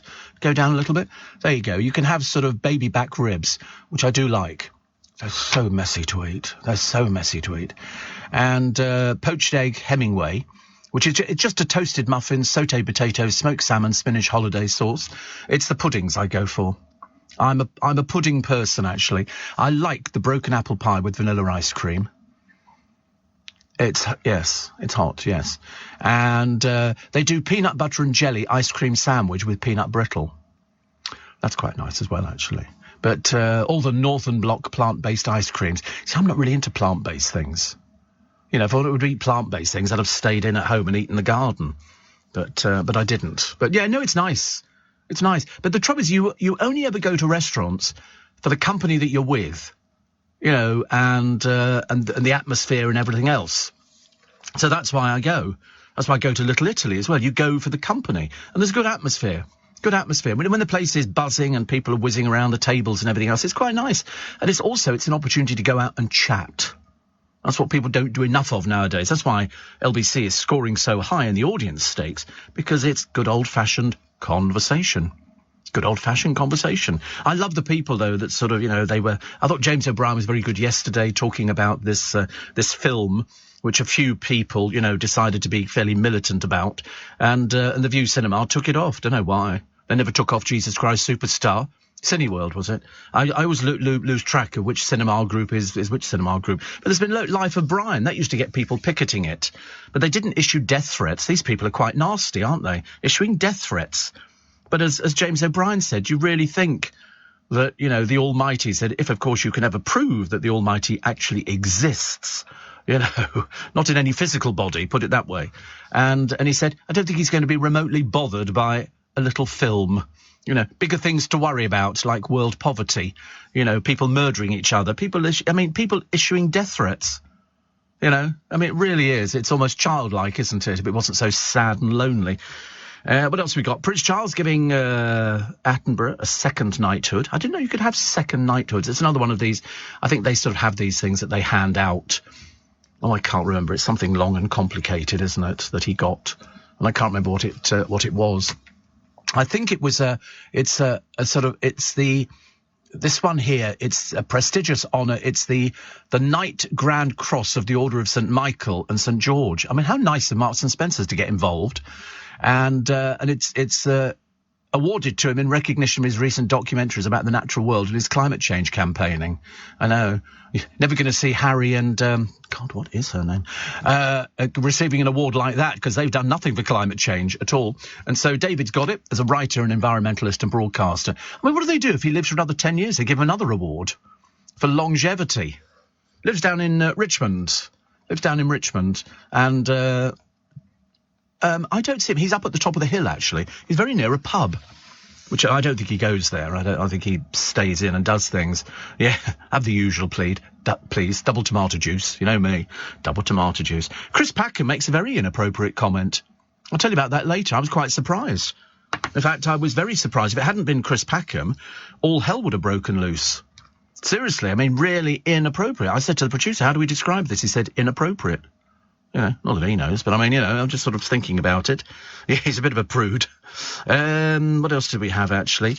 Milk increases the risk of prostate cancer. I'd advise everybody to cut back on milk. I used to drink ice-cold milk all the time. Now I don't. I just have it in a cup of tea in the morning and only one cup of tea, and then I have it at work. But it's always semi-skimmed. If sometimes at home I have the full cream Graham's milk. I like that a lot, actually. New set of stamps coming out if you're a fan of Pussycats. You will love the... What? New Pussycat? whoa, whoa, whoa, which is quite nice. And what else we got? Sheila Hancock is glad she doesn't have to worry about having sex. She's 89. I don't see why you shouldn't have sex at 89. You know, I mean, I live at number 22 and still getting sex fairly regularly, so thank you very much indeed. Tyndall, the one who doesn't do anything, he's tried a couple of programmes and he's failed miserably on them. He says the Royal Rascals had to... Royal Rascals... He's only a rugby player, for God's sake. He's not even royal. And they don't have any titles. He said they'd had too many sweets. Hence Sugar Alert. Very unwise. Very unwise. What was the other one that I quite like? Oh, Patients told, 13 hours could be the waiting time in A&E. Because some people just go there. It's like a holiday. I think they just go and sit in A&E, take sandwiches and a flask. The second zoo visitor attacked by an animal. This one decided to climb over a railing, obviously a complete and utter dodo bird, and to get a photograph taken with an orangutan. It attacked him, as you would expect it would do. I forget where the zoo is. I don't think it's in this country. I don't think so. But another person of simple means, obviously not bright enough to realise. Like the bloke who, in the zoo in Jamaica, stuck his fingers through the bar of the cage with the lion. And the lion goes... and rips it off. That'll teach you. You won't do that one again, will you? But they've got sort of all sorts of... Good Lord, there it is. And he puts his hand into it, and the orangutan goes to grab him, and they've got power. They've got power. I mean, to be honest with you, I wish the orangutan would have dragged him through the bars of the cage. What an idiot. What a complete and utter idiot. Listen, once it's tried to get hold of it, it grabs his leg. Grabs his legs. It's an orangutan. You don't mess with those. It's been stuck in a cage for most of its life. It's cruel keeping them like that. It really is. Where is this zoo? Do we know? Where is it? Indonesia, you stupid idiot. It's a shame, actually, the thing didn't get you completely. Don't mess with orangutans. Everybody goes, oh, aren't they cute? Are they cute? Not when they've been caged up all their lives, they're not, no. I see these people and I think to myself, you deserve everything you got. You really are very, very stupid. Catherine Ryan, the comedian, has come up with something which is going to get the business talking. And she's in good company. Sarah Pascoe said the same thing. A panel show that they were on, and this person has popped up apparently on quite a number of these panel shows. Catherine Ryan and Sarah Pascoe have said this person is a sexual predator. They've made inappropriate comments. And so now people are trying to work out who it could... I mean, I've got about 3 names. The producer gave me another name, and I remember thinking, oh, didn't even cross my mind with that one. But somebody is playing games on television with people, in the sort of in the green room and stuff like that. And if they get named, it won't come as any surprise to anybody, because I should imagine the internet will be full of people guessing as to who it is. But she said they are a sexual predator, which means somebody who makes inappropriate comments, about people. But especially you would have thought, actually, on, if you're on television, this is going to kill your career stone dead. Once people find out who it is. Paul Gambaccini blames Starmer for his ordeal. Cliff Richard and Paul Gambaccini and Greville Janners, don't know who he was actually. It was his son, nephew, can't remember. He's a QC. And they were all talking about they should change the law for people who've been accused of sexual crimes. They shouldn't be actually releasing this to the press. The BBC, of course, gutter snipes, decided that they would sort of send up helicopters to go and film in Cliff's apartment, which he sold. Daniel Janner, Greville's son. But and Cliff was... He sued the BBC and won.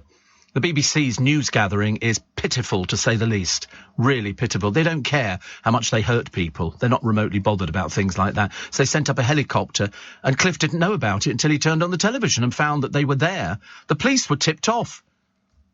The police were tipped off. Well, the police tipped the BBC off. And somebody went, oh, that's a good one, let's go for that one. Amateurs. Rank amateurs. To describe yesterday in one word, Steve, ouch. I'll tell you why. Ouch. After this. This is LBC with Steve Allen. Morning, nice to be company. It's Steve Allen's early breakfast. Bright-eyed and bushy-tailed and looking forward to the weekend. Steve, to describe yesterday in one word, ouch. Ouch. 3/4 of a tank of diesel for my van, £100, then 60 quid of petrol for my little Ford car. Luckily, my car is only 1.2 litres, so a full tank lasts 10 days. I know you could keep my car in the boot of your Bentley as an emergency spare vehicle. And as it's Thursday, it's market day for me. all the best people are found at the markets.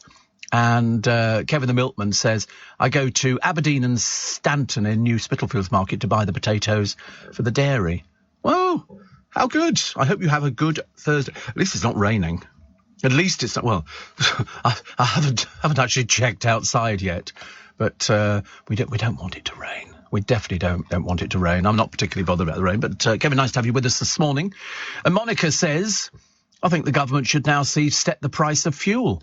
None of the petrol stations try to compete with each other now. It cost me over 80 quid for just under 3/4 of a tank last night. That, for me, is about just over a bit of a quarter of a tank. But then there are loads of other vehicles which cost even more than mine to fill up.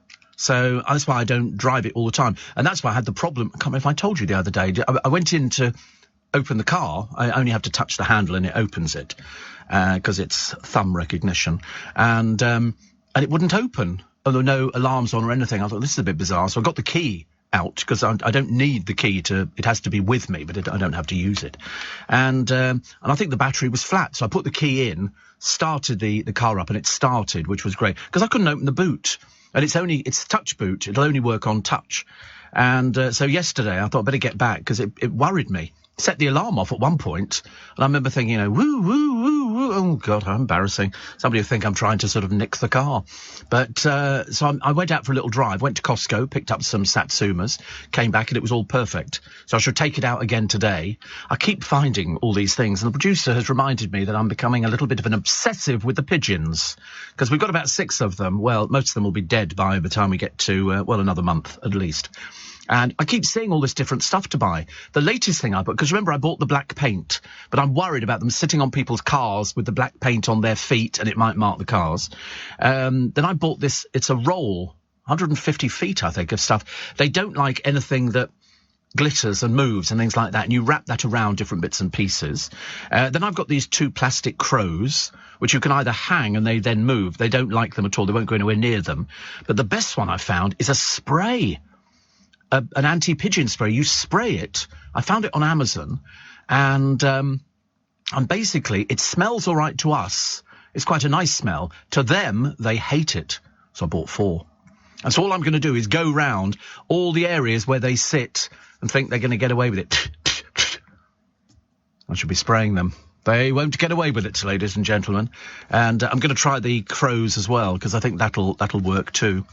You don't spray them, you just spray where they go, because they can't stand the smell of it, which is very good. So I thought, if this stuff works, and they say it's completely harmless to humans or anything else, it just means that they'll go and find somewhere else. I don't know how long it lasts, actually. The sticky pads worked a treat. They didn't know the sticky pads were there.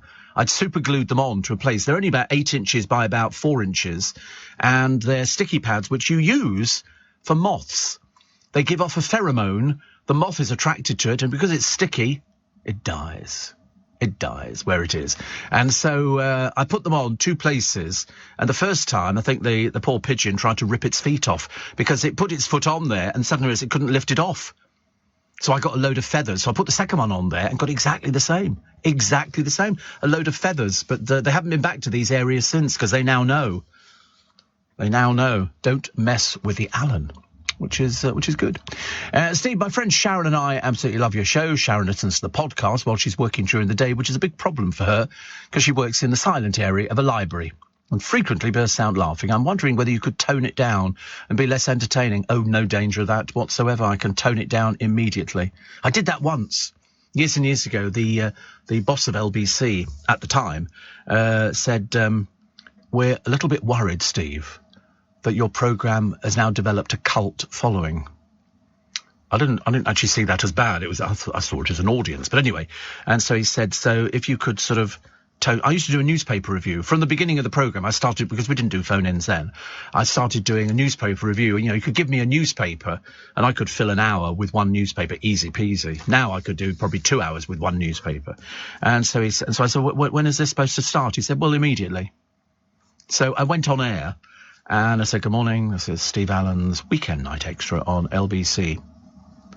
Earlier today, a panda was born at London Zoo, and we went into this routine. We did the whole programme. They got so many complaints from people writing in going, what have you done? What have you done to the programme? Why have you ruined the programme? That the management called me in and they said, we've actually decided to go back to the way we were, actually. And so I said, well, that's nice. Because, you know, LBC is all about personality. If you don't have a personality presenter, you're not going to get an audience. No point in being bland, is there? You have to be sort of somebody who sort of offers a little bit more, I think, a little bit more. But apparently it's, is it Sharon's birthday? 50th. My God, honestly, that's pushing the boat out, isn't it? 50th birthday. Good grief, honestly.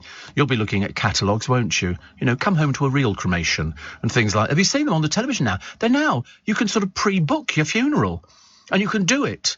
And you have all these sort of cosy couples. Oh, I saw this brochure. I got that through the post the other day. It's very good. You just pay £1,900. After you've passed on, they will come and collect you, take you away, basically incinerate you, and then bring your ashes back. And these people are marvellous. Oh, I don't need to worry about. I'll have another glass of wine, actually. I don't need to worry about this anymore. I've prepaid for my funeral. Amazing, isn't it? Because people used to worry about it. I used to say to people, I used to get people writing to me years ago, and they say, I'm very worried, Steve, because funerals are very expensive. My mother put aside £2,000 for her funeral. We didn't go berserk. We just had the hearse and a car, and that was it. That was then £2,000. But she said, I don't want you to have to fork out the money when I'll take it out of the account and we'll put it in a separate account so it's all there. Because, you know, sometimes people have to wait for probate to be granted. But that sort of, it solves a lot of problems. It's like doing a will. I've said to you before, the one thing that you can do to make life easier for those who come after you is to do a will. Because otherwise you get tied up in legalese. Average funeral cost now in the UK is around £4,000. I mean, you can cut it back. And, of course, if you don't have any money, you can have what they call a pauper's funeral. I mean, a burial is more expensive. Mind you, we thought the cremation thing was a bit of a whiz, because you get cremated, you scatter the ashes, you have to be dead, and then you buy a rose bush, which they put in, so crematoriums look lovely. What do? Every year they dig them up. And you buy another rose bush. It's a right little con. Oh, yeah. Whereas, in fact, you're supposed to leave roses for years in it. Not in the crematoriums, they don't. Oh, no. Oh, it's very expensive. So we actually decided that as my mother wasn't actually there was no point in having a rose bush digging it up every year. So we bought a plaque, and that was it. We just had a plaque, you know, and the ashes we just scattered. Well, you can scatter them at the crematorium. They have an area where you can scatter out. Some people bury them in the garden. Some people keep them. You do different things with them. I never understand why, you know, because I've seen ashes before. I mean, I know what they look like. They just look grey. And you sort of think, I don't know. I prefer to have the image of the person in my mind. It works so much better for me. Other people are different. One here. Off to Spitalfield, says Jeanette of Kingsbury. More room in Vincent's taxi. She said, my vintage, which didn't take so kind today, so more room. But she's well packed up anyway. So off in Vincent's taxi to the Spitalfields Vintage Market. Just fabulous. Steve, be careful with the anti-climb paint. If you don't put up warning signs and somebody gets it on them, you're liable. No, unfortunately, we're on private property. Anybody touches it, your own fault. You can't go to private property. And it's put there for a reason. You know, it's a case of, I fell on some spikes and hurt myself. Good. It's as simple as that. You're on private property. You haven't got a leg to stand on, quite literally. So Kelly Brook is going to marry her boyfriend, which is lovely. Stinkiest place in the country. Surprisingly, John Prescott comes from there. It's Hull. The millionaire's playground of Hull. Based on... actually. It's just based on the fact the place stinks. I don't know. What are you asking me for? A daily glass of beetroot juice could help with heart disease. I don't know if you've ever had beetroot juice. This is not... Don't buy any of them that are mixed with orange or anything else like that. What you're looking for, and I've only ever found it in Waitrose, is pure beetroot juice. OK, this isn't something that's mixed to make it a smoothie or something like that, or one of those innocent drinks that's got, you know, various things, pear and apple and beetroot. No, you want pure beetroot juice. It's lovely. It's very nice. You know, there's no reason why you wouldn't like it. And it's good, apparently, with heart disease. It's not cheap. And Gordon in Scotland says, my dad had a pauper's funeral. Very sad. I don't think it matters. I don't think anybody would know. Unless you tell people about a pauper's funeral. If somebody hasn't got the money and the family can't afford to do it, the council pay for it. And it's as simple as that. I mean, as far as I'm concerned, once you've gone, you've gone. You know, the people have got their memories. I don't think it makes any difference. I used to hate funerals.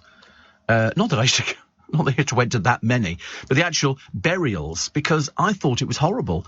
You'd go to the church, you'd have the service, and then you'd go to the cemetery, and then they would bury somebody, and then you'd leave them there.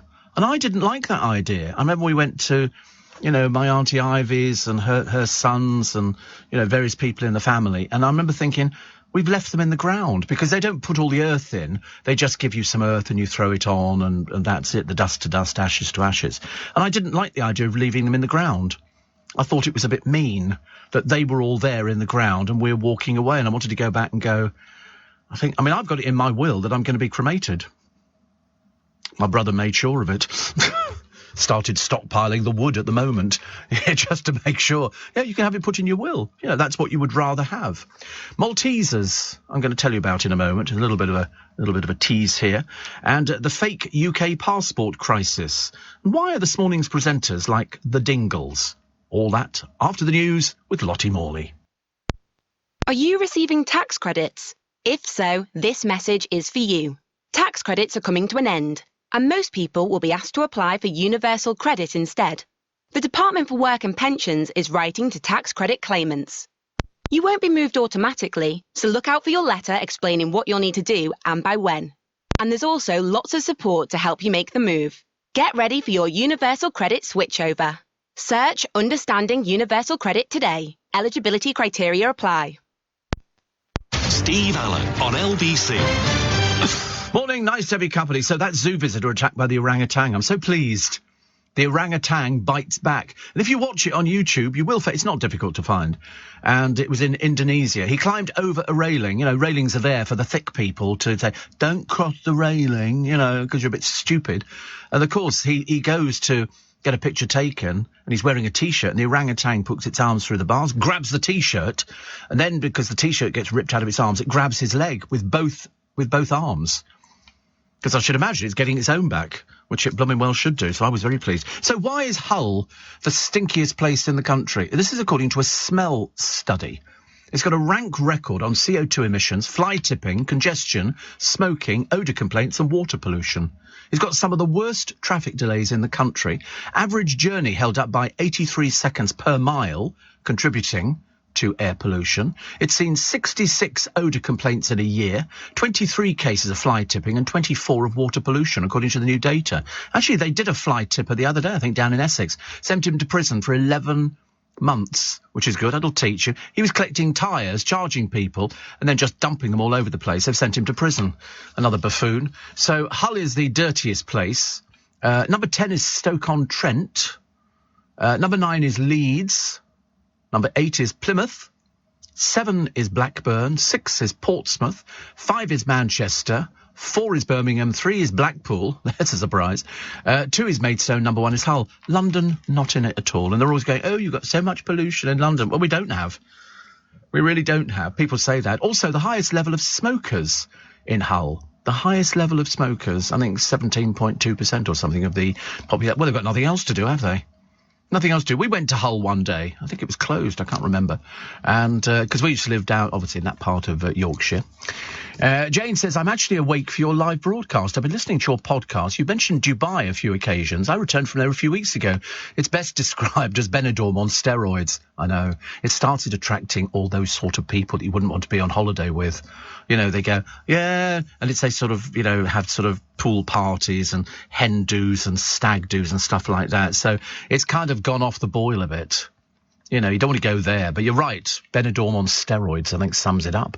Jenny says, I had a load of eggshell on my windowsill this morning. Do you think it was from a pigeon or a seagull? They're always hovering above. Well, they put up some plastic things the other day on a seaside resort, owls, thinking that they would deter the pigeons and the seagulls. They didn't. They did it on a house down by the riverfront. in Twickenham. We get the balmy people, the ones who've had a few brain cells taken out and distributed to other less deserving people. And they go down there and fit. There used to be an old woman, I think she died, thank the Lord, because she used to take a shopping trolley down with loaves of bread and nuts and just throw it all over the ground, tons of it. So we used to get rats, pigeons, everything. And they would sit on this house next to it, on the roof. So the owner put a fake owl up there. And for the first week, it worked. It was fantastic. Second day in, they suddenly realised it was plastic and wasn't going to make it. So they all group round it now. All group round it. But this old woman used to come down there, even though there's a big sign saying, don't feed the pigeons. But she was too stupid. We get a lot of the staff from Waitrose going down there, dumping food all over the place. It's ghastly. As I say, we have the fattest pigeons in the land. They don't fly. They waddle. They haven't got the strength. You see them round here. People sort of say to me, it's pigeons, they're frightened of us. No, they're not. They're not remotely bothered. They see us as we've got food. It's as simple as that. Pete and Amelia say, after 6 weeks, we were unable to listen to you due to me and the partner being burgled on the 28th of April. Scumbags. Finally, we got a week to listen to the show as our neighbour has gone on holiday and very kindly let us borrow their television. Hopefully we'll have our own TV soon, as we're saving to get a new television and listen to the best radio show. I'm not sending you money. If you think you're going to get round me by that, we can't listen to the programme, we've got a television, think again. This is the programme that goes... have to do it, really. But why? I never understand why burglars take televisions. They're so cheap nowadays. I mean, what sort of person is it that doesn't have a television? I mean, I ask you, it's like saying, what 7-year-old child doesn't have a mobile phone? They've all got mobile phones. All got mobile phones. Oh, the bloke who he worked, he was a BTIT worker, I think. And he was dismissed because at work he was watching porn. Bit like MPs do. You know what they're like? Bit like that, the old dirty brigade. And he was looking at porn on not just one or two occasions, but thousands of occasions, so they got rid of him. So, of course, being the mamby-pamby, he decided to take them to court and appeal against it. I'm delighted to tell you, he lost the case. And so he remains dismissed. So let's hope he never gets another job. You don't want things like that, do you? Somebody's sitting there watching porn in the office. Bad enough when you see it on the train. Steve, you can't buy 100% pure beetroot juice in Waitrose. Yes, you can. Yes, you can. I bought it. I bought it only a short while ago because I used to just quite like drinking it anyway. I'm not interested in the ones that have got apple juice in. I've seen those ones. We're not interested in those. Pure beetroot juice. Pure beetroot juice. It's delicious. It's not cheap. Not cheap. And only for selected people. It's not available to everybody. Not available to everybody. And, yeah, there's this one here which they put a little tiny bit in. No, see, I've got another one of this beetroot juice. There's another one which comes in a jar. And it doesn't have anything in it at all. It's just pure. I remember buying it in the jar and thinking, God, that was expensive. So they've got what some of them put in. Perhaps they sort of put it in there as a little thing. Or failing that, you can make it yourself. Wait a minute. We've got... Oh, that's just beetroot. I like beetroot anyway. I eat a lot of beetroot. Very good for you. Good for your heart, which is quite nice, isn't it? So that's good. Apparently, ladies, being a smaller dress size will not make you happy.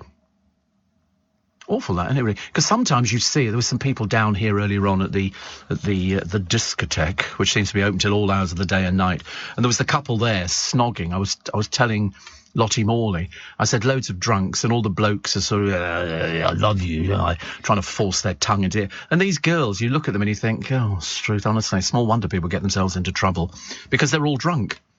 Because, to be honest with you, I was going to sort of open up the window, throw a bucket of water out there and go and get a room. You know, we don't see people snogging out on the streets. It's very tacky. But, yeah, loads of drunks tonight. I don't know why we're not selling. And also, there's loads of barriers up in London, all the way down, and all sorts of things. Is there something going on that I'm not aware of? I hope it's not Saturday. But they've got all the barriers are up, down, Haymarket, everywhere. I've never seen so many. Past Fortnum and Masons. What would that be for? Anybody know? Kevin will know. That'll be it. And John says, we now know why Del Boy said, I've been to Hull and back. Yes. It's the old joke used to be, I spent a week there one day. You know, that was the other good one. Steve, Mum used to put beetroot juice into soup, says Gordon. Yes, well, you probably could, actually. I've never thought about that, actually. At the moment, I'm into pickled onions. I sometimes buy a jar of pickled onions, and I have them in the kitchen on display. And every so often I think, I'll just have I tell you what I was very disappointed with. You know, somebody was saying, there's this new coleslaw with cheddar cheese in it. It's exactly the same as the last one. It's just that they put the name of the cheddar on it, but it's only liquid cheddar. It tastes I've been eating cheddar cheese with cheese in it for about the past 25 years. Somebody said, it's all brand new. It doesn't taste any different to me. I just had it with some cooked turkey. I thought, get in preparation and training for Christmas, because I like a bit of turkey. And also, if it's cooked turkey, it's not what they call reconstituted. Because some of these things, if you see slices of chicken and stuff like that, read on the back, it's reformed chicken. What you want is proper chicken pieces. You don't want to buy that reformed garbage. You really don't. Have you had chili baby beetroot, says Carol in Newark? We don't have things like that down R1, Carol. It's not for us. I haven't had it, actually, but I like beetroot. Anyway, they sell it in Paul Cooper's. But they cook it themselves. You can either have it uncooked or cooked. And people love it. It's very good for you. And I tell you what it's good with. You must try this, Carol. Go and buy a prawn cocktail and then chop up some beetroot and put that in it as well. It's delicious. You get the benefit of the Mary Rose sauce and the actual little prawns and the other things. I had a risotto from Waitrose the other day. I just put it in a frying pan and just sort of added a couple of cups of water, and that was it. That was nice. Well, it was a seafood one. Seafood, yes, it's the new version, seafood. It had all different things in it. In fact, some of them I thought to myself, I'm sure I shouldn't be eating it, but I did. It had prawns in it, and then it had these round things that looked like little tubes. And I wasn't sure if they'd come from octopuses or octopi or whatever it was. Whatever it was very strange. It was in the freezer section. And frozen seafood risotto, there you go. Calamari, that's what was in it. I ate calamari. I've never eaten calamari in my life. It's got mussels and white wine with risotto, rice and parsley. You cook it in 10 minutes. It's got succulent king prawns. I mean, to be honest with you, one king prawn's the same as the other one. And you just pop it into a frying pan, a little bit of water, and I might have it again, actually. I didn't think it was that expensive. Frozen, because I just fancied having some rice that was sort of nicely done, and so I just did it. Mushroom risotto's nice. I like that. But it's a bit of a much of nothing, isn't it, really? I mean, it's mushrooms. Yeah, I keep meaning to... Yes, well, I know, every mouthful is the same, Joe. I mean, it's a case of... I was going to go and buy one of those boxes of mushrooms that Paul Cooper sells, and they sell them elsewhere, and it's all different types of mushrooms in one box. And they all look quite nice, so I might actually try that next time round. Steve, great cheese, add silver skin cocktail onions, a little bit of salad cream. Lovely, says Gordon. That sounds quite nice. I'm not sure about silver skin cocktail onions. Oh, here we go. Oh, it's not, is it really? Kurt says, this Saturday is the naked bike ride in London with multiple start points. Oh, my godfathers, not again. Oh, it does. They've allowed it, honestly. And yet if I stand there and get my bits out at the bus stop, I get arrested.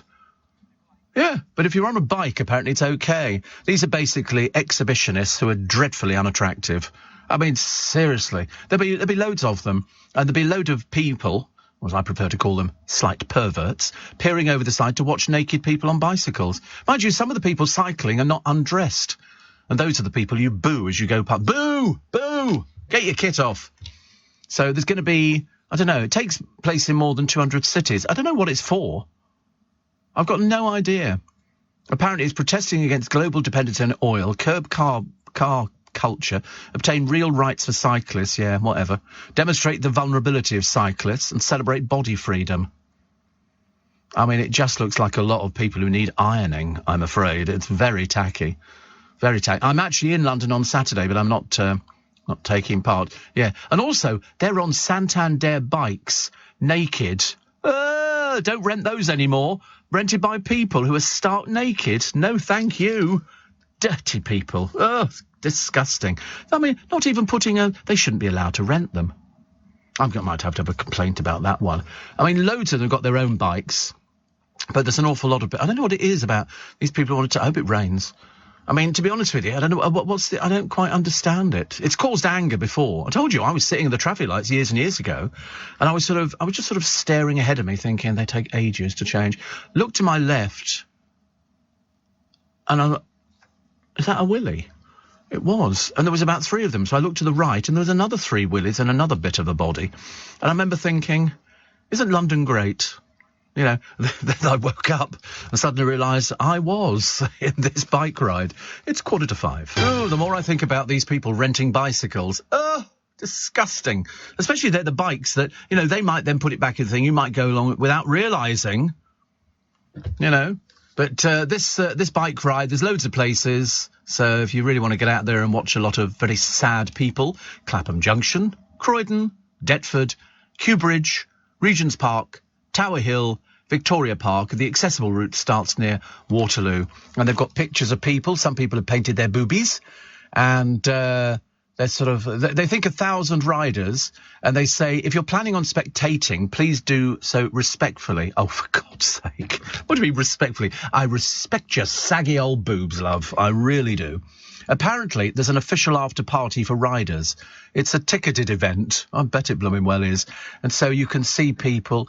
I mean, it's very embarrassing, isn't it? All these men with their little tiny tinkles. That's very embarrassing, isn't it? I mean, there's one poor man here cycling. He thinks he's sort of up with everybody else, but sadly, I had more when I was 12. It's free to take part. Any of you can do it. Please, God, I hope it's none of my listeners. Just turn up with your bike. Just turn up with your bike and presumably some plastic to put on the saddle, which would be quite a nice idea. But you could see, there are photos from previous rides. We've managed to get, let's have a look at previous rides. It'll be the same people. It'll be the same people.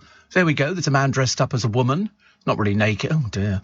There's some very embarrassing pictures. Here they are cycling. But I mean, what is it about the uglies who want to get out there and start showing off bits of their teeny tiny body? I mean, really? Take an iron with you, for goodness sake. It's dreadful, isn't it, really? They only show you pictures from the rear, which is possibly the worst picture you could ever see. And there's a couple of people, and they go out there. And a lot of them have to disguise their faces, lest their bosses find out that they work in the banks and things like that. Yeah, we feel sick. I don't want to. So, as I say, those are the places it's setting off. I mean, really, it's just embarrassing, isn't it? Perhaps these people are nudists and they've got nowhere else to go. I don't know. I'm going to recommend people from here to go and do it. I'm going to recommend Roman Kemp. I'm going to bring a bicycle round to his place and go on, off you go. Let's have a good look. Because I think Toby Tarrant's already done this. Toby Tarrant definitely cycled around Leicester Square stark naked. Stark naked. I sent a sympathy card. You know, you have to. Steve, there is a mass naked cycle... are you in the real world or not? Yes, we know that, actually. Hence the barriers around Haymarket. Well, they're all over the place. All over the place. They don't just have to go round Haymarket. Octopuses is correct. Octopi sounds better, though. I know, I think it sounds good. But I think I was eating... What do we think I was eating? In the seafood salad, it was calamari. What is calamari? Is that octopus? Squid. I wish I'd not eaten it now, because there seemed to be quite a bit of it in there. And it was okay. Barry says we're off to Lidl this morning to buy a couple of packs of raspberry and beautiful British strawberries. Usually hit and miss with soft fruits, but they seem to have a good run. Oh, the British strawberries are good this year. Very good this year. We've had the right amount of rain and sunshine to make sure it's good, and they're far more flavoursome than the other rubbish that comes in from abroad. Seriously, we'll go for British strawberries. Much better. Oh, fried calamari. Looks like onion rings, doesn't it? Oh, I couldn't eat that. I definitely couldn't. I know I did. Oh, no. I just feel a bit sorry for them. Oh, have you seen what Russia's done? They've stopped Japan from fishing in certain waters because of the war. It's all falling apart in Russia, isn't it? It really is. Honestly, it gets worse and worse and worse. Talking of Russia, actually, Vlad normally does this once-a-year appearance on a TV show and people ask questions. This year, he can't even be bothered to turn up. I think because people are looking at him and go, he's not got long, you know. He's not got long at all. Matt and David, Lucas and Williams, want to do a Cliff Richard musical. Big fans of Cliff Richard.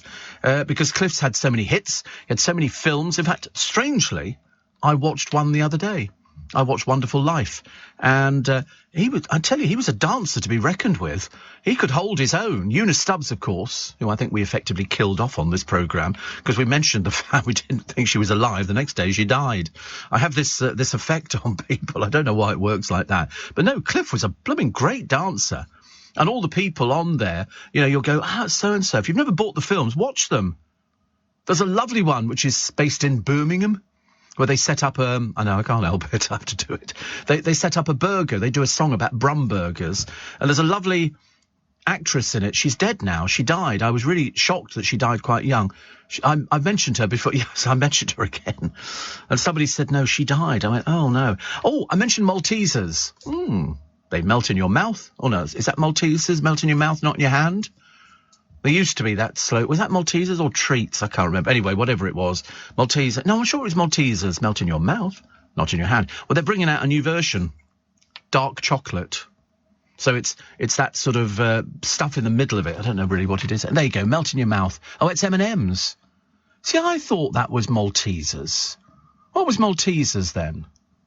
What was the, Maltesers slogan? Here we go. I'm bound to get it wrong. The lighter way to enjoy no, I don't remember that. The chocolates with a less fascinating centre. No ordinary chocolate and nothing pleases like Maltesers. Oh. Apparently they were called something else. Maltesers, originally. I remember getting a packet. I used to quite like them. I used to get them. Do you remember the packet of energy balls? You can imagine how well that went down, can't you? But I used to buy a packet of Revels. Do you remember Revels? They were chocolates in a bag and you used to get Maltesers in there, and then you can still get them. Wow. I used to like those because you used to do an orange cream, and I was quite partial to the creams. It's like in a box of chocolates. Oh, look, you can get them. There you go. Rebels had orange cream, coconut, toffee or peanut centres along with galaxy counters.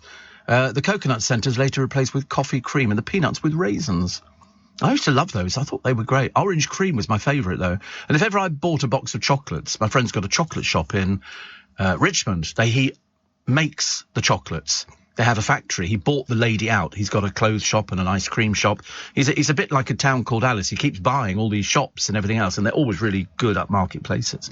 And so he makes his own ice cream, and they make their own chocolates. He brought over a gelato machine from Italy, and they make the ice cream upstairs. You can put anything into this machine and it comes out as ice cream by the time you've added the cream and all the bits and pieces. But on the chocolates, there used to be a woman down on the green, and she used to have a factory that made chocolates, and he bought her out. So he makes all their chocolates, and they do chocolate soldiers at Christmas and things like that. But if ever you go in there, you can have a box of chocolates made up. They've got all the chocolates loose, and you can go, I'll have 2 of those, banana cream filling, 2 of those ones. And I always buy soft. Always buy soft, but, trying to be good with the diabetes, I can't have anything like that, which is a shame, actually. I don't know how much we've sort of gone down to at the moment. Oh, look, we're on 8.5. Could be dead by the end of the programme if we play our cards right. It's amazing, isn't it? You watch, I tell you, I've decided. Well, I think so. I might have got it wrong. Somebody said they saw a piece of equipment being taken out of Pret-a-Manger in Twickenham the other day. I think they've taken out the hot cupboard. The hot cupboard, because they haven't had any hot food in there for 2 days now, which is a bit disgraceful, actually. I think it should be in the contract. Kevin the Milkman says, I'm just about to answer the barrier question, but I was beaten to it. I would join in doing a naked bike ride, but unfortunately I don't have a cycle. Whole world now breathing a huge sigh of relief. I mean, to be honest with you, I hope none of my listeners, I don't want pictures from my listeners coming in of sort of Nori naked on a bicycle and things like that. I mean, that could be terrible. Steve, I've been depressed for a few days. I've just started listening and you've made me laugh. Oh, there you go. Listen, no need to be depressed. No need to be depressed when you've got a radio station to listen to that, some things you go, can't believe you just said that. Can't believe you just said that. Honestly, goodness sake. But no, we are the antidote to depression. You know why? Because you'll wake up in the early hours of the morning and you think you're the only one. Oh, no. Oh, no. There's an extra 10% on this audience. My boss said it again to me yesterday. He said, are you really pleased with the figures? I said, are you? It was Minstrels, was it? Not M&M's. Melt in your mouth, not in your hand. Isn't it funny how I thought it was Maltesers? I don't like Minstrels. They were just that they weren't as exciting. Too hard, producer. That's what he says. But we'll take more of your texts and emails as the programme trucks its merry little way through till 7 o'clock this morning. Plus snowflake visitors to the London Dungeon. It's very dark down in there, and you'll be walking along and somebody will touch you. You go, ah! Like that. It's very frightening. And so they've now put on a website, don't go there, it's too frightening. They have people who are there. That's why it's called the London Dungeon. It is there to frighten you. And I don't like things like that either. I get frightened. I don't like to go into somewhere where intentionally I'm going to be frightened. I'm just not into it. The clue is in the title. the London dungeon, and they've got actors and actresses who wander about. But because there are certain sections which are pitch black, there is the danger. I mean, they used to do it on the ghost train, but the trouble is then they made the big mistake of painting the inside of the ghost train with fluorescent paint, which of course meant you could see everything. The whole idea was you go in there and then you go through a bit of cotton. We used to do it in the discotheques. There'll be sort of a whistle on the ghost train, yeah. A little bit feeble, yeah, ooh, like that. But in the discotheques, we used to hang up during the daytime cotton. We get a reel of cotton and hang up bits of cotton. So as people walked through the door, they couldn't see it, but always had, something such, yeah. I try to do that now, actually. I think that's always great. So, as I said to you at the beginning of the programme, Priti Patel's first Rwanda flight in doubt. I told you this wouldn't work. I mean, the woman's a failure. Every single thing she's come up with has not worked. I mean, did you not think that people are on a 10,000 came over, they're looking for 160, 180, whatever it is, makes no difference, to go there. But I think about 120 of them have said no, so they've engaged lawyers. They get it for free.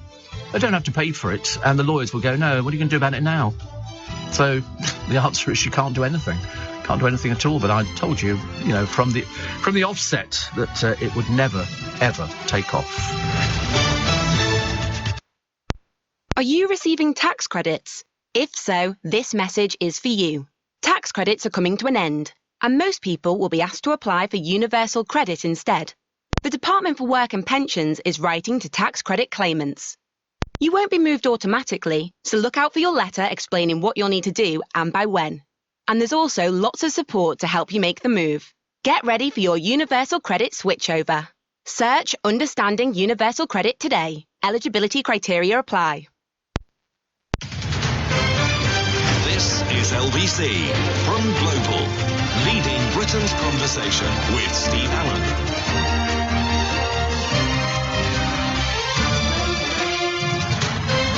Morning, everybody. Nice to have your company. Very nice. Thursday morning, June the 9th. It is June, isn't it? Yes, because I'm getting doctor's appointments and hospital appointments for July, so I'm trying to keep up with it at the moment. The team at GB Rail Freight, they're still going. Mind you, all my girls are still going at Eurostar. Thank you. And Josephine says about the bike ride, I don't understand why they have to be so extreme. It wouldn't hurt to just wear skimpy clothing instead. Plus, the riders must get bad burns from the seats down below, and if they fall off, they get really bad scrapes. Oh, I don't even like to think about them falling off. So, that's even too... It's the fact they're using the rental bicycles. Yeah, dirty. Hope they've taken wet wipes. I mean, but they don't look as though they've taken anything. But, I mean, honestly, some very embarrassing little things on display. Very embarrassing. But I don't know how long it goes for. I mean, perhaps they should put cling film. But then I think you stick to cling film, don't you? That could be even worse. Even worse. Do you think they actually take their clothes when they sort of get on the tube afterwards? And they take clothes to change into, or do you think they all sit there on the tube with nothing on? I'm so glad my Auntie Enid's not with us anymore. I mean, that could have been a disaster. I mean, 93. They do have backpacks, yes, but I don't know what they've got in there. Hair and makeup, I should imagine, judging by some of them. I mean, they could have covered it over, couldn't they? Little tiddly things like that. Britain's biggest lottery winners, £184,262,899. They've made their first purchase. Well, it's not their first purchase because they've just been on a round-the-world cruise, I think. And they bought a car. It's a Volvo. It's a cross-country, automatic, leather upholstery, tinted rear windows, cruise control. They paid $38,000. It's second-hand. It's a Volvo estate. God knows why. They could have bought all sorts of things. And they're looking at buying a £7.25 million mansion in the Cotswolds, which is nice. I mean, but they've got 184 million. I think 7.2 million is nothing. Absolutely nothing. And, of course, there are mansions which cost a lot more than that in London. A lot more. Over in Love Island, if you like it, you've got to put up with Gemma only interested in herself and doing everything. She's got an agent now, by the way, so that she can sort of bore the pants off everybody, telling us, yeah, she didn't take long. Her family have found her an agent. Obviously, at the age of 19, she's dropped the bombshell that she wants to get married and have 4 children. Thrilling at 19. I love the way they think they know what it's all about. But there's 2 boys who've just come in. One's called Luca Bish, and there's another one, I think, called David or something like that. They seem to be getting a bit chummy. You know what I'm saying? In fact, it's so noticeable that apparently the fan of Love Island, when people write on the websites, they've noticed it as well, as said they need to get a room. It's all a little bit bizarre, but I'm afraid I'm bored witless with Gemma already. There are other people in there. You know, the sooner we vote her out, the happier we'll all be, and then we can get rid of her. I can't bear it, honestly. In fact, she was, you know, it's like when they used to get, was it on Big Brother and stuff like that? If ever there was somebody who was a sex change, they couldn't wait to tell everybody. They would go, I've got to see, and I remember thinking, you don't need to tell us anymore. We know these things. We're not stupid. But they used to do that kind of thing. But in the Love Island, you know, it's all, they're just sad, desperate people. They're desperate to be famous. That's all. She's not gone in there to find a boyfriend. Of course she won't. She's only 19. She's not intelligent enough to have a boyfriend. You know, what's she going to do? Move in with him? Certainly not. She's apparently an equestrian rider, so she says, and a businesswoman, so she says. Mind you, they said that about Jordan, don't they? Who's just been off for more cosmetic surgery in Belgium. Well, I can't wait to go bankrupt. I tell you, just carry on spending like you really haven't got a care in the world. She needs to get medical help. Steve, says Brad. Good morning from Kos. In Greece, flew out yesterday afternoon. You're with me as I sit and have my morning coffee. No chaos at the airport, Newcastle. Have a great day. We're expected to get up to 29 degrees today, and I've set a couple of pictures. Not sure if you'll get them. Yes, we do. We do get pictures. We are in the modern age, you know. I understand these things. It's nice, isn't it? So that's the swimming pool. You're up very early, aren't you? Sure sign you only just flew out yesterday afternoon, because you'll be up at the crack of dawn, because you've got to get your towels down there, haven't you? Got to beat the Germans. Don't want to be sort of, you know, mind you. No, it's absolutely not a myth. When we went to Gran Canaria last time, the Germans would, I mean, no matter what time you got up in the morning, their towels, and they've added a new one, books as well, because the towel, you just kick it off. But no, they used to put books on their things as well. It was, dreadful. Yeah, you've got to do it. But Kos looks quite nice. So 28 degrees, so 56, in the 80s. Oh, God, I can't think of anything worse. Mind you, Connor is going on holiday, and I think he might be going to Greece. I think he said he was going to go to Greece. I think is it Kos as well? Unbelievable. How do we work these things out? He's gone all inclusive. So all the food and all the booze. Because you don't want to have, if you start paying for things, it becomes expensive. So what they do is they say you can have beer and soft drinks and stuff like that. If you want branded drinks, I think you have to pay for them. But otherwise you could probably go for Greek vodka and Greek apple juice or something. I don't know. Different. I don't know why I thought about that. But if you go on holiday now, you just want to go for a rest, don't you? That's the whole idea of a holiday. Barbara Windsor always used to say, you need a 3-week holiday, Stevie, because she would go and she would sit under an umbrella reading, which I thought was quite nice, actually. As well, she said you need a week to unwind, a week to enjoy the holiday, and then a week to gird yourself up for coming back to work again, because people like that. And Cyril in Brum says, well done at your attempt at a Birmingham accent. I think you'll find it was actually pretty accurate. You know, I mean, I do Birmingham. I do all sorts of accents, Cyril. He says it reminded me of Amy Turtle from the Crossroads Motel. Right, you'll never feature again. Steve, I've not laughed like this in a very long time, says Sajid, who's in Oxford. You've not got your exam results, have you, or something like that? And Scott in Littlehampton, what an apt place to come from, says these naked cyclists are really grim. Hope they take wet wipes. Yes, I mean, to be honest with you, I mean, at the moment I saw them sitting on branded bicycles, I remember thinking, ugh, dirty. Don't want anything like that. And then they go, you know, and we're supposed to respect them because they want to cycle through the streets naked. So should we all just be allowed to walk through the streets naked? If the mayor is allowing, you know, them to ride through, is there some dispensation that I've missed? You know, you can ride naked as long as you show your willy and your boobies. You know, is that it? Because there are some people who are riding with the naked people who are fully clothed. And they're the peculiar ones. They're the peculiar ones. I mean, it is grim. You're quite right, actually, Scott. Quite right. It is grim. And also, you know, so can we all walk around naked? I see no reason. Yeah, there's a new rule. Yes, you're allowed to. You want to take... I might do this program. I've done this program naked before, actually. Not in this studio. In another studio. We just decided to do it. Sorry? We thought it was very liberating, actually, until somebody said, I can see you on the cameras. We sat down pretty quickly. Very quickly. Excuse me, just have a little slurp. Little slurp. So what else we got?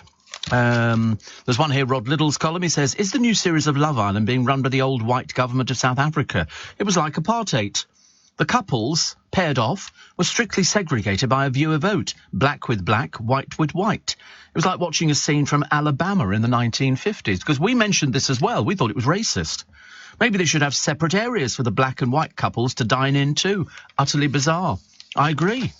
How odd that you would have, and the public voting for people, the black with the black and the white with the white.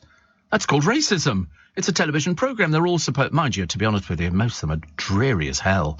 They really are. Really very, just dreary, I'm afraid. And it's more, and they go, I'm coming here to find somebody. You go, I'm not surprised you couldn't find anybody. You're boring. Once you get to that stage of, what is it about me that people don't like? Everything. It's as simple as that. I mean, Gemma, who seems to get the coverage every single day.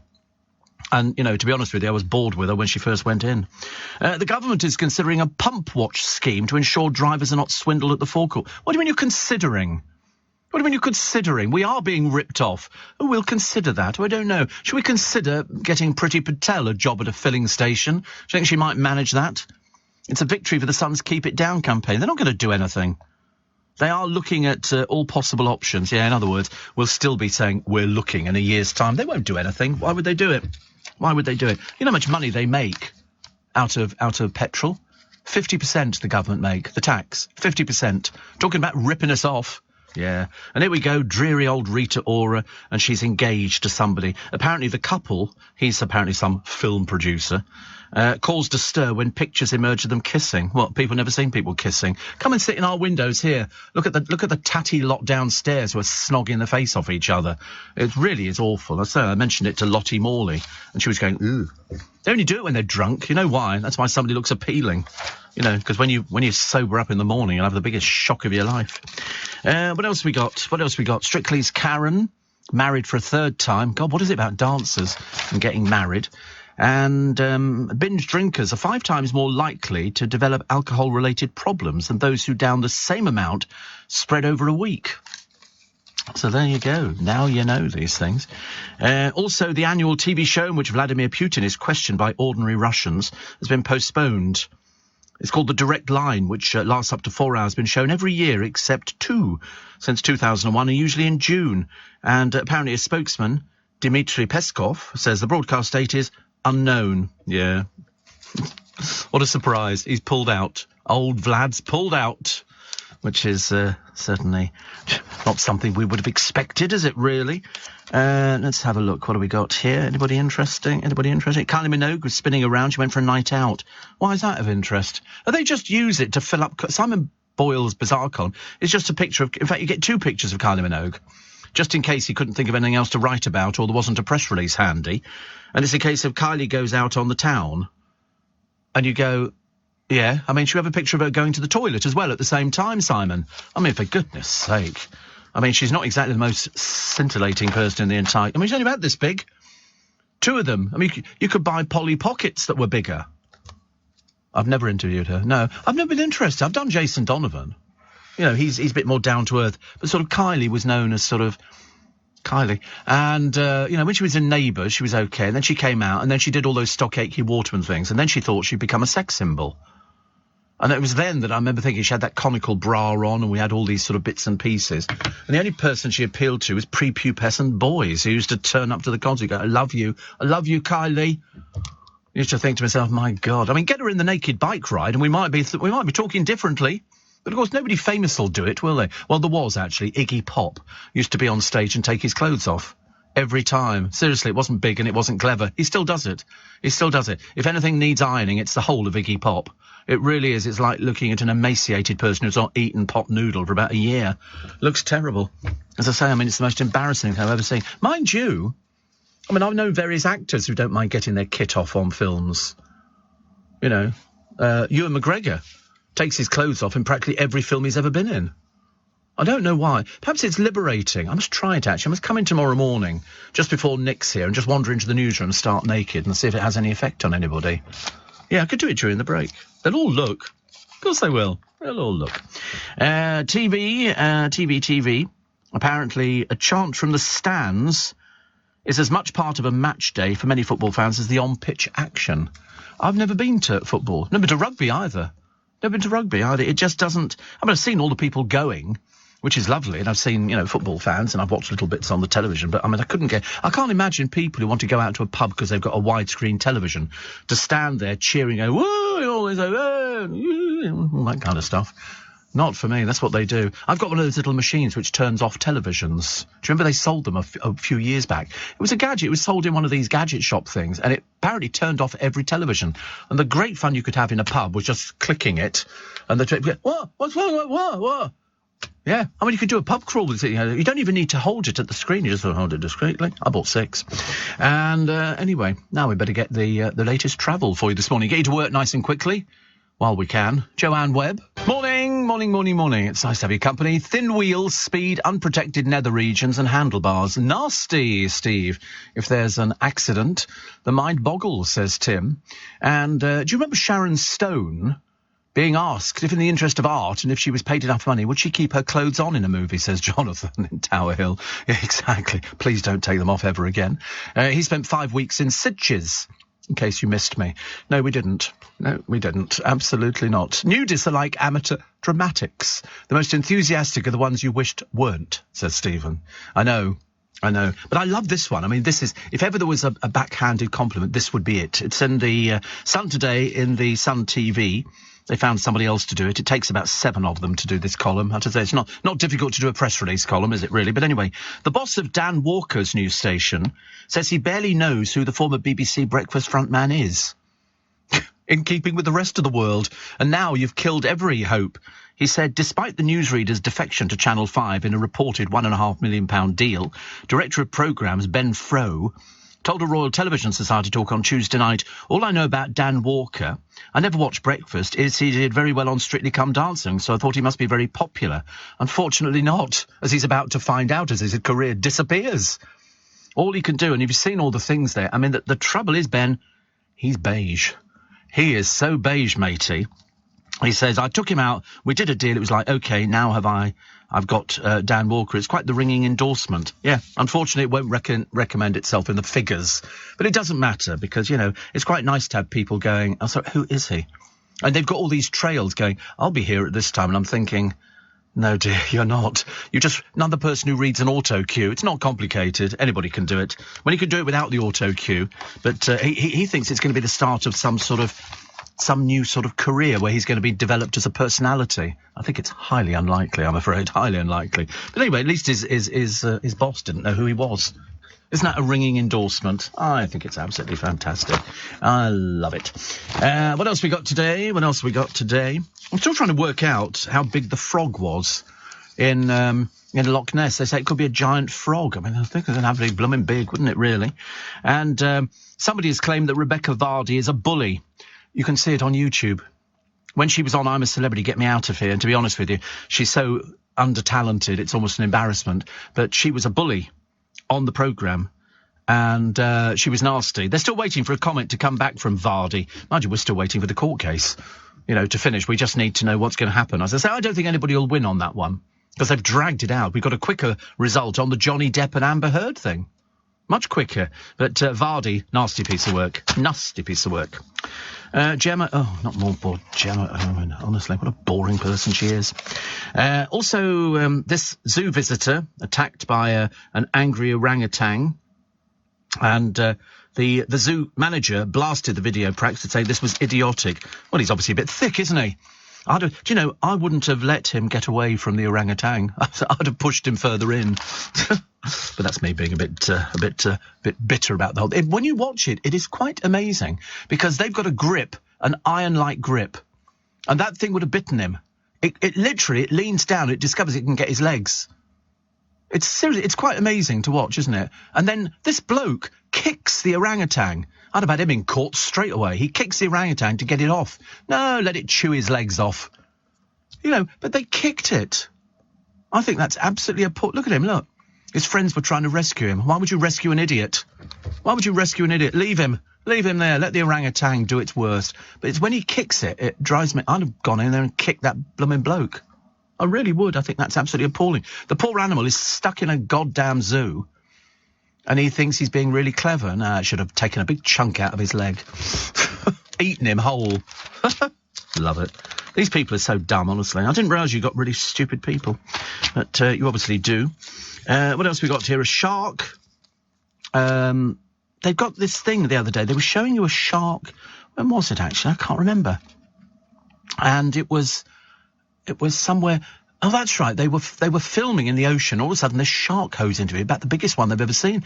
It was sort of like 20 feet long. Because I always get frightened about sharks. It doesn't matter whether they're great whites or anything else, but they do frighten me. Jeremy Vine has been praised for helping save a man's life by giving listeners tips on how to spot the sign of a cardiac arrest. It's good, isn't it? Very good.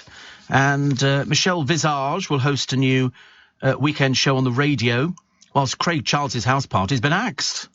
Oh dear, honestly, just because she was on RuPaul's Drag. Is she? She's not drag, is she, Visage? She's actually a woman. Oh, right.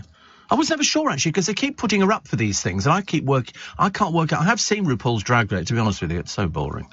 It's so boring.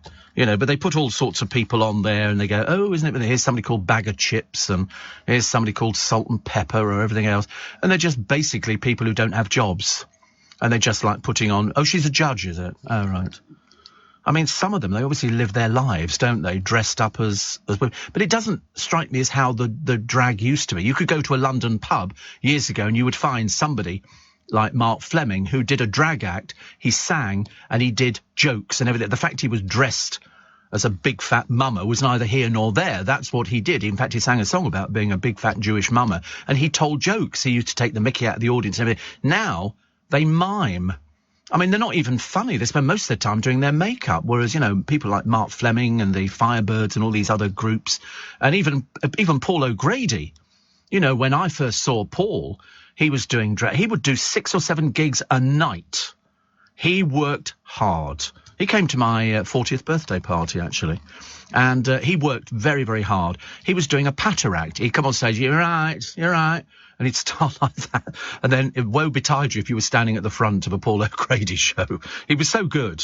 So good. Very clever to do patter. But just putting on a load of makeup on and prancing around on a catwalk is not really that exciting, I'm afraid. Not really. Paul Hollywood says friends are scared to bake for him.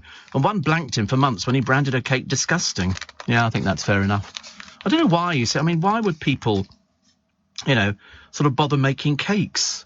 Do you remember that person some years ago sent me a picture of their hanging basket? It was the most disgusting, pathetic hanging basket I've ever seen in my life. Yeah, it was, I mean, seriously, it couldn't even be classed as a hanging basket. The man was obviously a complete idiot. And so I looked at the picture of this basket and I went, that is the worst thing I've ever seen in my... Whereas my baskets are beautiful. Absolutely stunningly beautiful. I haven't tweeted them yet, no. They've not arrived yet. Still waiting for them to grow. You have to wait till, you know, till they've got to a certain size. And I sort of mentioned on air about how disgusting this basket was and how he really shouldn't have bothered because it was an insult to horticulture. And he wrote and complained. So we blanked him. We got rid of him. Steve, my neighbour years ago was a nudist. Oh. It says, our poor window cleaner nearly fell off his ladder once when he saw him sunbathing in the garden with his friends, totally naked, says Cheryl in Farnborough. There's the place you need to move to, Joe. Farnborough. Okay, Farnborough. I'll get the address and we can get you a cheap house down there. You can be the window cleaner. People do that, don't they? But they say, well, you shouldn't be looking. But you can't really help it, you know, if you're about to plant your vegetables or something like that. You have a quick peer over the fence. Hello. Oh, hi. I'd carry on a conversation. I really would. What have we got here? Comedian Sean Walsh. Comedian? Is that some new name for him? He was the one who had that infamous kiss with Katya Jones. But he thinks he's about to appear in a new show backstage with Catherine Ryan. I like Catherine Ryan. But Sean Walsh basically screwed himself, I think, over that thing. It didn't sort of work, did it? What else have we got? Oh, there's a programme. It's called Phone Scams, coming up on Channel 5. So it'll probably be a bunch of old non-entities from Love Island from about 3 years ago commenting. Well, I nearly got done like that, you know. They put all sorts of weirdos on there. £1 Million Porn is back, which is nice. £1 Million Porn, where they go abroad. They've got the shops. They've got one in Richmond, which is quite big, actually. Porn. Yeah, when you go and pawn items. Well, I don't think it'd be £1 Million PORN. That's on the bike ride. And to be honest with you, from what I've seen, very poor showing. Very poor showing.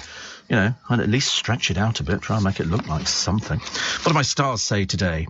You have a vivid imagination. Well, there you go. And also, it says, you are free to go anywhere you please within your mind. I think I'll go to Iceland. Yes, I can do the cycle ride in my mind. Certainly wouldn't be doing it. I wonder if anybody around here would be brave enough to do it. I bet I could pick out the people in this office who'd be there straight away. Another dreary picture of poor old Tyson Fury, who's beefed up his fleet of luxury cars. You can only drive one at a time, dear. And he's bought 264,000 Rolls Royces. So he's now got, I think, 12 cars. As I say, just pretentious. Just pretentious. Are we going to see any change in petrol prices? No, I don't think so. The government's announced this, load of old rubbish from Rishi on 5 pence a litre cut, but that's been wiped out by the pump price rises. So there's no chance. And so the breakdown is fuel duty is nearly 40%, wholesale fossil fuel price 33%, 16% VAT, retail profit margin 7.5%, wholesale biofuel price 6.3%, delivery and distribution 1.3%. So you will be seeing £2.10. I should imagine I'll be paying, and I need to put some in actually. I'll probably be putting in about 80 to 100 quid's worth, and that'll just sort of fill it up, and I'll use it when I shall use it sparingly. I'm a bit like that. I mean, I don't just go out for the sake of going out. Boris Johnson has become the first Prime Minister to ever sit down with Britain's nuclear test veterans. Good Lord above. There you go. And Harvey Weinstein faces charges of indecently assaulting a woman in Britain over 25 years ago. In America, they have a different system. If it's gone beyond a certain length of time, and I can't remember how many years it is, they don't do anything. I mean, this is 25 years ago, and this woman is in her 50s, and there's been a Met Police investigation. He's currently serving 23 years in America. Well, how's he going to come back here?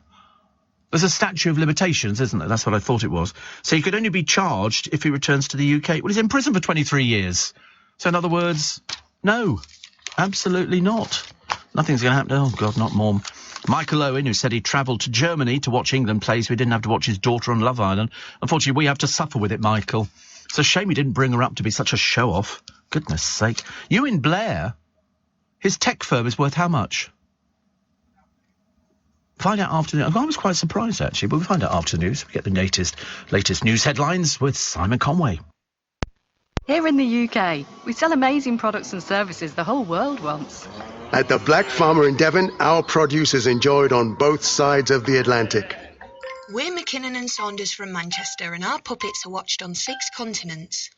So whether you're new to exporting or experienced, explore global growth for your business with free support from the UK government. Access information, training, events and expert advice to help you find new customers overseas. Visit great.gov.uk to get started.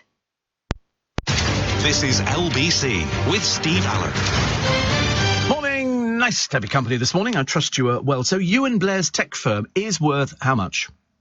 Started by him. This is Tony Blair's son. And he owns between 25 and 50% of something called Multiverse, a platform for training programs. And it's helped more than 8,000 into apprenticeships. It's worth, on paper, for him, 685 million. 685 million. Ewan said there's never been a more pressing time to create an alternative to university education. So the whole firm is worth about 1.4 billion. Phenomenal, isn't it? Absolutely phenomenal. Couldn't believe it. So there you go. So he's done very well. Eva Simpson talks about Brenda Edwards. When her son Jamal died suddenly, she had to go through the ordeal of sharing the news with the world, and this week she had to publicly relive the pain all over again with the opening of the inquest. And I said exactly the same. Absolutely exactly the same. He paid a terrible price because, drugs are dangerous and unpredictable. You do not know what you're putting into your system. You have no idea. And if maybe you have an aneurysm, or you've got a weak heart, or you've got all sorts of problems, these things can exacerbate the situation. So Jamal paid that price. But, if somebody's going to do drugs, you can't persuade them not to, much as I wish we could. And you can't, because otherwise we wouldn't have these deaths all the time, and we do seem to get them all the time. Every so often they'll throw up another child. But it's only if it's somebody famous. They don't really care about anybody else, and they must really suffer quite badly, all those families who think they've got nobody to talk to about it. Oh, look, the attention-seeking Kate Ferdinand. Here she is doing nothing. Typical. And I can't wait to see this new Jurassic film. In one of them, there is a dinosaur which is like a pterodactyl, attacking a plane in the sky, which I can't wait to see. And they've got all sorts of things which are sort of taking... But the special effects look absolutely fantastic. But the original Jurassic Park film next year turns 30. 30 years ago, and I remember watching it. But this one, they've got a pterodactyl who's attempting to bring down a plane. I mean, it's there is the addition of the Gigantosaurus, which actually existed in the late Cretaceous period, some 97 million years ago. 97 million. How do they know this? Do they have photographs? This thing is enormous. They said to rival the T-Rex and will be the villain of it. They've also got the Pyroraptor, which has red plumage, and another one which has huge clawed hands. I mean, you wouldn't want to be around in those days, would you? I mean, going to the shops for a little bit of shopping would be an absolute nightmare, having to try and escape these. But this Gigantosaurus, a vague look of Anne Widdecombe about it, isn't it, really? I mean, it's sort of... These things, I mean... they're very tiny arms, yes, I know. I can't remember, actually, why the dinosaurs died out. Was it because they were being blown up or there were all sorts of exposure to the asteroid, wasn't it? And, because they keep finding them. China's very popular for finding dinosaurs intact, which I think is amazing. Kim says, I'm even more intrigued by the thought of a giant frog swimming about Loch Ness rather than some old bog-standard monster. I know, who wants a bog-standard monster? You want a frog. A giant frog that could just sort of gobble you up, as they do. Apparently Daniel says, Maltesers, it's the honeycomb middle that weighs so little. I mean, do you think they're fattening? I like the idea of doing them in dark chocolate. I don't know why they left it so long to do dark chocolate. They won't be healthy, but it will be quite nice. You see, I'm a fan of Bounty bars. I love Bounty, but always loved Bounty. And I used to think, when the advert was on the television, it was moistened with pure syrup. That's what it was. But I thought it said soap. And I remember thinking, why would you want to eat soap? There's a dark chocolate version of Bounty as well, and they do the Bounty ice cream as well. Have you had that one? That's pretty cool. That's pretty cool. I like that. Have you seen Is It Cake? Says Andy. An American game show, and you just can't tell if it's a cake or an item. Oh, I've seen loads of people. I haven't seen the programme. I didn't know there was a programme like that. I like the idea. I like the ones that they have on a news channel in America where they go out. Oh, that's right. So you're looking at two items. Well, the one on the right is the cake. Definitely. I can tell. Here we go. There you go. I was right. Yeah. But they have a thing where they go and expose restaurants. Some very big restaurants, Denny's and things like that, where they've been done for food hygiene. Cockroaches everywhere and things like that. And they take the cameras in there and go, would you like to explain 47 indictments that you've got? The obsessive people who work at... You wouldn't want to eat at any of these places. They did one over here a short while ago. And I remember thinking, and it was a Chinese restaurant in Birmingham, Manchester, something like that, where the meat was on the floor, literally before it was picked up and then shoved on the draining board. It was the most disgusting place. Terrible. We had a lot of problems with things like that. Andy in Ramsgate was one who told us about the Is It Cake. Elaine says, at the moment, I'm cycling on a static bike in the park in Hendon. Fully clothed, you'll be pleased to know. Still, not a pretty sight. And Elaine says, my ray of sunshine, back to the Germans. I really thought it was a myth with the sun loungers until I holidayed in Gran Canaria. It was unbelievable. Had to be seen to be believed. Laughable. And trust me, Hull ain't that smelly. Loved your show. Upbeat and refreshing. Yeah, Gran Canaria, a lot of the hotels, the Riu Group, which are the nicest hotels, all German-owned. And you can always tell if it's German-owned. A, it will be pristine. And B, they dress for breakfast. Full makeup, gold sandals, just the men, and hair done, everything. The Brits turn up, baseball cap, dark glasses. Yeah, a sarong, you know. What do you want to eat for breakfast? I'm going to be sick. I'm going to be sick. Because the whole of Gran Canaria is duty-free, which is lovely. 20 to 6, I don't know why I told you that. We're not interested in giving you time checks on this program. It's immaterial. It's like being in Las Vegas. You're normally told every 5 minutes you're still standing at the same fruit machine, you know, hoping it's going to pay out. Talking about orangutans, the Indianapolis Zoo are teaching them to use computers. They apparently get rewarded with food if they get the right answer. That would have worked for me too. Well, there was a chimpanzee who did sign language, wasn't there, in America? And all they're doing is they've trained them to do something for food. That's what it is. The lure of food. Do this right, and they learn fast. You get food. Yeah. I love orangutan. I love the baby orangutans. Have you noticed he's not in the room with it? He's not stupid.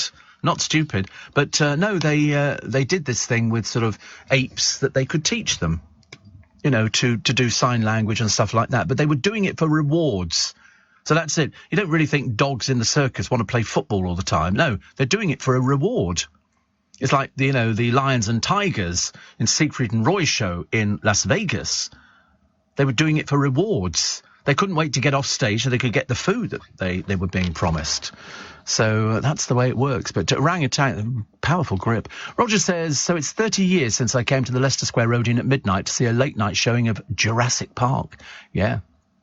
The Queen concert last night was outstanding, says Sunil. Yeah, my brother said it was fantastic. The lighting effects, he said, are absolutely amazing.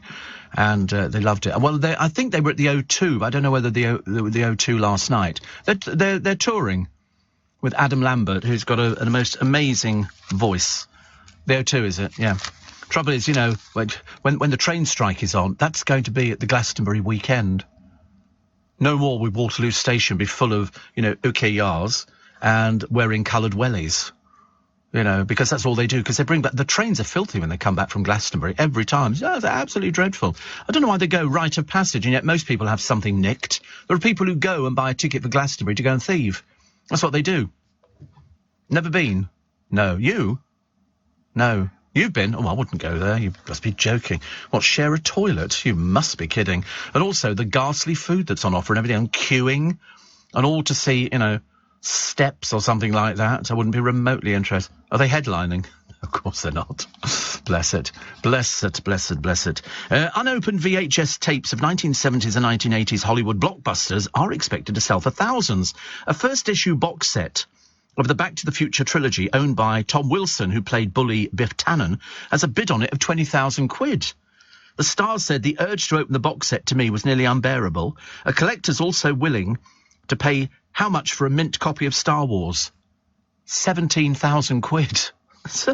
Jaws, Raiders and the Lost Ark are among 260 tapes being sold by a Dallas-based heritage auction online. Apparently, finding still-sealed tapes is incredibly rare. I've still got a VHS. I've still got loads of VHS tapes. I've got the entire ITC collection of everything that they ever produced. They sent it to me when we were back in... and they're all... they've all got a thing on them that says it's a promotional copy. But I got sent everything. So I've got everything from Thunderbirds to Supercar to every programme that ITC ever made. There's something like 200 of these videos, which I've got. And I've got a VHS player. And I've got a double VHS player. A double VHS player, because I was sort of dubbing off and things like that. But, oh yeah, I love VHS. But yeah, they're right, the quality does go after a while. That's why sometimes you buy shows which were good on the television on DVD and they've not cleaned them up. So the quality is not as good as it probably could be. Dame Sheila Hancock says she's glad she no longer has to be bothered having sex. She says, why would you after a certain age? She's 89. Oh, God, I hope I never stop. I mean, also Gone Rogue.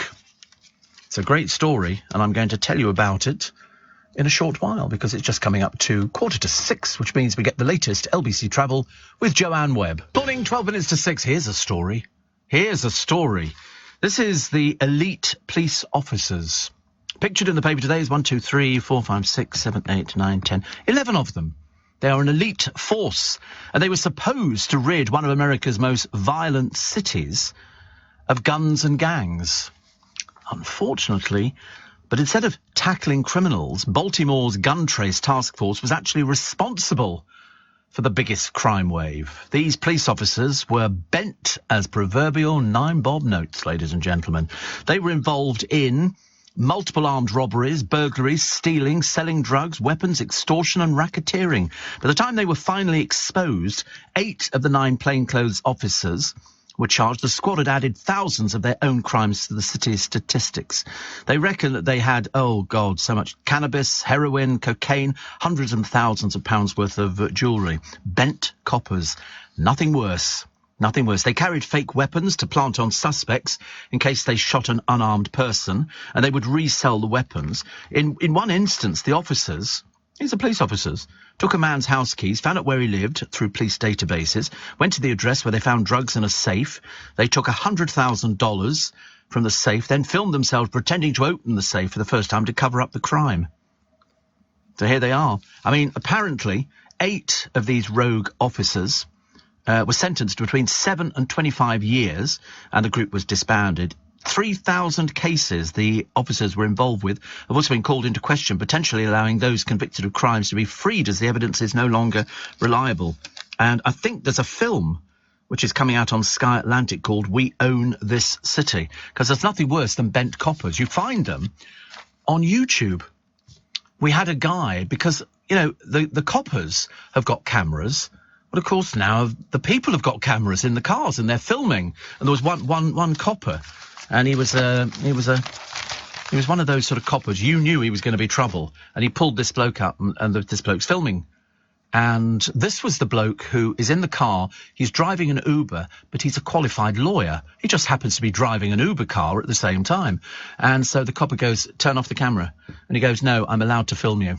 And he goes, I won't tell you again, turn off the camera. And this big copper, big bloke, he was sort of saying to him, he said, listen, I've told you once before, you know, you'll be arrested. He said, I'm allowed to film you for my own protection. It's as simple as that. There is no law in America that means you can film people everywhere. You know, if you're out on the street, it's in public, you can be filmed. If you're in somebody's shop, you can be filmed. That's how we catch burglars nowadays. And eventually this bloke goes, he said, I know the law. And so this copper said, listen, I know the law. And so the bloke goes, I'm a lawyer. So the copper the copper sort of went like that. And so the bloke got the card out. I'm a lawyer, okay? And so the copper went, well, I'm just warning you. And I thought, yeah, you've been caught. There was another bloke who stopped some black guys. And he said, and so the black guys are filming. Luckily, one of them's filming. And he said, you know, what have you stopped us for? And the copper says to him, I know everybody in this town, and I don't know you. Where are you from? And they go, here. We live here in this town. He got kicked off the force.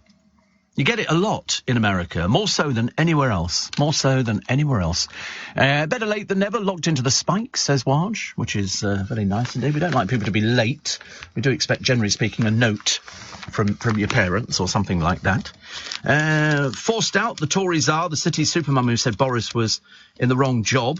This is Baroness Morrissey, I think, who I think she was on LBC. I think it was on LBC, I think with Andrew Marr. So here is the panel show comedian. This is Catherine Ryan. This story makes all the papers today. She's been on loads of things. And she said, what am I supposed to do? I've been on shows where this sexual predator has been on. So he's obviously a comedian. She said she made the allegations about his behaviour in front of others working on the show. She says there's what she considers to be an abuser working in the television industry during an interview with fellow comic Sarah Pascoe, who she says is also aware of the man's identity. So this person's obviously got history, if people are talking about it. She said, you know, it's also in that instance that you're referencing it was about raising it. That prompted Miss Ryan to admit, I raised it. I called him a predator to his face and in front of everybody every day. Meanwhile, Miss Pascoe revealed she'd reported a male celebrity to a television channel after receiving a phone call from a viewer who claimed to have been raped by him. So Miss Ryan joins a long list of high-profile women who have made similar allegations against sexual predators. Cara Delevingne, Gwyneth Paltrow, both shared their experiences of abuse by Harvey Weinstein. And there's quite a number of celebrities in this country. Now, whether or not, you know, this person's going to be named, because if she's confronted them in front of people working on the show, it's got to be a show that we know, and it's got to be a comedian that we know, because very rarely do they put people on there that you've never heard of. But to actually do something in front of people... Oh, there was a comment. That's right. I knew there was something. And this comment, I mean, to be honest with you, and I had to ask the producer, I said, you know, this is... Oh, it's me turning over bits of paper. It's not the most exciting thing to hear to. This is Chris Packham. Now, you would have thought Chris Packham, you know, he's had cars burnt in his driveway, he's had abuse, he's had all sorts of things. He made a comment about something which I thought was wholly inappropriate. He feigned a swoon the other day at the sight of fellow presenter Michaela Strachan's rear as she climbed a ladder, and he then declared, there's a generation of now middle-aged men who've waited years for this view. Wholly inappropriate. Wholly inappropriate. That's Chris Packham. There's a generation of now middle-aged men who've waited years for this view of Michaela going up a ladder. Is that normal talk in your house, Chris?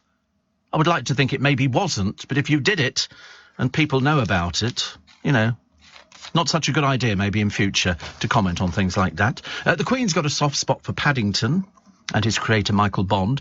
At her 90th birthday service in St Paul's Cathedral in 2016, she asked Bond, who was 3 months older than her, to write a reflection on reaching the grand old age.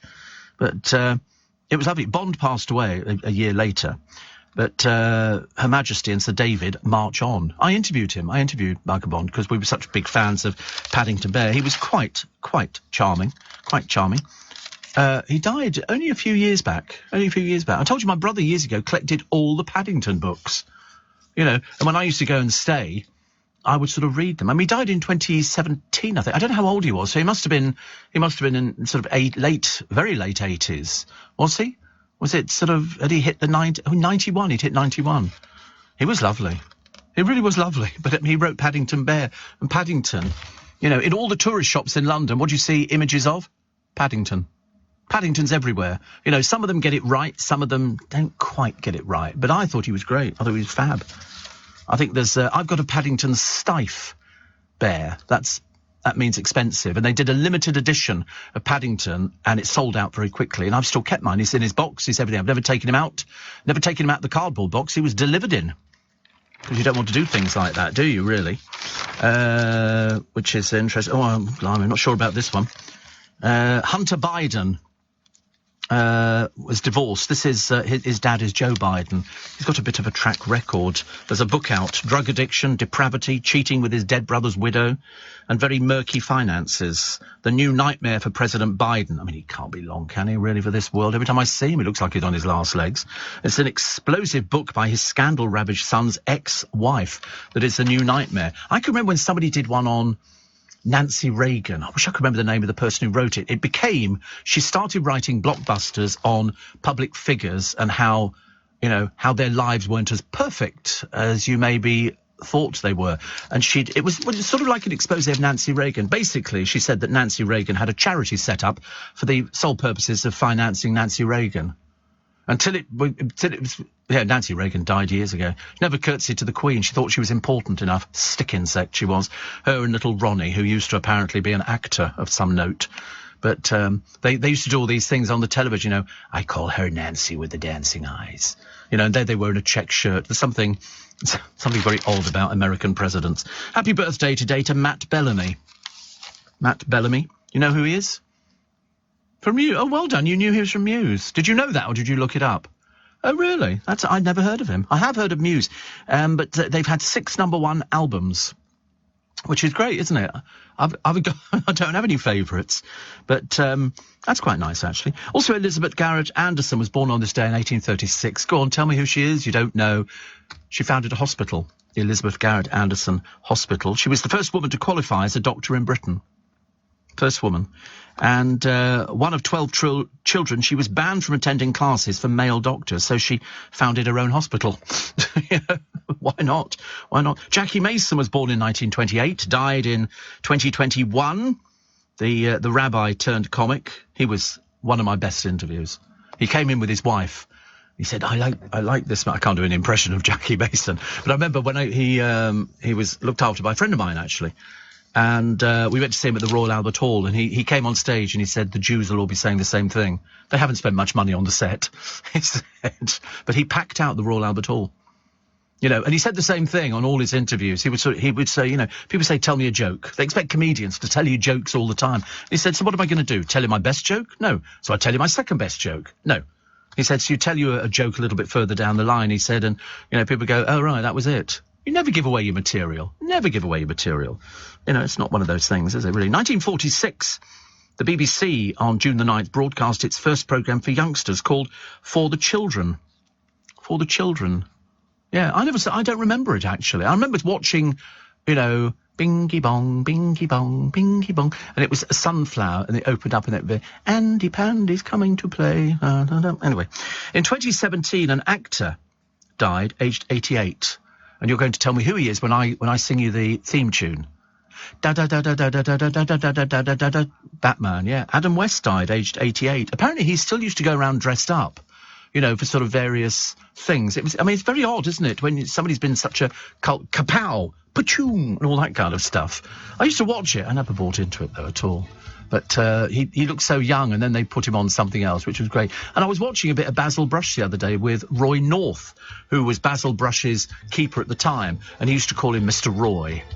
And I used to love Basil Brush. He turned up on one of the buses for the Queen's Jubilee. Basil Brush was up on one of the buses, which I thought was quite good. I mean, he was very controversial, Basil Brush, but he had all these different people who would sit there and sort of help him out with things like that. But Mr. Roy North was my favourite. I thought he was very good. We'll take a short break. This music indicates that the news on LBC is a matter of seconds away. And then we'll take, in the final hour of the programme, more of your texts and emails, 84850 steve@lbc.co.uk.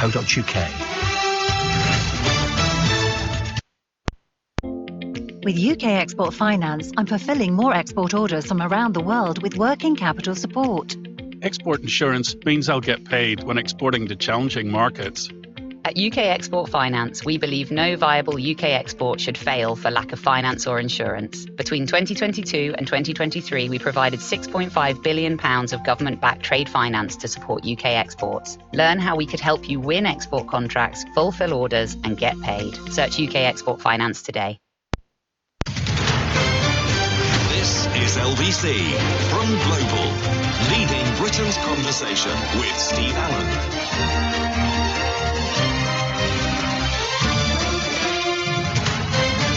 Nice to be company. Coming up 4 minutes past 6. Welcome to Thursday. Welcome to nearly at the weekend. Welcome to, oh my goodness me, there's going to be a naked bike ride in London. That's why the barriers are up.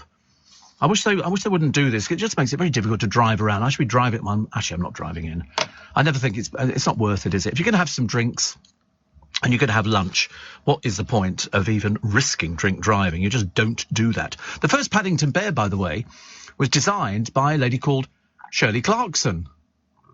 And you know who she is? She's the mother of Jeremy Clarkson. She made it as a Christmas present for the children. And he went on to do something on the television. I can't remember what it was. So many people admired her Paddington. She started to make more until her company, Gabrielle Designs, was granted an official licence to sell them in the UK in 1972. She didn't make them all by hand, let me tell you. I should imagine now they're all made in China. I should imagine so. But that's what the connection is, which if you're a regular listener to this programme, you will know is factually correct. On this day in 1978, television's favourite snob, Margot Ledbetter, played by the lovely Penny Keith, met the Queen, actually shook hands. They'll never stop hearing about it at the golf club. The Queen with Prince Philip was meeting her character from the TV show The Good Life. The programme had been revived for one night only at the Queen's request. And I think they did go. I think the Queen went to watch a recording of The Good Life. Because if you remember in the very first editions of The Good Life, Margot didn't feature, only her voice. And the public then sort of said, can we see who this person is? And of course it turned out to be Penelope Keith. And I met her quite by chance in Michael Crawford's dressing room, because I went to pick up my tickets to go see Phantom, and she was collecting tickets as well at the same time. And Michael went, oh, do you know, I mean, people just assume in the business that you know everybody. And he said, do you know Penelope Keith? I went, no, hello. I'll pick up the tickets and out the door very quickly. Also, what have we got here very quickly? Oh, this is an interesting one. 1990, Mikhail Gorbachev, embattled, sat alongside Mrs. Thatcher last night and told the Soviet people they were living in a dump thanks to communism.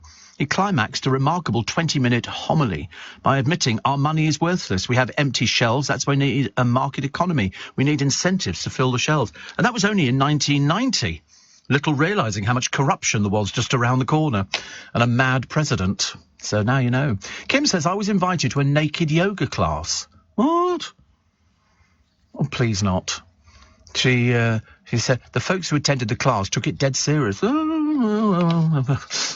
la, la, la. Still getting over the bike ride. Steve, I don't follow trends, but I've had Paddington hanging from my steering wheel along with his pal Rupert for 22 years. They're not pals, all right? Do not put them together in the same conversation. Paddington and Rupert Bear are completely separate entities. And I played Rupert in the junior school and had to walk around all the seated parents. Wow. Sounds quite exciting. And throw a bucket of water over them, but it was confetti, really. Oh, the old clown gag. Thank you. That's what they did. The clown would go, and they'd throw like it would be confetti. I wanted to fill it with water, but, apparently not, as the case may be. Charlie Girling is up nice and early this morning. She said, how do you know Michael Crawford? Because he phoned me at the studio when we were in Gough Square. And because I'd been... it worked on a couple of occasions, actually. I would moan about something on the programme. Difficult to believe, I realise. And I was saying that you couldn't get tickets for Phantom of the Opera. It was just impossible. It was a sold-out show, although I've since come to learn that there is no such thing as a sold-out show. There are always tickets held back. For example, if the royal family wanted to go to see a show, they're not going to phone up the box office or the Equerry and then go, I'm terribly sorry, we don't have any tickets. Or me. And so I'd been saying on air how difficult it was to get tickets for Phantom of the Opera, and I'd love to have gone and seen it because I was a big fan of Michael Crawford. Blow me down, the next evening, I'm in the office downstairs in the basement of Gough Square, and the phone called, the phone rang, and it was George who did the switchboard upstairs for us overnight, and he said, I've got Michael Crawford on the phone for you. So I said, yeah, right. He said, well, he said he's Michael Crawford. So I picked up the phone, and this very cheery little voice the other end said, Steve, it's Michael Crawford. Listen, I heard you saying the other night that you couldn't get tickets for the show. I'd like to invite you as my guest. So I said, yeah, okay. He said, no, he said, call the theatre tomorrow evening. He said, I get in the afternoon because of the makeup. It takes hours to put it on and even more hours to take it off. And he said, we'll sort out some tickets for you. So I phoned, and his dresser said, oh, yes, Michael said you were going to call, so we've got tickets for you. And he had row D. Row D, I think, was given to him, and which is only 4 from the front, because it's no good having a box there. Both the boxes were taken out for sound equipment and things like that in Phantom of the Opera. And I went to see it on many, many occasions. And he came in, he was interviewed, and then at one point he was supposed to be coming in, but he couldn't because he was running late for an interview in America, if you please. And he'd been on television the night before, and he said, did you see, he phoned me and he said, did you see me on the television? I said, yeah. He said, what did you think? I said, I thought it was great. He said, listen, I'm really sorry. He said, I can't do the interview. He said, because I'm jetting off to America now. He said, but when I get back, we'll sort it out. Okay? So that's my Michael Crawford story. We didn't sort it out. No, we didn't. Because he then went into, he did Woman in White, and he did all sorts of things. I mean, when I first saw him, he was in Barnum. And he was also in Billy Liar, which was my 21st birthday treat at the Theatre Royal Drury Lane, which they appeared to bring on a giant train onto the stage. It was the first time I'd ever been to a big London West End production. I mean, you go now, you'll believe a car can fly. If you go and see Back to the Future, it's, I mean, phenomenal, the technical side of it now. If you can put ABBA on stage and make people believe that they're holograms and everything else, I mean, you can do anything. Absolutely anything. I mean, it is absolutely amazing. And when I watched Billy Liar, Michael Crawford, I bought the album. It was my 21st birthday treat. 4 of us went to the restaurant over the road, which my dad had booked.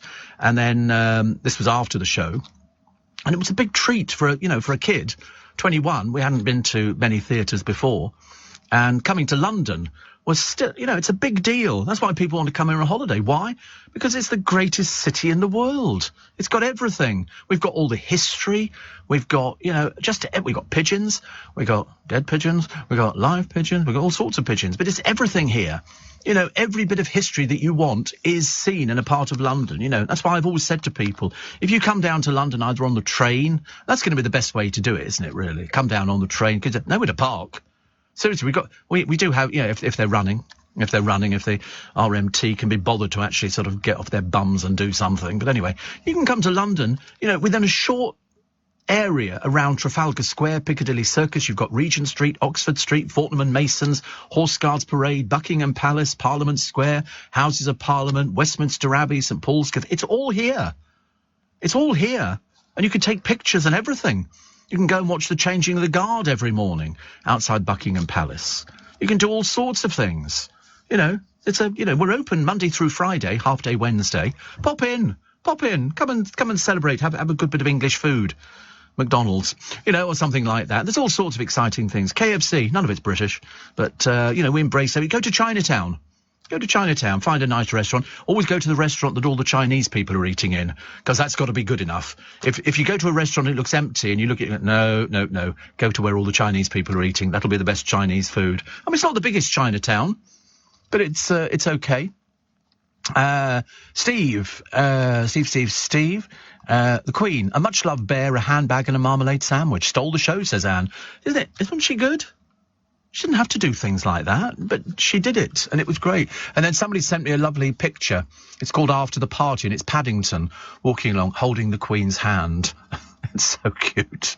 It's like that scene at the end of Oliver, where Fagin is walking along, I'm reviewing, and then the Artful Dodger leaps out, from a thing, and you think to yourself, he was good. They were very good, very good. Nice to have memories, isn't it? And the older I get, I've discovered the more memories I appear to have. Steve, you should watch Draws Off. Draws Off? What is this? Nude models. Channel 4, 5:30 each weekday. So every episode, 5 amateur artists draw a naked life drawing with a different model each day. I'm an artist, and it shows nudity in an artistic way. Oh, way before The Watershed. Jenny Eclair presents it. Worth a look, says Kathy. Oh, you do get people who are nude models. Quentin Crisp, years ago, was a nude model, and also Anna Wing, who used to be Lou Beale, and he said she was a nude. I mean, obviously she was younger. They offered me the opportunity. I couldn't keep still that long. I'd be bored stiff, and it was just one of those sort of things. But it's quite a popular thing to do, isn't it? I mean, I'm still getting used to naked attraction. I always have to look at it just to feel a sense of sympathy for the people on it. I can't imagine why you'd ever want to go on television, tell people what you do for a living, and then take all your clothes off. I mean, I don't quite get it. Unless you are one of those exhibit. As I say, I've got a list of people that I want to see on the programme. I think they should do a celebrity version. And then they analyse the body parts. So which bit about do you like and all the rest of it? I'm thinking, oh, my goodness me. And some people have piercings. Piercings, if you please. But no, I'd love to see a celebrity version. You'd only end up with sort of somebody from Love Island or something like that, because, I mean, any proper celebrity wouldn't sort of do it. They tried to make one, but they couldn't get the celebs. Can't imagine why. I'm sure some of them would sort of love to take all their clothes off on television. Absolutely not. Absolutely, I wouldn't do it. Good God, you must be joking. It was bad enough when Keith Chegwin did the Naked Game Show.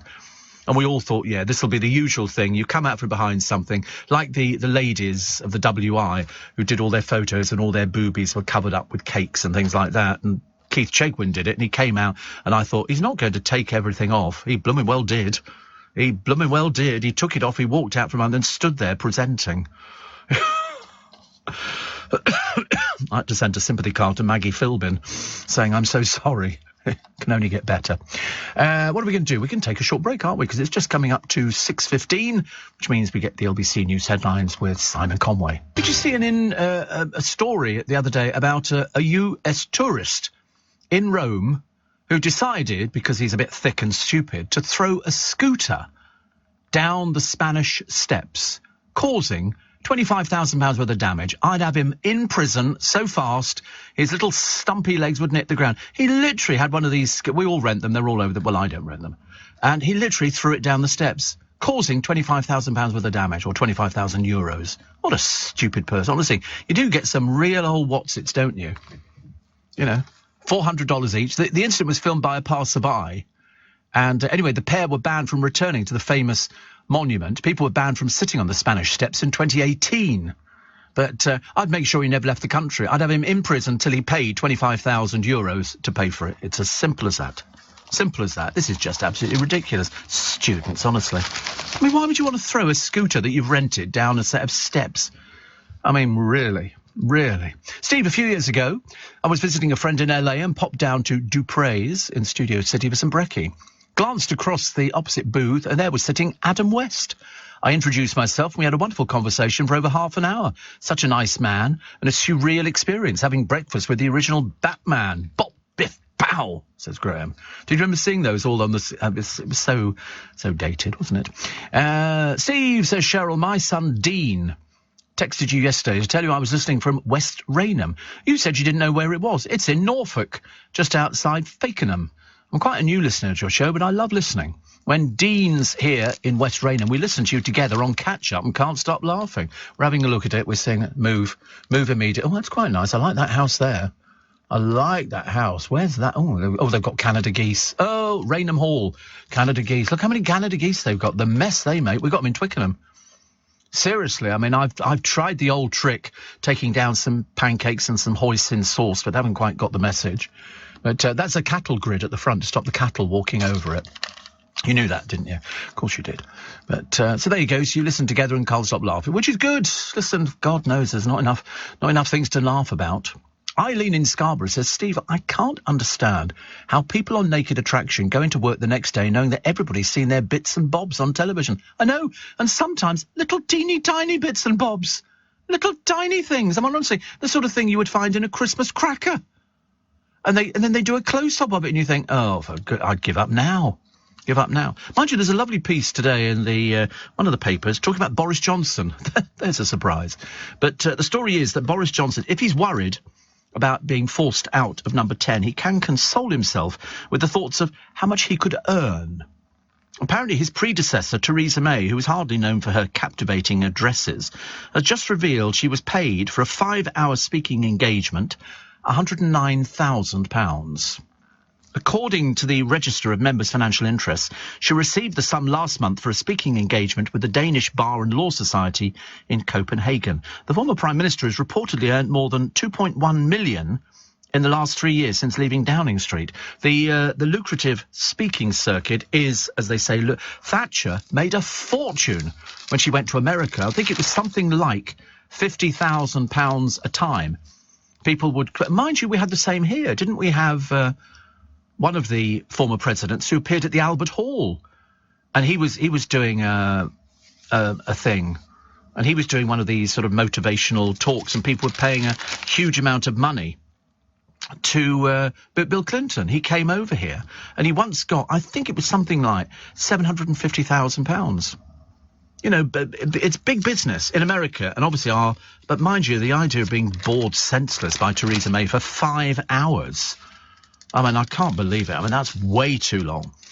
Sourdough, because I've only ever heard about sourdough on the programme. I think I might have had it at some point. But it should take 2 days and 3 ingredients to make.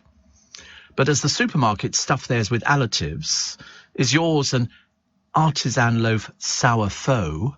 Because I read out the list of ingredients that were in Sainsbury's sourdough, and to be honest with you, it's supposed to just have 3 ingredients. But what they do is they do it so it lasts longer. They do all sorts of things with it. It's very nice and it's very pretty and it's quite nice toasted and all the rest of it, because it's supposed to be better. But it should only have 3 ingredients. Most of the ones that you're buying in cafes and restaurants are the cheaper versions with all the additives and everything else. It's not supposed to be in there. So if you want to read about it, you know, I mean, there's one here. Co-op's irresistible sourdough crumpets. Verdict, not authentic. Other ones. Sainsbury's, taste the difference. Not authentic, they've said. Warburton's, artisan multi-seeded sourdough, £2.60.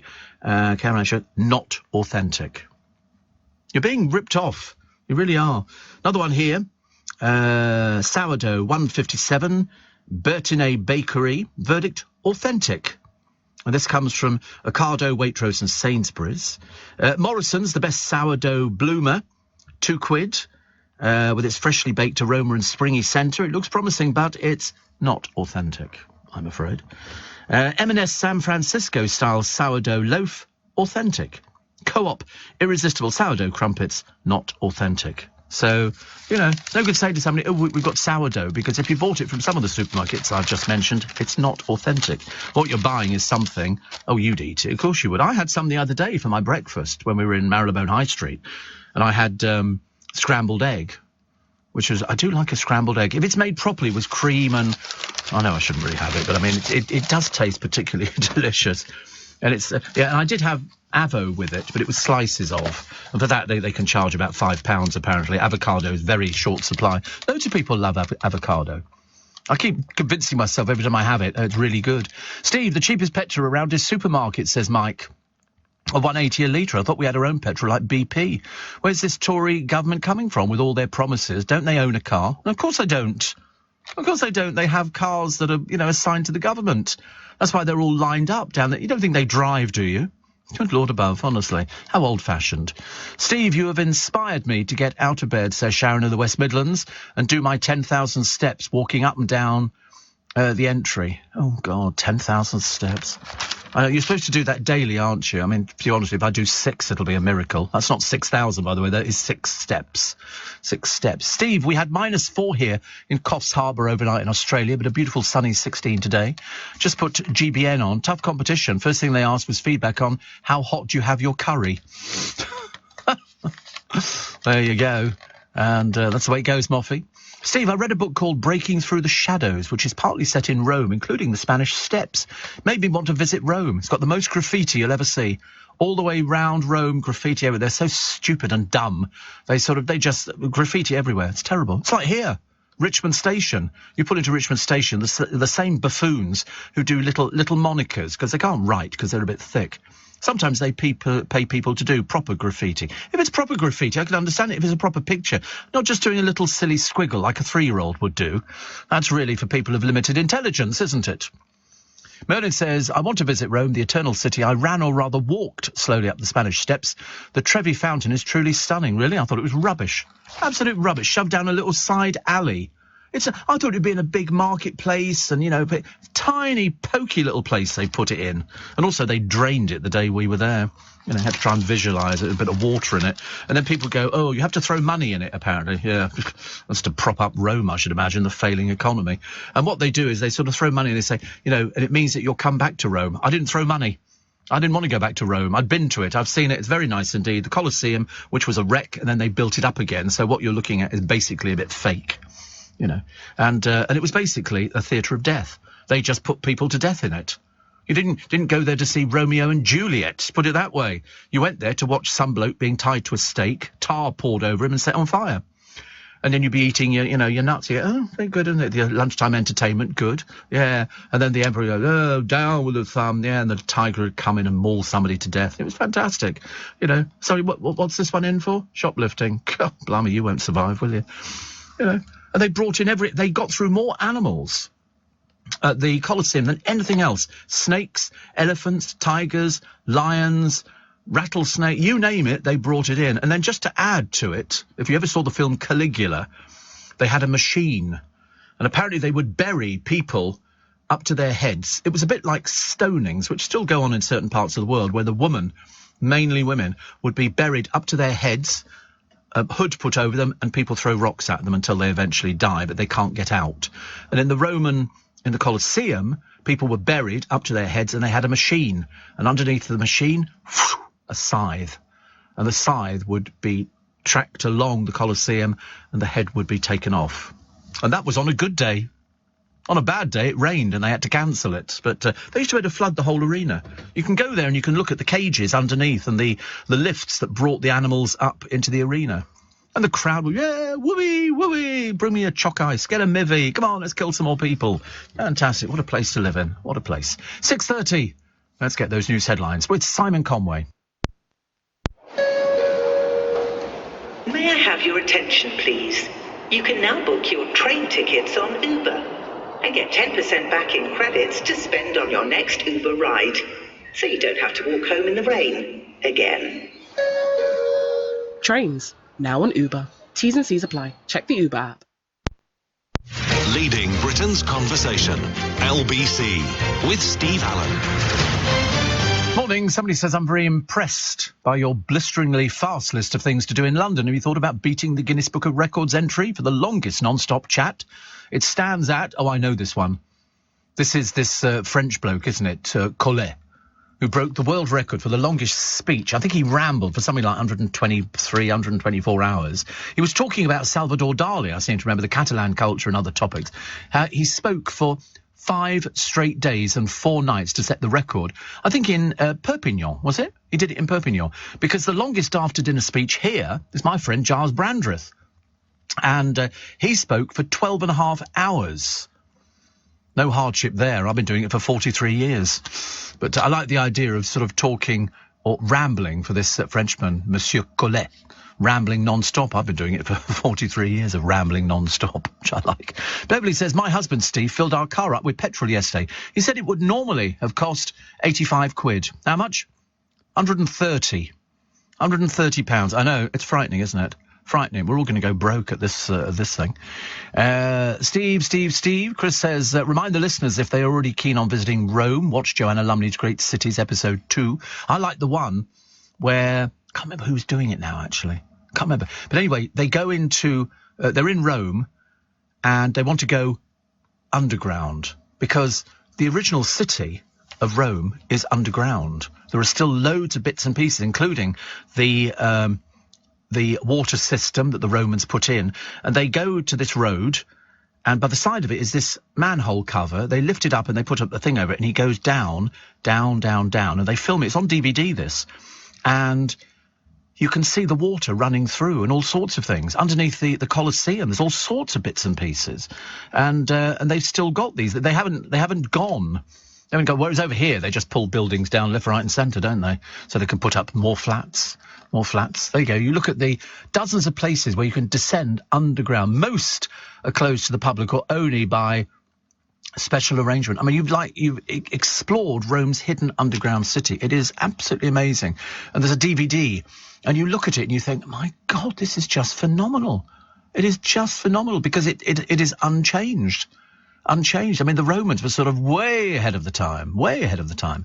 But I'll try and remember what this blooming DVD is, because I just bought things on Rome, and I like watching these sort of travel things. But it's this guy going down into technically the sewers, but some of them, they're long sort of channels. There's other bits where there are churches hidden underground for people when they sort of wanted to practice their religion, and it was illegal, so they had to do it very, very carefully. And there were all sorts of entrances, some in shops and things like that, where you can go. And please don't write in and tell me that there's a place in Oxford Street where you can go down and see all the old shops. It's a load of old baloney, as we know.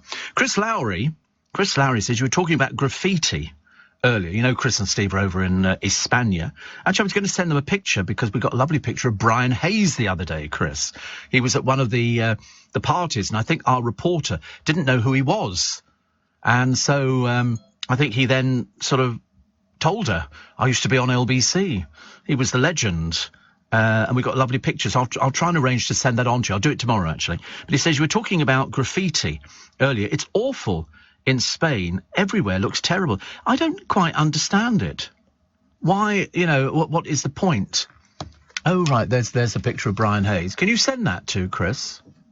Or has he sent it to us? No, can you send it? Do you know how to do it? It's on Charlotte Lynch's Twitter.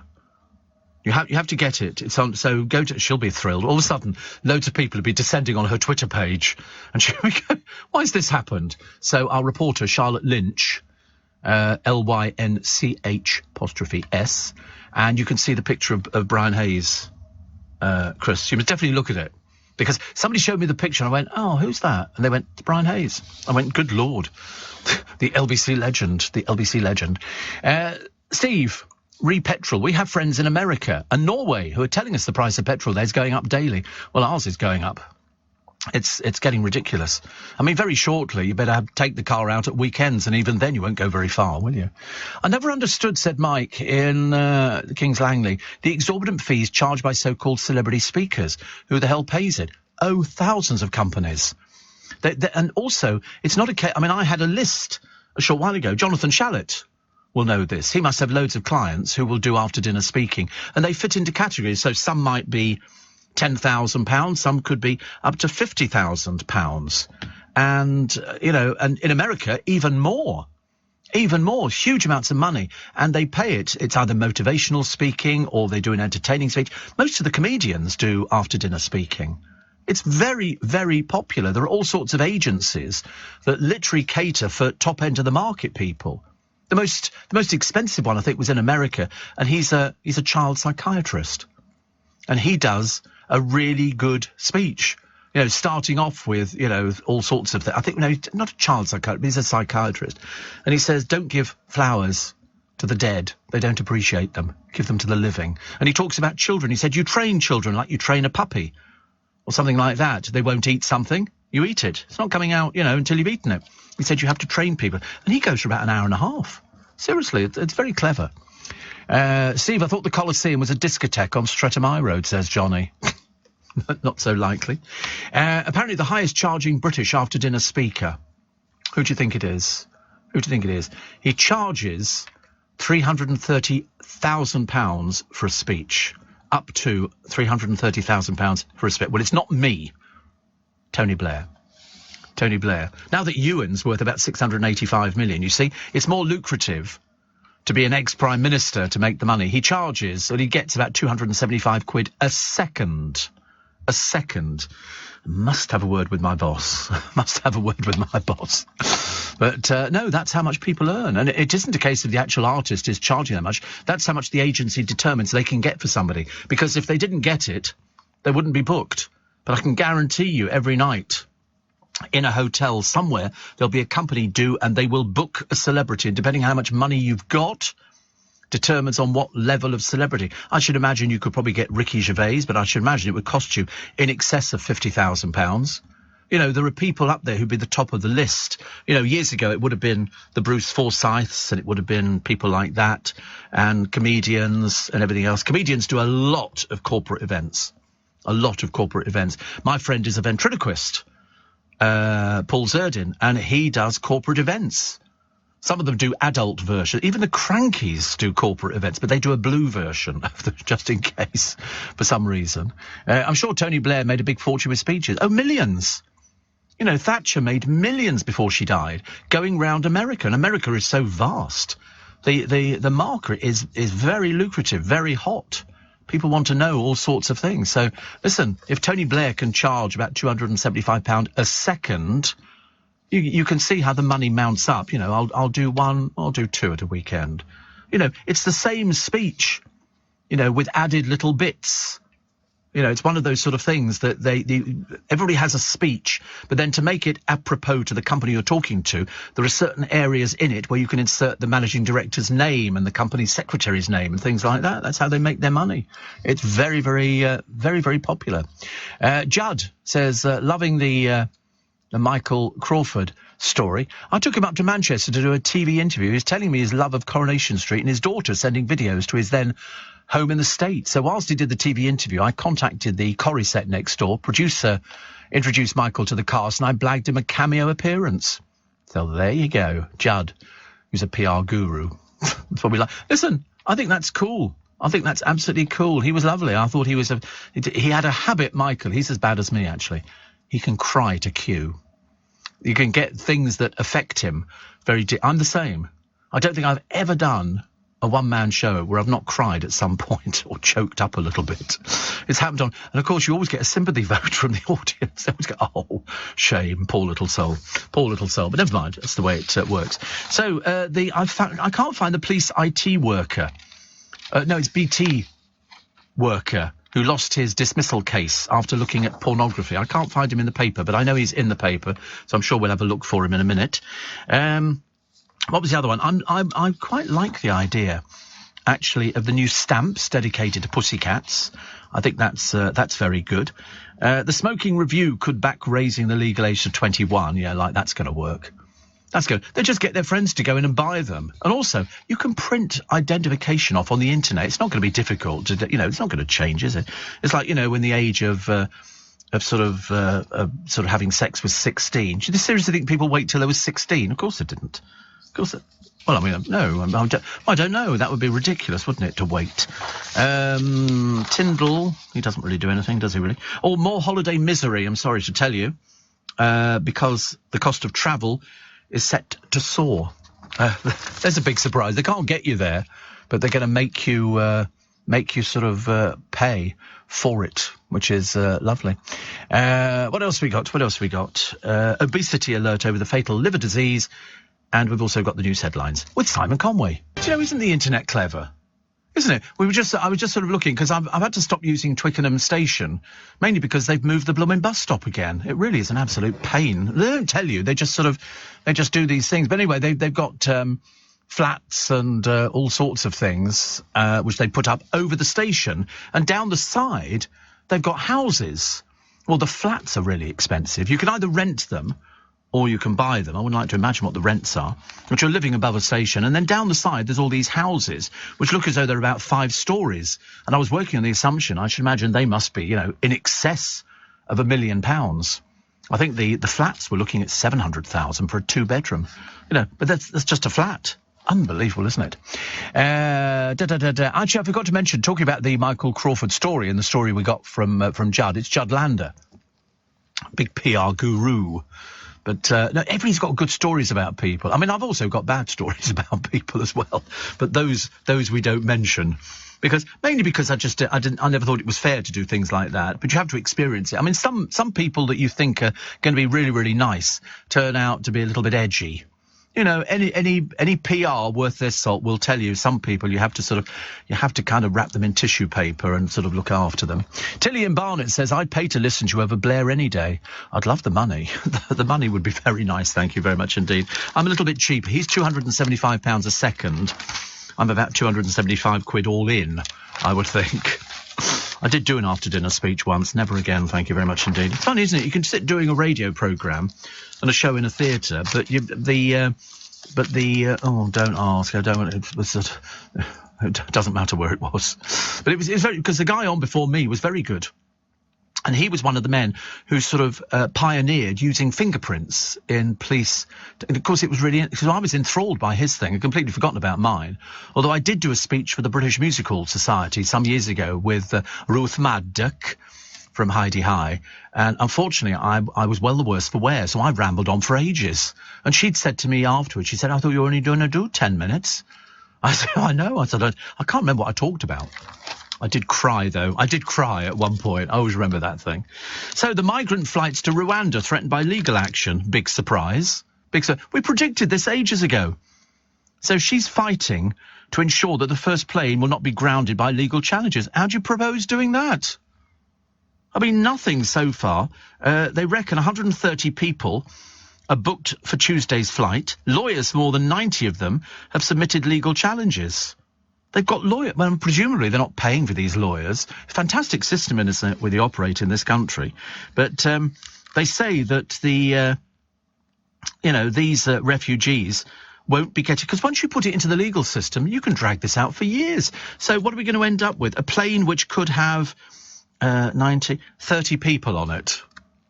30 people on it. What's the point of that? Going to Rwanda? I just don't really understand it at all, actually. It's ridiculous. And Doug says, just off for a double-filled bacon butty now, Steve. You sound in good health. I'm in very good... Well, I say I'm in good health. I mean, it's a good act. It's a good act, I think. A lot of people talk about Kylie Minogue, talking about her legal spat with Kylie Jenner over trademark ownership of the name Kylie. So you've got Kylie Jenner and Kylie Minogue. And Kylie saying her name is not that common and she needed to protect her brand. It's a brand now. Unbelievable, isn't it, really? I never get round to these sort of things. Imelda Staunton says her new role as the Queen in The Crown is a great privilege. She's very good. She's very, very good, Imelda Staunton. I mean, everything she does, she's very, very good in. It's some people are just good at things. She's very, very good at things. Also... very sad, the wife of former England rugby player Tom Youngs has died, aged 35, following a long battle with cancer. Tiffany had been diagnosed with Hodgkin lymphoma, which is a type of blood cancer, shortly after the birth of her daughter in 2014. Started her own website to raise awareness of her story and advise others in a similar condition. And she was told in 2018 her cancer was in remission before it then returned, and that's when it sort of goes a bit downhill. So that's very, very sad. Very sad. Plus, Paul Hollywood says he hardly has a night off, as people always pester him for an opinion. It must be like going to a party and you're a doctor, and people go, oh, hi, what do you do? Do you go, I'm a doctor? Do you know, you couldn't have a look at this, could you? What do you think that is? There'll be people on the naked bike ride, got a bit of chafing, But it's like hairdressers. Hairdressers must be a nightmare. You go to a party, what do you do? I'm a hairdresser. Do you know, what would you do with this? Would you have it cut a bit shorter or something? I mean, I think I need a haircut, actually. I think I might have one tomorrow, because it's just getting a little bit long. It's not actually, falling into my eyes, but it's getting to that stage.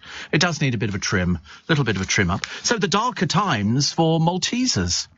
a plain version. Bosses announced a special... why it's taken them so long? Apparently they've had years of people saying, can you please, because chocolate lovers, dark chocolate lovers, are very sort of, very pushy. So they will release a new lower sugar version, which contains 65% cocoa on June the 20th.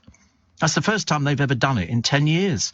The brand director, Leah Dykes, says it was about time. The fans have been requesting this flavour for years. Do you know how many bags they sell a year of Maltesers? How many bags in this country? Well, I don't know whether... I don't know, actually.